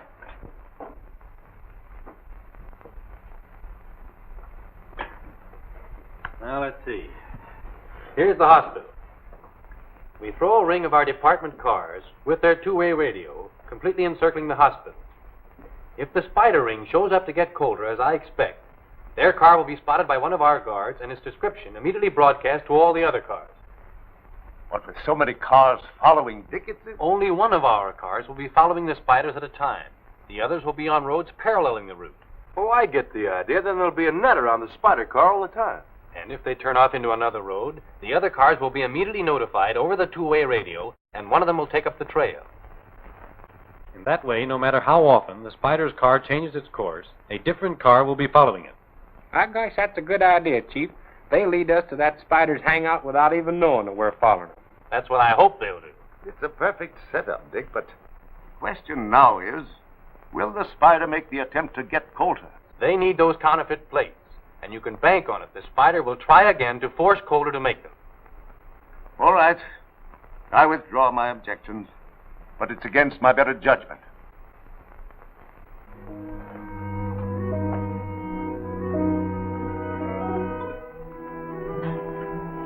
This is that third-degree burn case, Miss Jennings. Yes, Doctor. 402 is all prepared.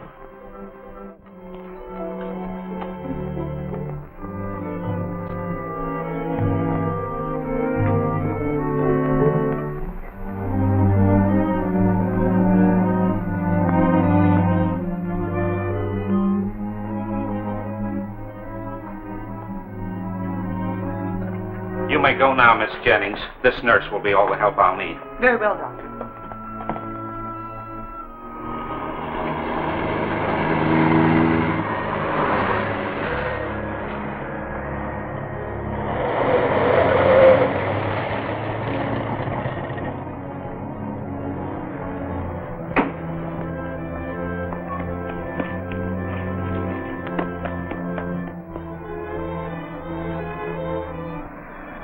You're not by any chance worrying about me, are you?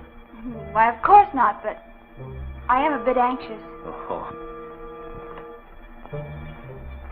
The ambulance is here for Mr. Coulter. Mr. Coulter's all ready to leave. He's in room 404. Thank you.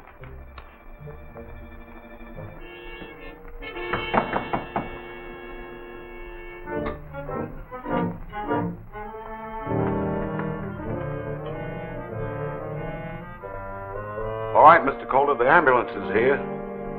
I recognize that voice, Miss Andrews. That's one of the Spider's men.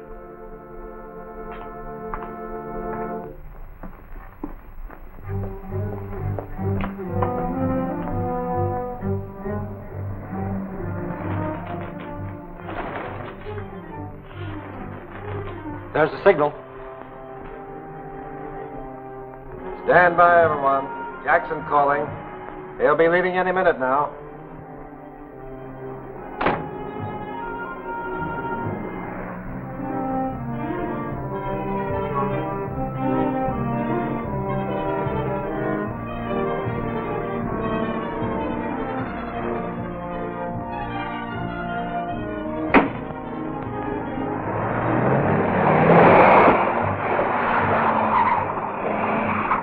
Jackson reporting. Car heading south. Stop rolling.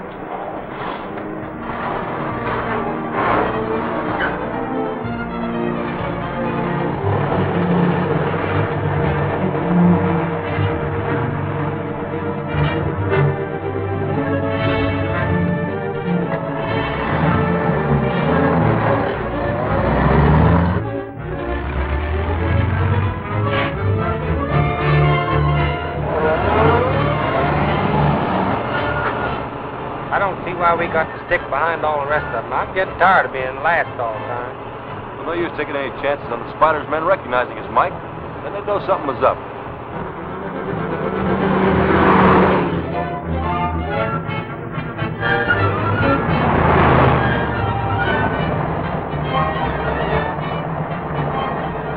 Here's the description of the car.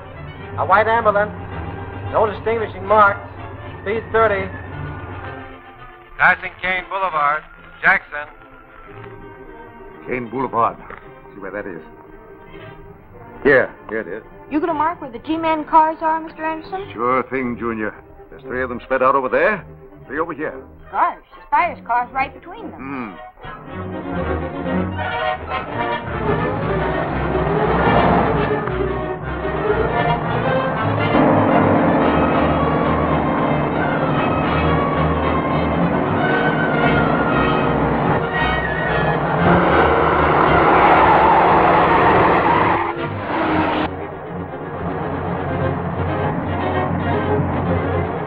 That car in back of us seems to be sticking on our tail.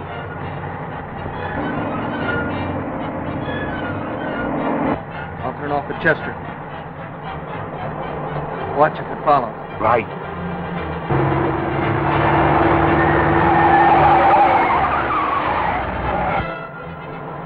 False alarm. He went right by. Car just turned into Chester Boulevard. Going east. That is all. Take over. Jackson. All right, Jackson.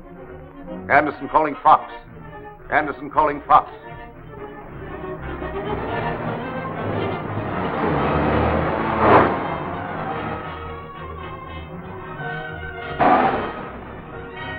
Come on, Coulter. You're getting out here. Yes, it's not wise to keep the Spider waiting.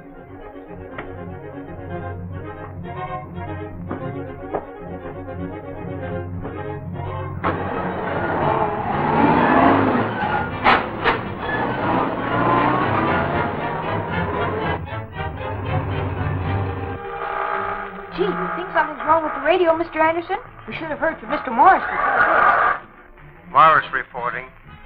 No sign of car. Going through Casper to investigate. All right, Morris. Other cars stand by for Morris report. Something's up, and I'm going to find out what it is.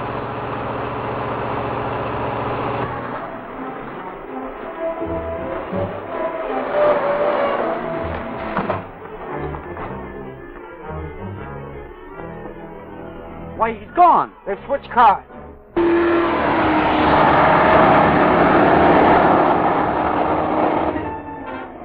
It's Steve Lockwood.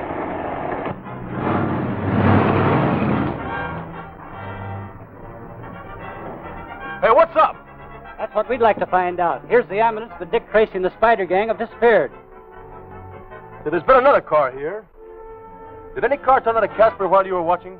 Yeah. A flower slate delivery car headed south. That's it. They switched ticket of that florist truck. Quick, broadcast the description of that truck to the other cars. Come on, Mike. Gotta locate that truck.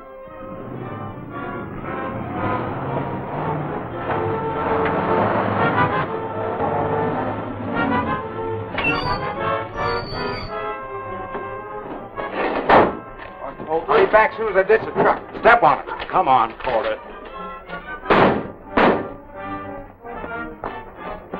Come on, no funny work here.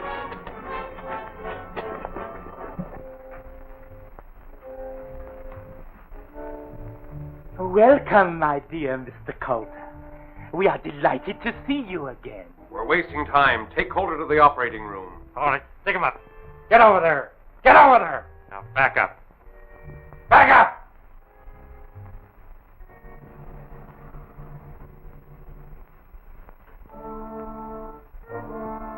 I wouldn't use that telephone. Drop that gun.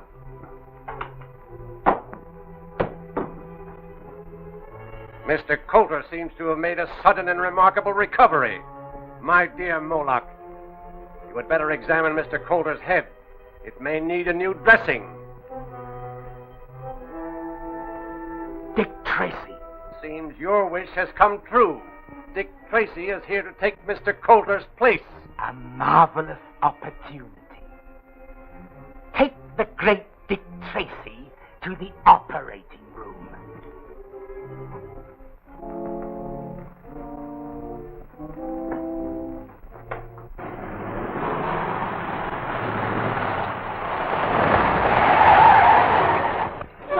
Why, you that blame us? Hey, did you see a florist truck go by here? Yeah, I seen it. Went by here going lickety. He was really going. Was the truck going straight? No, he turned off up there on the curve by the old powerhouse, 90 miles an hour. It's a wonder he didn't up. He might have turned over.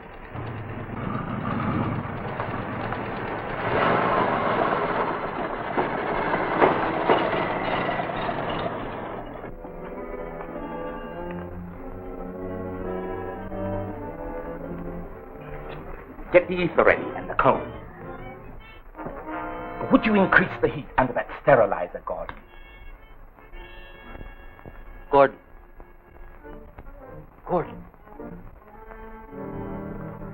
Is that my brother, Gordon Tracy? So, the great Dick Tracy did not recognize his own brother. What have you done to change him so? It was really a simple little operation on the brain. Oh. And that's what you're planning to do to me? We planned it for Coulter, but since you have taken his place, the ether!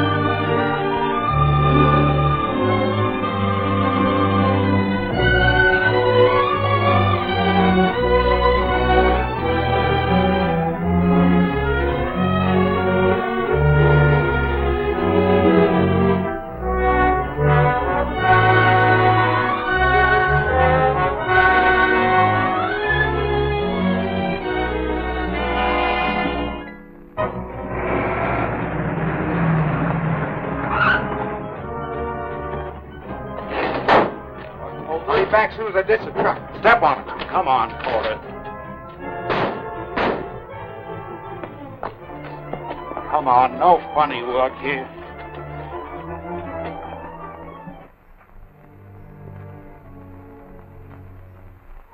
Welcome, my dear Mr. Coulter. We are delighted to see you again. We're wasting time. Take Coulter to the operating room. All right, stick him up. Get over there. Get over there. Now, back up. Back up!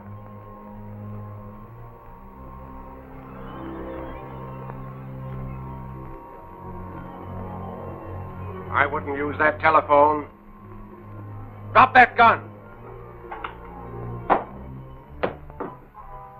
My dear Moloch, you had better examine Mr. Coulter's head. It may need a new dressing. Dick Tracy. Seems your wish has come true. Dick Tracy is here to take Mr. Coulter's place. A marvelous opportunity.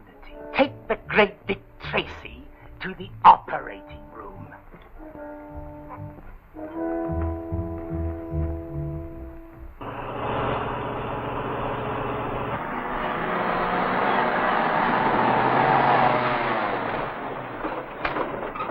Hey, what's the big idea? Come on down out of that buggy.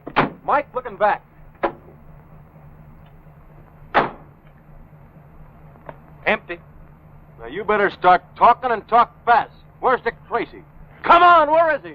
We know Tracy was transferred from the ambulance to this car you're driving. Where'd you take him? I can't tell you. The spider will kill me if I talk. Yeah, you'll burn in the chair if you don't. All right.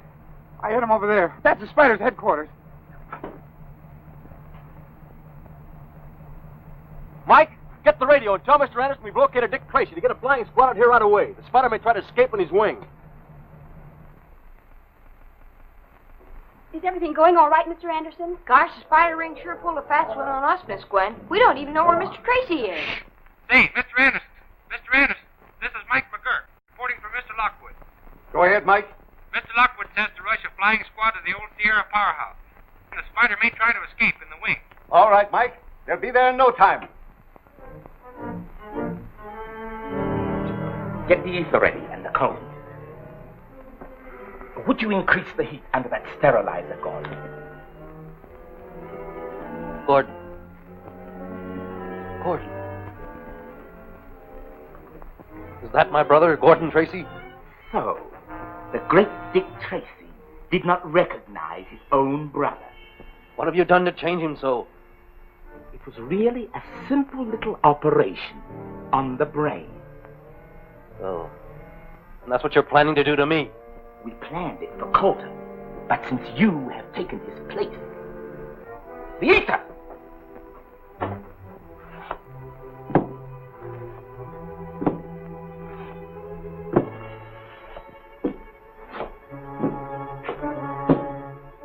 I see you have already administered the anesthetic, Moloch.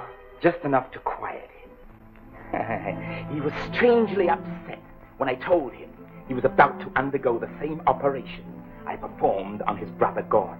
Then the great Dick Tracy has finally solved the mystery of his brother's disappearance. In a few minutes, his past will be blotted out, just as Gordon's was. Attention, flying squadron. Proceed immediately to the Sierra Pacific Power Plant.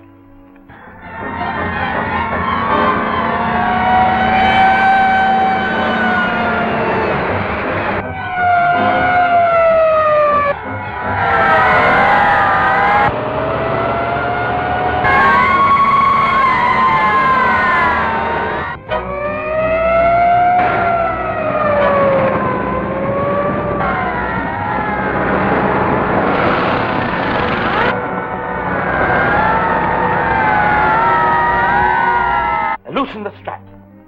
We shall have to change his position to operate.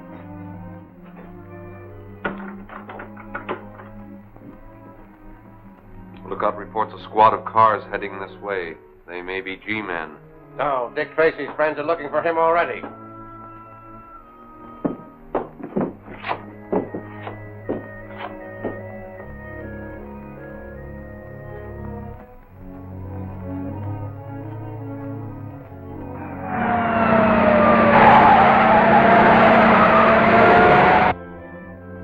I shall prepare a fitting welcome for all G-men.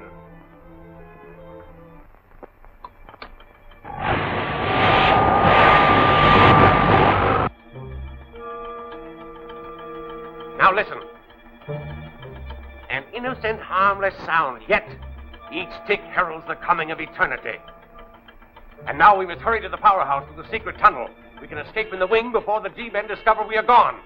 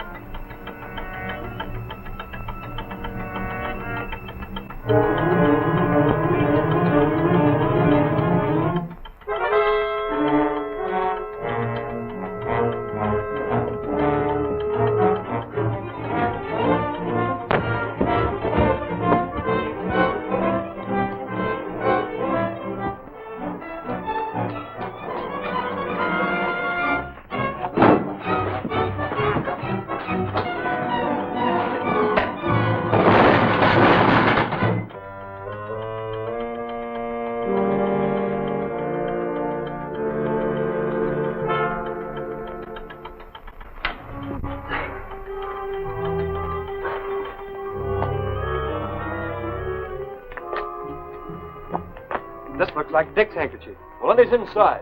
Come on, let's bust in.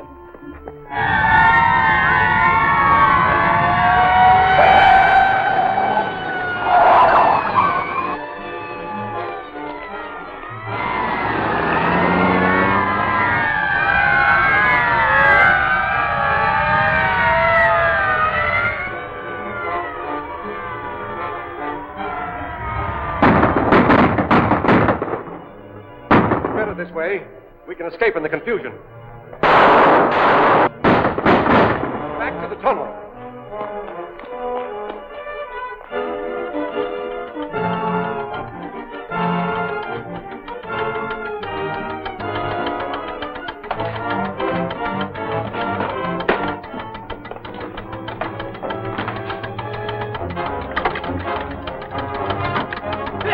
Dick Tracy, where are you?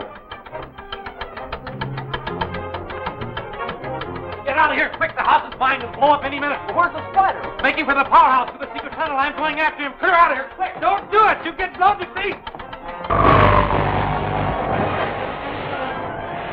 Just a few seconds more.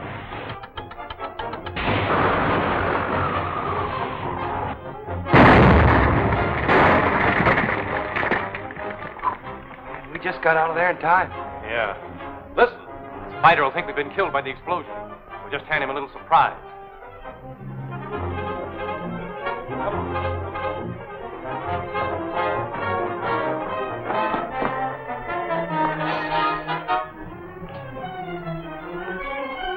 Remember, no shooting. It'll be heard by the others outside.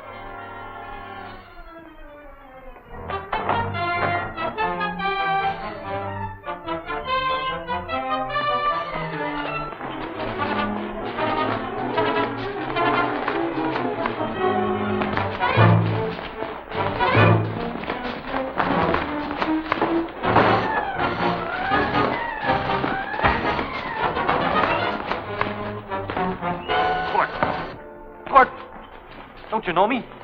It's your brother, Dick.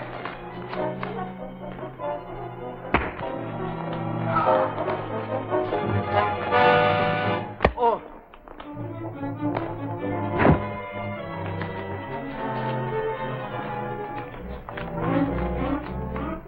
Who did?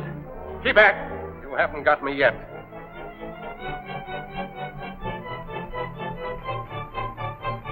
Outside, Gordon. Gordon, think. Try to remember. My dear Tracy, I am overwhelmed that you have solved the mystery of your brother's strange disappearance. And now, don't move. Outside, Gordon. Gordon, think. Try to remember.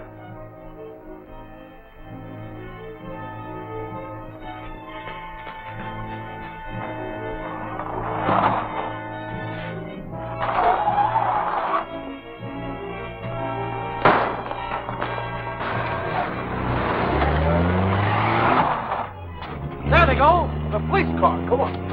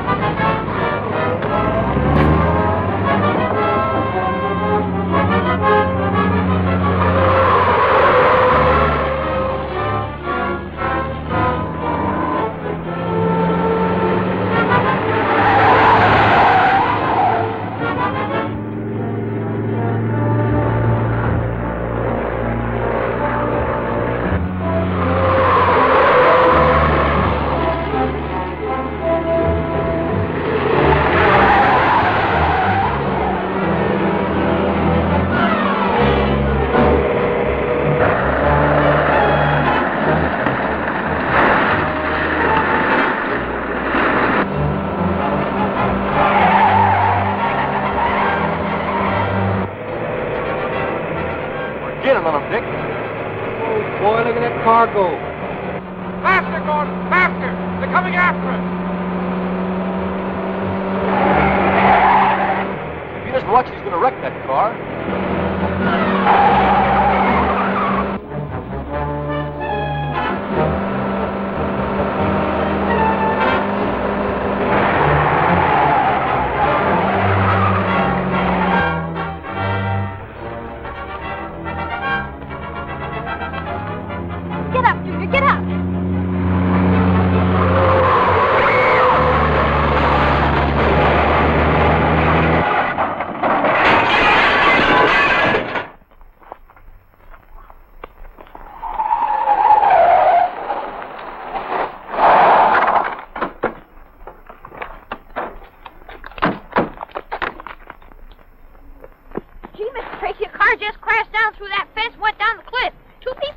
That was a spider, Junior. The spider? The spider? But he deliberately drove the car over the cliff to avoid hitting us. Spider wasn't driving the car. It was Gordon. You know who the spider is? Who? Mr. Odette. Mr. Odette? I knowed it all the time. I pretty near had my handcuffs on him, but he went and left in that car. There's Odette. I'll take care of him, old man. You look after your brother.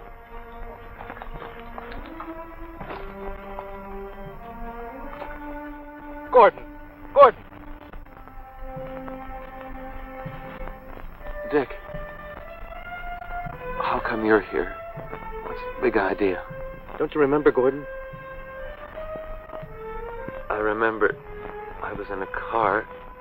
Then something happened. It was Gwen and Junior. They were right in the path of your car. Gwen? Junior? You drove your car over the cliff to save them. Don't you remember? It's all like a horrible nightmare, Dick. I can't seem to remember anything. Don't try. It's all over now, and everything's going to be all right. Yes. I think I'm going places.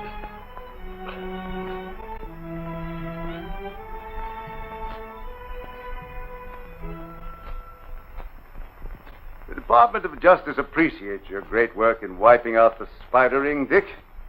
When you show up at the office, you'll find that appreciation can take a very concrete form. Thanks, Clive. But forget the fuss and feathers. All the part of a G-man's job. Maybe so. But you better show up at the office just the same. All right, Chief. If you say so, I'll be there. Goodbye, Dick. Goodbye. Oh, by the way, Steve, you better show up at the office, too. Right, sir. Oh, Dick, I'm so happy for you. This looks like another promotion. Where's Mike? We ought to let him in on this. Oh, he's in the laboratory trying some experiment. Mike, what happened? Oh, I was just experimenting with my new smoke screen, and I got it all right. I'll say you did. All over you. Oh, heck.